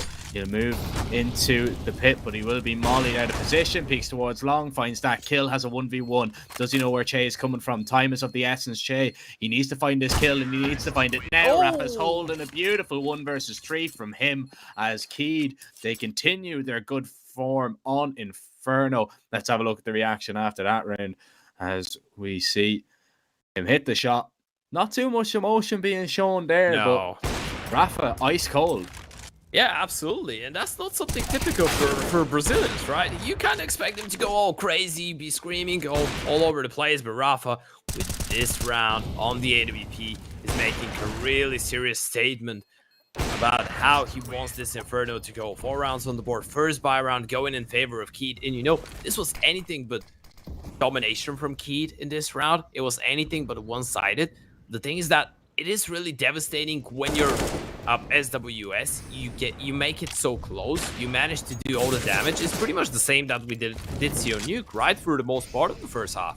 You do the damage. In the end of the day, though, you fall short in the clutch. Well, once again, this is what happens, and this is going to reset the CT side economy. 4 rounds already for the T's of VIVO Keed on Inferno, and they're looking to make it 5 as well.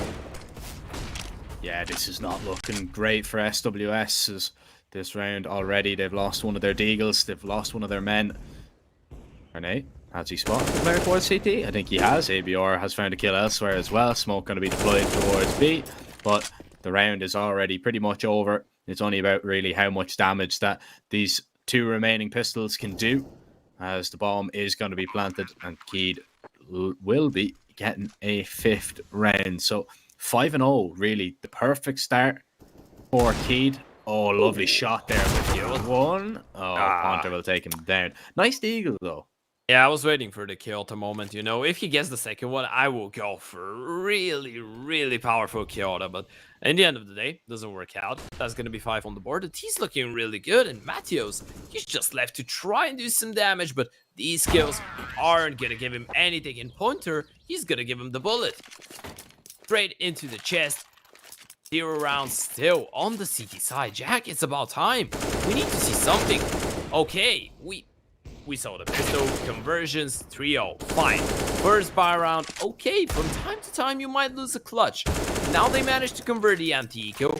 You need to win the second buy. Absolutely, you need to. Yesterday, Keed won 6 rounds for their entire T half on Inferno. Now they've won 5 already.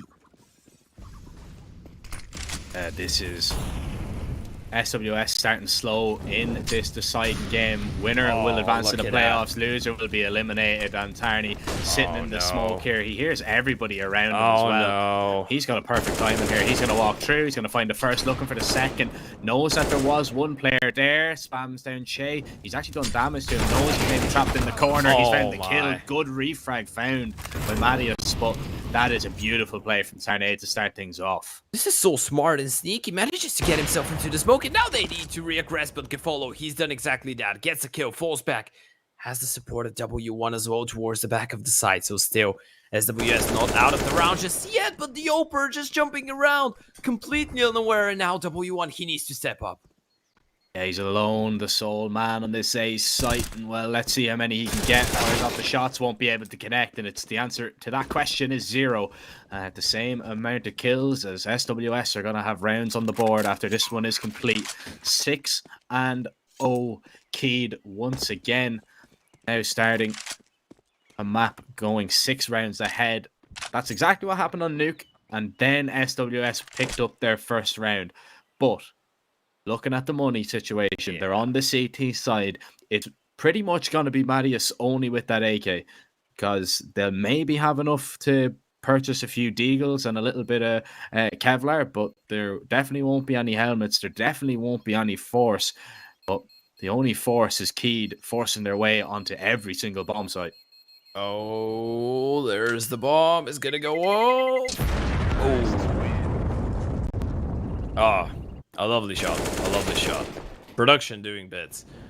But Jack, on a serious note though, I feel like even if we didn't want to go for it just a little bit earlier, even if we didn't want to write them off, I feel like this is the point where we start being extremely worried for SWS. I feel like this is the point where we start asking questions. Do they have enough gas left in the tank? Do they have enough fire left in them to fight? Because I feel like they're looking quite disjointed in the server right now. I feel like they're lacking motivation. And when you look at the faces of Keed, they know that they're under control. They realize it. And taking a look at those guys, well, this is anything but happiness. Let me tell you that. Oh, this is desperate times for SWS. as Che, he's purchased up a FAMAS, and now I wonder, is that a miss by? I'd assume so. You think? A tilt buy? Yeah, Oh, look. hopefully it's not a tilt buy, it's just a miss buy. Because if this is a tilt buy, in round number 7, this one is done. Oh, but look at this. Marius has found an opening kill. Rafa will fall. Now, Tarney goes for that wall bang. Marius could go down. I don't believe Ponter has seen him. He's going to be holding and tags him. Does enough. Ponter able to get the refrag. Che going to peek now at the FAMAS, and it might be a good purchase in the end, especially with W1's kill in that round. And the smoke towards the end of Banana as Keed will just be clearing out this B site. SWS, they have 2 AKs to work with. W1 has already hit a nice deagle shot. This is possible. Oh, Ponter. Oh, misses on a kill. Now, W1, he might get the timing. The fight from the AK, though, gets the kill. And now it's a 2 versus 2, and they're separated. This one is going to be extremely difficult. Che, though, at least has a defuse kit to work with, and they have a smoke as well.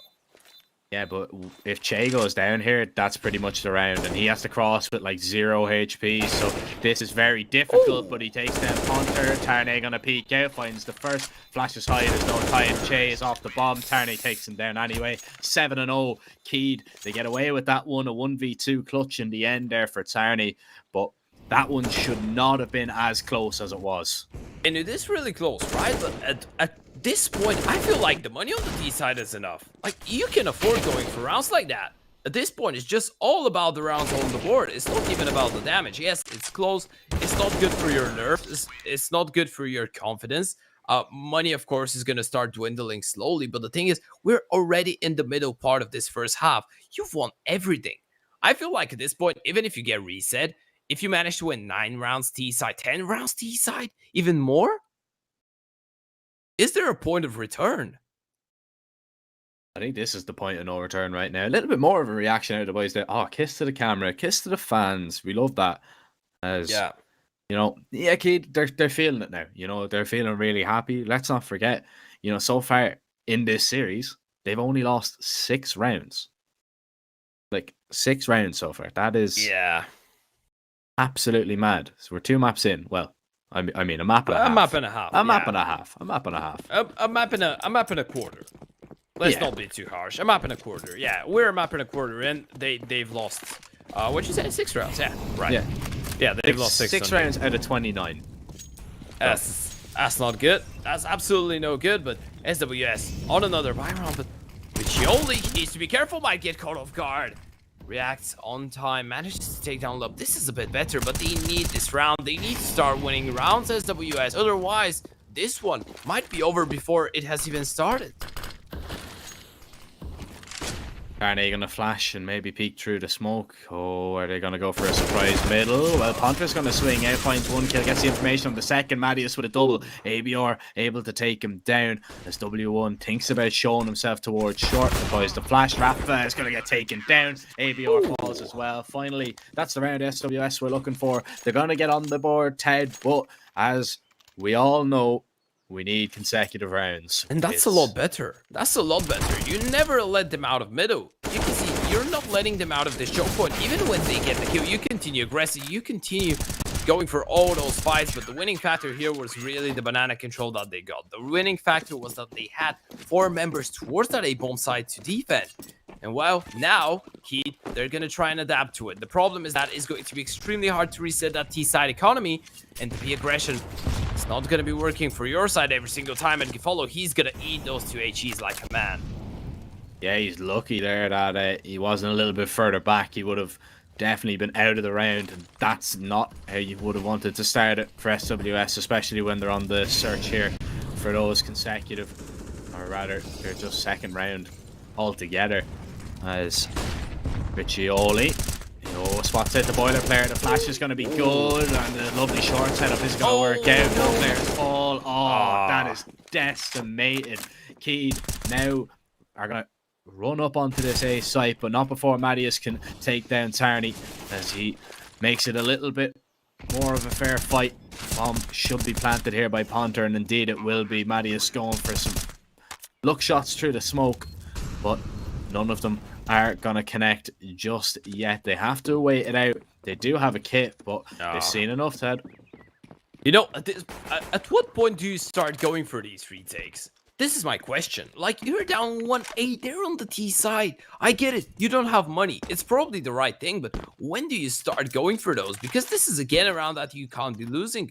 You have the right setup. You have a pretty decent 3-man stack towards short, one on top of the boost, one staying anti-flash below roof, and the other one just playing a little bit behind watching apartments, and he's ready to turn around and swing when they need him. But all of them just get overwhelmed. Rafa with that double kill makes it extremely painful.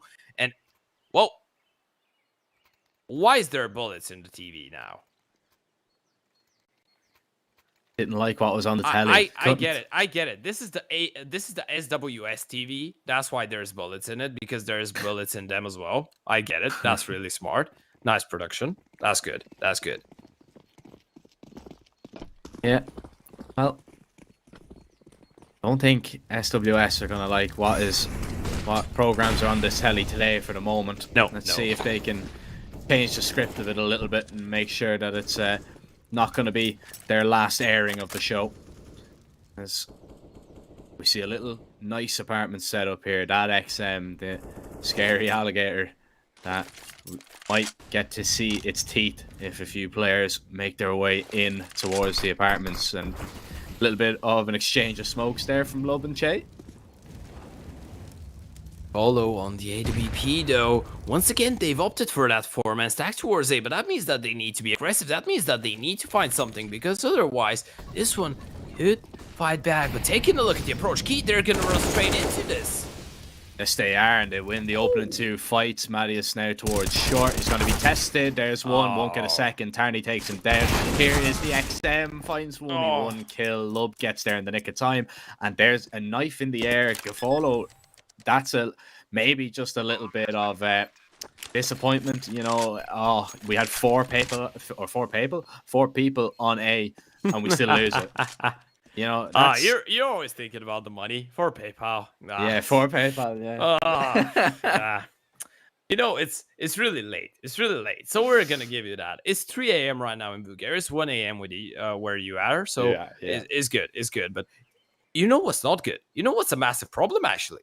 SWS. Okay, last time around they did go for a round like that. You had 4 towards A, right? This is the only round that you won. Now you do the same. It's pretty much the same thing happening once again.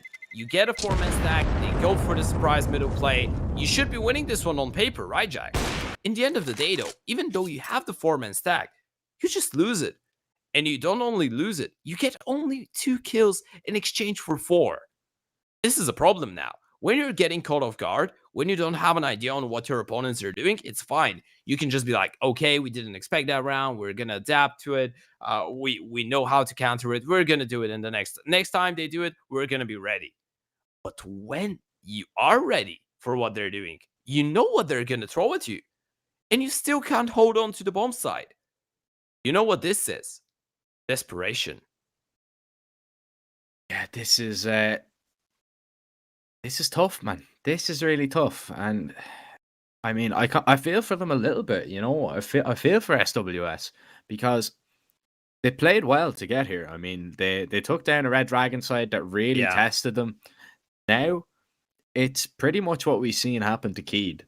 You know, yesterday. So Keed, they went into the winners game.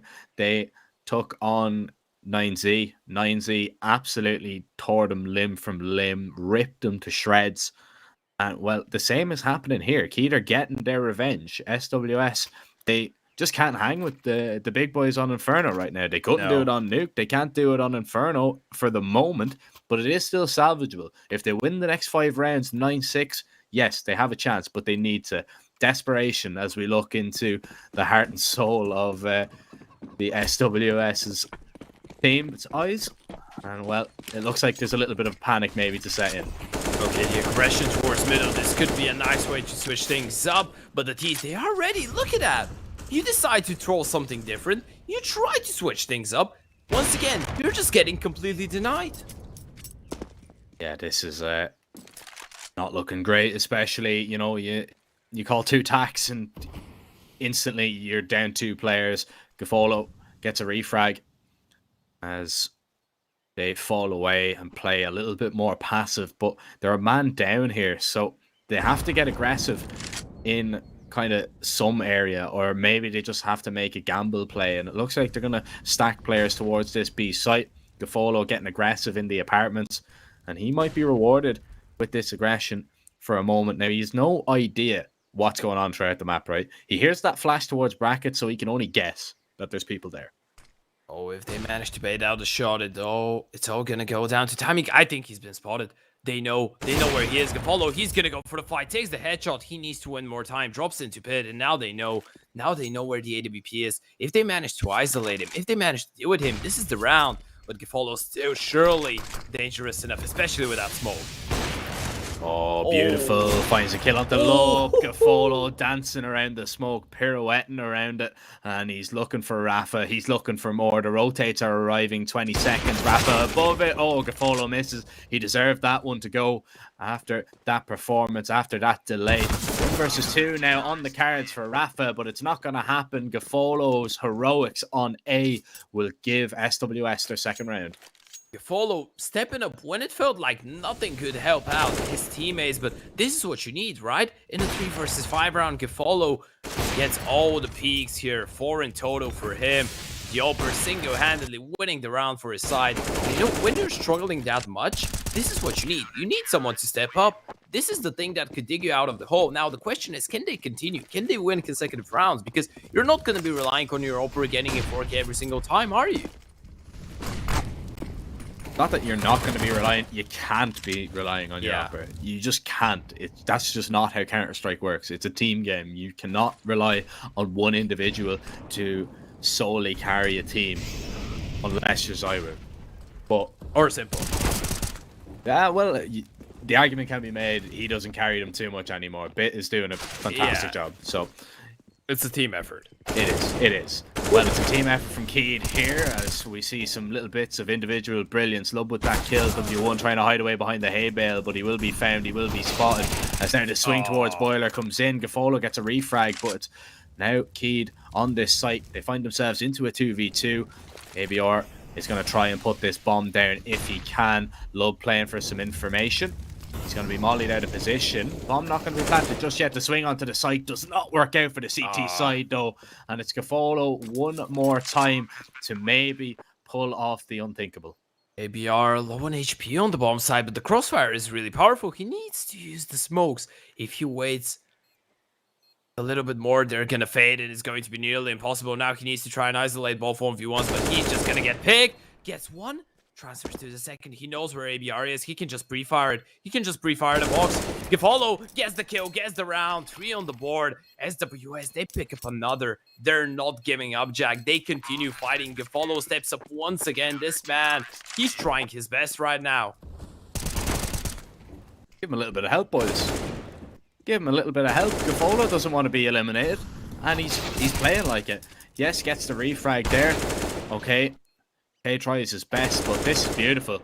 And just the awareness there to even go for the transfer, right? I mean, just, you know, he was waiting for the second player to swing because that's what probably was going to happen. Now, for the first time in a long time, we're going to see Keed with 2 Tech 9s and only 2 AKs. W1 going to rush down middle. Nobody's going to be holding him for it. And now, good take down the banana player, but he's already been dealt with. Hunter falls, and now W1 in a great position to find maybe 2. Oh, he's whiffed.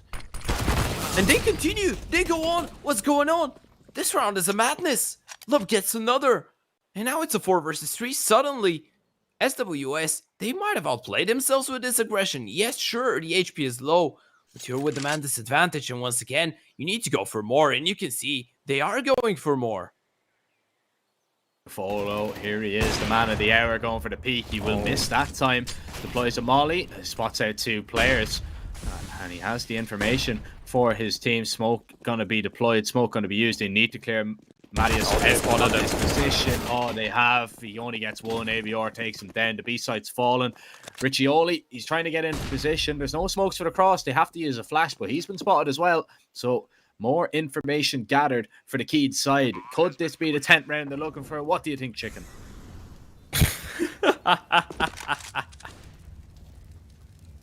All right. A couple Molotovs on the T side. Oh, they're gonna slow things down. Riccioli actually decides to run through one. It's a 1 versus 1 done for, and Gifolo, he's gonna find one more turn A, and the 1 versus 2 gets one, turns around, he knows exactly where Riccioli is, and turn A, he's gonna get it done. A 1 versus 2, it was about time, Key. They are not gonna lose a third clutch in a row. They finally managed to make one work out, and this is going to put the economy of SWS in shambles. I just think W1, if he gets those kills there, that's the round over and done with. Yeah. And I'm still thinking of how you caught me off guard completely with that chicken thing. I saw the chance, I had to. You know, I think you stressed it out. Yeah. You need to be nice to the chicken. Yeah, you were. He looked worried. He looked worried. What do you think, chicken? Yeah. He's gonna get stressed out. Oh. Mag 7? Hello? Oh, Hello. Can't whiff with the Mag 7, especially when you're that close. So that's the good news for W1. Yeah. The bad news, this was actually the only weapon different from a pistol that you had in this round. It has been upgraded to a Galil, right? But still, despite of this smoke, you don't have anything to work with. Not a diffuse kit, just a single flash in Matthews. And now they're gonna go for the rotation, but look at the aggression, Grafolo. He's gave them so much information to work with, and if they don't clear him out, he actually might find a kill. Yeah, no. Perfect position if he has anything but a P2K. Oh, no. Ah, this is so sad. This is so sad. And now they realize. That the bomb side is completely free as well. They could just make their way on it, but W1, he's found one more. Now it's a 3 versus 5. Wait a second, turn A. Gets one, but that's all he's gonna get. There is a chance. I'm not planted either. I mean, there is a chance here. As they're gonna say it fight. Okay, and never there mind. goes the chance. Ponder's like, yeah, that's over. Rafa hits a no scope. Yeah. All right. Yeah, sure. There's a small chance. Okay, hold on, and it's gone. Jack, you know what? I think it's about time that we go to bed. I don't think it's time that. Well, if we're going to bed, right, we get the choice. Right now, SWS, they're being sent to bed. Yeah.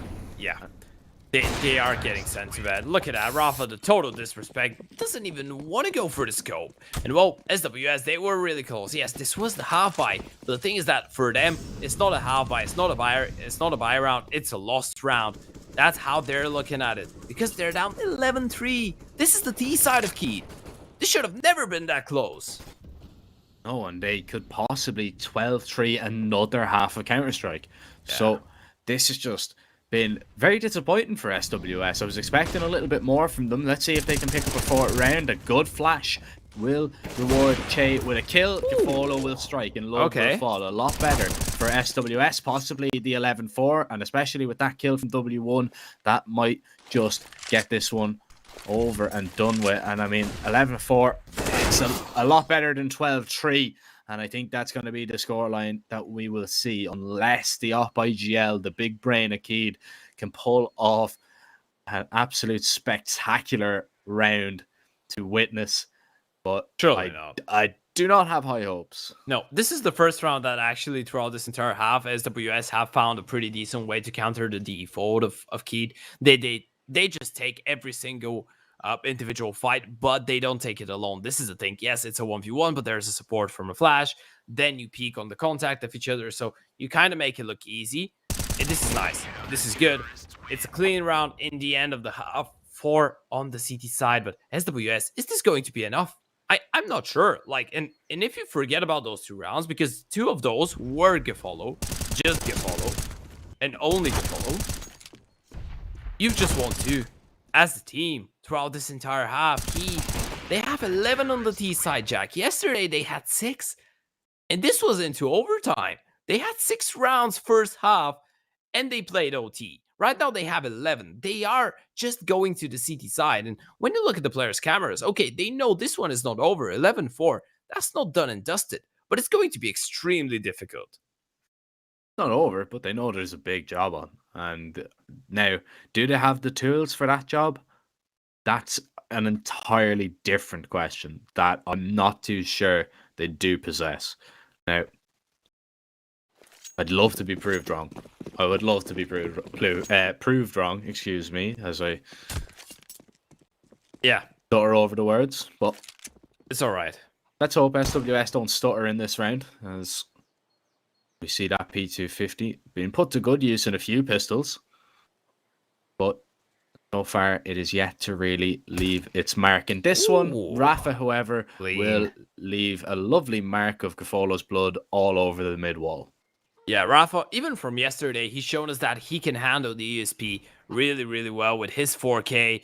Oh, let him go. He finds another Rafa with the 3K. I might have just jinxed it. The 4K yesterday against 9-0 on Overpass, he's doing it the same right now. Rafa, he doesn't want to be playing more rounds on Inferno. He doesn't want no overtimes. He wants this one to be done and dusted as quickly as possible. Finds the 3K, W1 in Matthews. What can you go for? Your entire team has been just deleted and you're going to follow.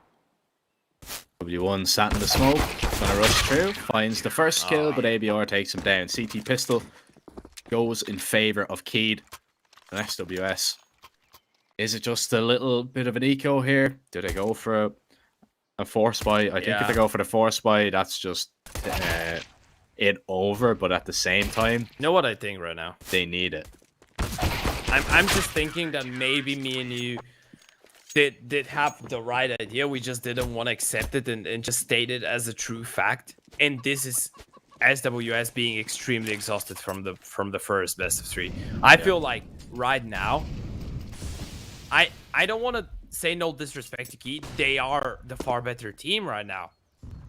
Comparing the game to yesterday, though, I feel like the difference really isn't that big. Like, obviously, Keith are the better team. Obviously, they were the better team on Nuke. They are the better team here. I feel like they're the better team in general. I think that SWS, though, they're just left with nothing to work with. I feel like they're done for. No energy, no ideas.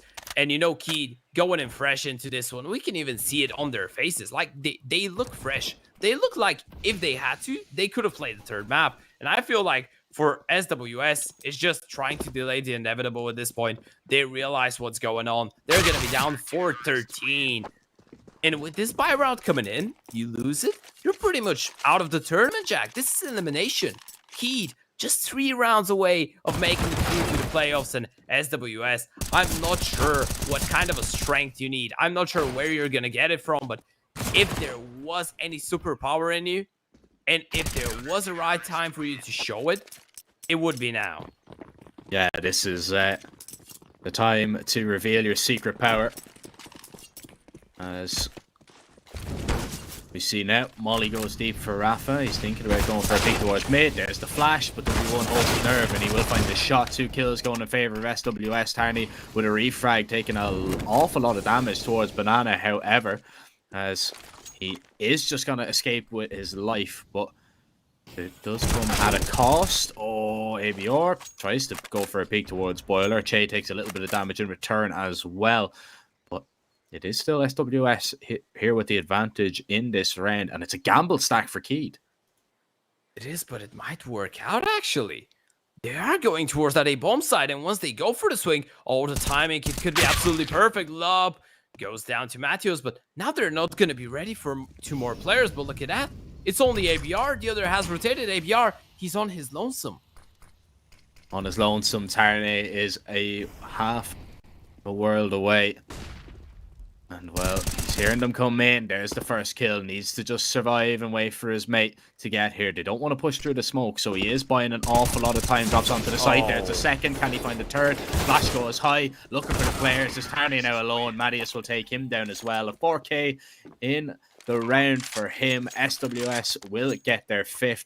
They're going to fight tooth and nail for their life in this event. And, oh, Mattias, some lovely shots from him here. Yeah, absolutely. Individually, they're trying to hold on.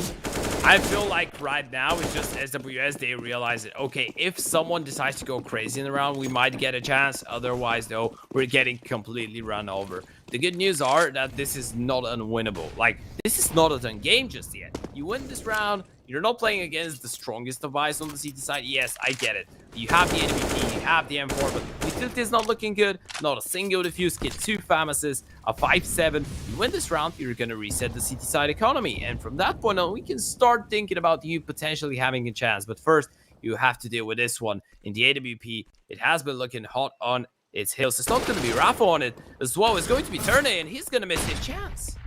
Well, Rafa will get a refrag, however, going to continue to push. Madius gets dinked up for his trouble, but will continue his kind of reign of terror over the last few rounds. He's going to up over to the Mac 10. Hunter is alone. He had a really good first map. Let's see what he can do here with the hole. Tries to dodge the flash, but Riccioli will just be able to find the kill and take him down. Should be an SWS round as Keed have their sights set on saving. And it will be indeed that. 13-6. All right.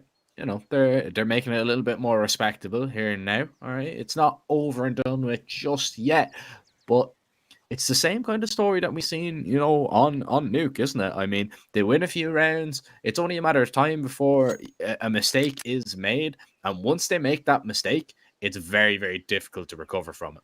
Yeah, the good news are that right now you reset the city side economy. So in the next one, you might be able to catch a breather. Unless you bamboozle yourselves and you lose against the Pistols, which would mean end game in this scenario. But the bomb is going to go off.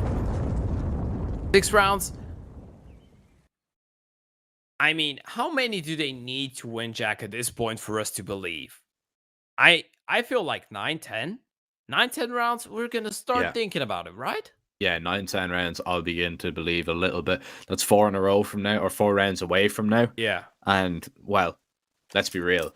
4 rounds away from now, the game could be already over. So that's the thing. It just takes one mistake. It's just one mistake from SWS and Keed. They're gonna be closing in, and well, they've got this M4 to work with. ABR is going to be boosted up here as they go for a little bit of a short stack, and he's actually going to play it on the flowers. So this is a little bit of an intriguing one if SWS were to make their way towards mid, but by the looks of it, they're just going to hit this B site. The smoke gonna slow them down just a little bit, and actually, it might force them back right now. SWS, the risk is that they have no map presence whatsoever, so they need to commit to that B-bomb side. They're just gonna wait out for the smoke, go for the re-aggression probably, but they're actually starting to make their way back here. They might be taking the bait. This could be a risk, but Rafa, he's gonna walk straight into a W1, taking him down. And now you can just send a couple players towards B on a mission. You can try to get the information and then decide where you're going to go. Well, they're going to play perfectly into this little bit of a stack here right now. The M4 is boosted up and he's going to be in position. Finds the first kill and the second, drops the bomb. And now he can fall away towards the site. He's 19 HP. ABR needs to do a lot more. Nades go down. He won't be taken down. Does a little bit more damage to Riccioli, who jumps up on the boxes, but it's Che to find the kill. Lub has a 5-7 to work with. He's going to try to get towards short to get a rifle, but it's being held by Gaffolo, and this should be a relatively quick kill to find. Oh yes, it will. He's very rarely missing Gaffolo. He's been the standout player for SWS. Absolutely. But everybody now is kind of picking it up a little bit. You see W1 getting close to him. Madius has had a few rounds. They just need, you know, a whole collective effort. They need Riccioli to get in on it as well. You know, they need Che to pick up a few kills and then just get the confidence back to bring it back, and then possibly we can talk about this comeback actually being a reality. Yeah, this is actually another really good chance for them. When you look on the buy round on the CT side, you're like, yeah, the eco, they will have the buy now. No AWP on it, and 2 famases. So this is still not an ideal buy round for the CTs. Another chance for SWS. There's the aggressive peek towards middle, gets denied. And by the looks of it, they're once again prioritizing this A-bomb side, and Rafa, he needs to be careful. It won't take Riccioli down. So looking for the opening pick. They're kind of trying to switch it up a little bit. Go for that early on aggression maybe to try and get that opening kill to swing it into CT's favor, but SWS explode now towards brackets. That molly goes over. It hasn't actually cleared Love out of position. The flash peek here. Rafa, he's going to swing. Finds the first spot out. The second needs the Cubby player to peek out to give him some help, but he hasn't done so yet. Here comes Love, finds the kill, and Well, he won't be killed by Gafolo as he crosses back. Advantage keyed. They have the information on Banana. This is why they could have rotated the 4-player, but now they know it. SWS, they know there's only one player towards that B-bomb side, and Punter, he's gonna fall back, deploys the smoke to delay them just a little bit longer, and now they start second-guessing themselves. Now they're like, how many players are there towards A? Maybe the intention of this play towards Banana was to make sure that you have a 2-2. You have 2 towards B, you have 2 defenders towards the A-bomb side, so you can now fall back A, but with only 20 seconds, you have to start making your move, and you won't be able to be quiet about it, and this shot is gonna give it up. There it is. 15 seconds. They should know now. They're going to hear the steps. They're going to try and make their way forward. ABR peeks out, fights one, gets the double. Might burn to a crisp, but he's nearly won the round single-handedly. Oh, lovely no-scope from Gafolo. No time. And needs to make sure he goes down before time or find the kill. That will help as well. Head down. Hope that nobody peeks him. And nobody will. 14-7 keyed. They're 2 rounds away from taking the map and the series, as sending SWS home from the Blast Rise in Latin America. Oh, what a play there. What a play from ABR. From standing inside of the Molotov, even surviving in the A, in the end, some lovely shots from Gafolo, but in the end of the day, it's just a one-man show. We spoke about it. Okay, W1, he's woken up. Matthews has woken up, but Gafolo, he can't be winning all of these rounds. And once again, Key, they are so ever close getting the victory in the end and eliminating SWS from the tournament. Key, they want to join in with 9Z in the playoffs, and they're looking ready. They look ready. They made a statement. They need only 2 rounds to finish it off, and they're going to have a lot of chances. Looking for the opening, looking for the pick, and there it is for Riccioli. Good entry to find. Now, don't give anything up sillily for SWS. You have the advantage. You can play together. You've done a little bit of damage to Ponter as well. Of course, they won't know that just yet. It was spammed through the smoke. So it is just a guessing game. There's ABR with a little bit of information, though, to work with as well. Rafa has seen nothing towards brackets. He needs to maybe think about getting onto the site, but he's actually going to go back towards B. This is going to cost him the round, you feel. Smoke will go over. Now he's realizing, oh no, I've made a little bit of a mistake. And now our A defender is solo, and ABR has fallen. It's the save for Keed. It is SWS picking up an 8th. And, well, will we see the T-side go on a little bit of a hunt here, Ted? I feel like you shouldn't be. I feel like at this point you need to press tab, look at your economy, and like, yep, we need to build up that one. We need just a little bit of money, and the other problem is you don't want to be giving any AKs or potentially an AWP in the hands of the CTs, right? You know they have a couple of pharmacists. You know that money hasn't been looking great for them either, so no point. Just hold on. Make sure you keep all 5 players alive, just to make sure that in the later rounds, potentially, you can invest everything in the hunt without thinking a second time about it, right? You build up the economy now, you can go and hunt later. Because right now, SWS, they need to be thinking long-term. They shouldn't be thinking short-term. Yeah, we need to take the guns out of their hands at any cost. It's not at any cost right now. And they're actually going to lose Matthews to the bomb, which is quite unfortunate. Quite unfortunate when you think about the money that's going to cost them to reinvest. And loss bonus, not great for him and W1. So if this round is lost, the money probably isn't there for himself, Mattias, or Gafolo to buy. So that's a little bit of an issue. Now the silver lining, I suppose, is that there's only 2 pharmacists, an AK, and 2 pistols on the other side. Okay, that's interesting. Now what are we gonna see here? Yeah, just an HE stack. Oh, they go too deep. That was actually nice. You go for a late HE stack. You don't see that every day. You see it early, right? I mean, yeah. It's just that smoke that they're able to do that. Of course, you know, if that smoke's not there, you're just going to get mowed down by whoever's holding it. But yeah, a nice idea if it works. If that would have worked, we would have been like, oh, okay, yeah, that's it. It's over. But right now, everybody's still alive. Everybody's still intact. Ponter, the man that's taken the biggest amount of damage. He's just under half HP. But SWS to show a little bit of presence towards B. They're gonna maybe test out brackets here in a moment. And it could be Ponter, the first line of defense. When he goes in, he tries to get away and finds the kill. He's going to be refragged though. Lub gets the FAMAS. ABR is going to fall. Are they going to be ready for a Lub? Yes, they are. Follow on the AWP is going to shut him down.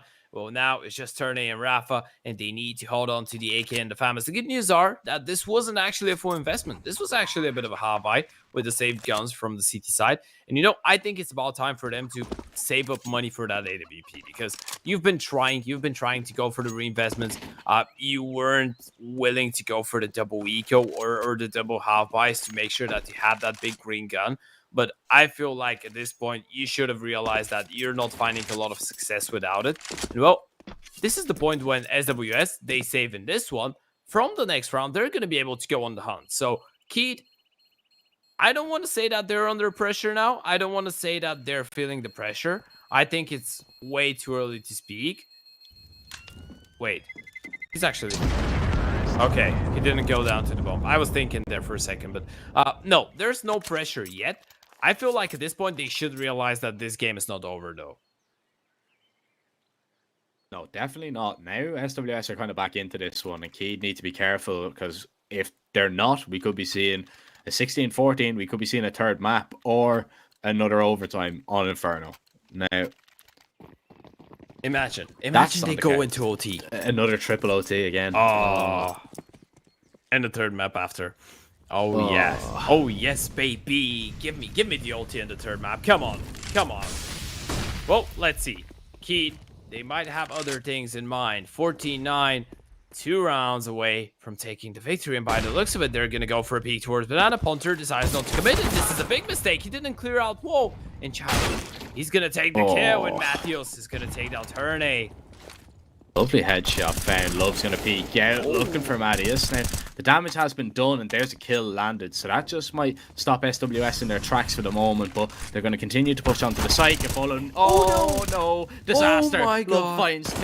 Oh, the quick switch costs him his life. Riccioli has found that kill, but he's now found himself in a 1 versus 2 scenario. ABR tries to get back. And oh, I really do like this play if he goes towards B here, trying to catch the rotation off. But look at this. Lub has not moved the muscle. He's repositioned in towards Runes, and he's just going to hold for the player on the wrap. This is so smart. Oh, and he knows that Riccioli missed his chance. He was hoping for a fast, chaotic rotation from B, but that's never going to happen. He needs to look for the low HP player, and he's playing the headshot angle. ABR, he's playing this one perfectly. He's not peeking into it. Gets the right timing. ABR gets the kill. 15 on the board. Keed, they managed to answer back. What a disaster towards that B-bomb side, though. ABR stepping up when his team needs him. They lose both opening fights towards Banana, but look at ABR. Or rather, that was Lub, actually. Yeah, that was Lub. With this triple kill, he makes it look easy. And ABR with the finishing blow, with the finishing 2 kills. Single-handedly, these 2 people managed to win the round for Keed. And right now, they have 6 consecutive map and match points. This is 6 consecutive elimination points. 6 consecutive tournament elimination points for SWS. Bolo trying to rectify his mistake. And that quick switch, the flash peek comes in. Ponter will get a refrag. Thinks about throwing the nade. Needs to be careful. He's been caught out from this scenario once before. Double molly over means he's going to be stuck. Needs some support to arrive. They think it's a flash coming. They turn away. Ponter finds 2. And this could be SWS being eliminated from the Blast Rising. W1, he's going to fall. ABR takes him down. Che alone. He has the bomb on his back, but only 10 HP. Keed looks like they have done enough. Unless Che can pull off the heroics, but it's only a matter of time before one bullet takes him down. A minute left on the clock. He's going to walk all the way through ABR. He's not going to clear out Boiler. The Opera is holding him. Actually, no, he's going to catch a time in here. Okay, this could get a bit awkward. The thing is that Rafa right now, he's looking at apps, so he should be able to spot him towards short. Actually, gets pretty fortunate once again. Now they know where he is. Deploys the smoke. Oh, he doesn't know. He doesn't know that Rafa is alone. He thinks that this is just a bait. Yeah. He's going to be so cautious. He's going to be so cautious of Pit, and he's gonna waste a lot of time. This one is done. 18 seconds of the clock. Chai surely falls down here. Keed, they are the second team to make it through to the playoffs, and SWS, they're gonna get eliminated from the Blast Rising LATAM. And the love hearts, the kisses out here from Keed. They're delighted. Yeah, we love to see it. The love being shown. And I mean, they deserve it completely. They were so dominant throughout that. And it just, for SWS, it didn't click whatsoever, did it? You know, it just never looked very convincing. Yes, they win a few rounds towards the end, but it never really looked like they were going to cause Keed too many problems, especially after that first map. You know, the first half of Inferno didn't go their way. I can't really argue with the fact that I think Keed fully deserved that. They were the better team. They were hitting the shots, and some of the team play that we've seen for them was absolutely amazing. Yeah, absolutely. I feel like he just played some really solid CS there on map number 1 and map number 2. Of course, Inferno, there was a couple rounds that didn't go their way. I feel like that was just on the back of SWS maybe using every single last bit of individual brilliance that they had to try and hold on to it, but it didn't really make that much of a difference. It doesn't change a lot. Yes, you didn't lose it 16-6 or 16-4 or 16-3 because of the individual plays. You lost it 16-9. Doesn't make a difference in the grand scheme of things. Of course, congratulations to SWS for putting up such a decent fight. Me and you, the first time for us casting these guys, I must say that I got impressed by some things. I really hope that they continue playing. I'm afraid that I feel like this first game against Redragon did get maybe everything out of their tank. So going into the second best of 3, they didn't really have a lot left. I felt like they were just a little bit burned out, and well, this is never gonna work out good. No, that's it. That's just the way it goes sometimes, though, I'm afraid. You know, a little bit unfortunate. Maybe on a different day, if that best of 3 took place on a different day, we would have seen maybe a little bit more of a fight. I would have loved to see all 3 maps, but sadly, it just wasn't in the cards today. What was in the cards, though, is Keed. They will advance to the playoffs. They will be joining 9Z, of course, but we'll have to wait and see, you know, what other teams will be joining them. I believe that's all we have time for today. But coming up, I believe tomorrow, we've got Group B, right? Yeah, Group B, then Group C and D to come as well. So there's still plenty of more action to come. Yeah, and you know, you have some of the teams that, for me, are really interesting because I'm not gonna lie. I take a look at Group B, I'm like, I haven't seen a single one of these teams play before, so I'm gonna be taking a close look at those ones. I advise you to do the same, ladies and gents, because these teams have been impressing, and you know, the South American region as a whole and the LATAM region is is a region that I respect a lot, and of course, that goes to you as well, like the audience from that region, because for me and Jack, this is the first event that we're doing for you. I feel like the LATAM has maybe one of the most supportive communities in the world when it comes to esports. So I feel like these guys are really motivated to prove not only to you, but to us, to everyone in the world, that they can actually play to the top level. 9Z, they've been doing that recently. 9Z have been doing some pretty decent stuff outside of their region. I feel like for these teams as well, this tournament gives them the chance to do it outside of their comfort zone as well. And we're seeing some people that in the future might be actually the next big stars of the Brazilian CS scene, and not only the Brazilian, the scene from Uruguay, the Argentinian. We got a couple players and teams from Peru as well. So it's just really interesting, isn't it? Yeah, it really is. I've been impressed so far, and well, the action will not stop. But for today, that is all we do have time for. I'd like to thank Ted for joining me. I'd like to thank everybody at Fantasy Expo in production. A fantastic job as always. But for now, that is it. We'll see you guys at the same time tomorrow, I believe, for Group B. Sadly, it won't be me and Ted, but you'll be left in the very capable hands of, I believe, Kramer and Leg Day as well. So make sure you show them some love, the love that you've shown us as well. But for now, take care. Have a good evening.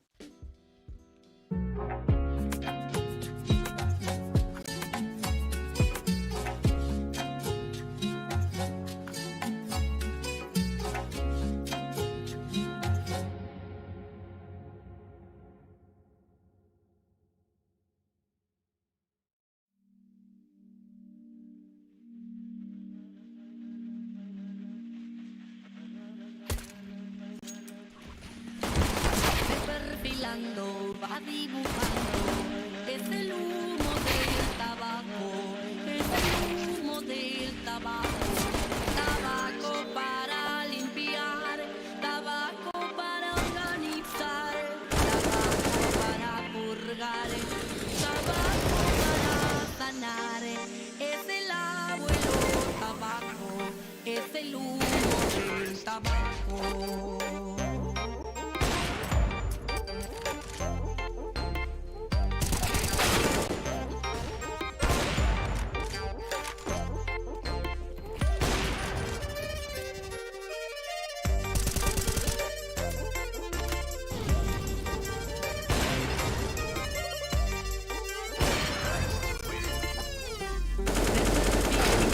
Va dibujando, es el humo del tabaco, es el humo del tabaco.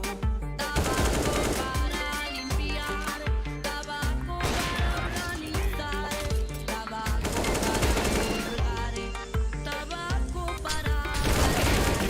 Es el abuelo tabaco, es el humo del tabaco.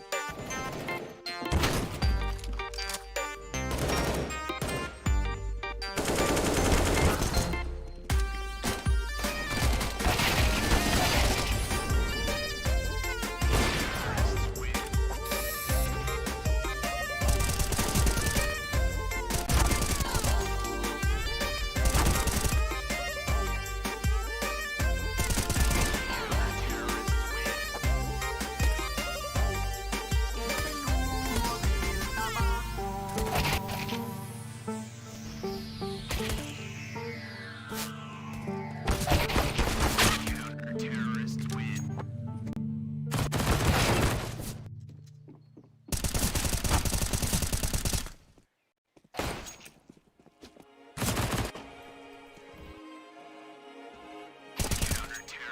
win.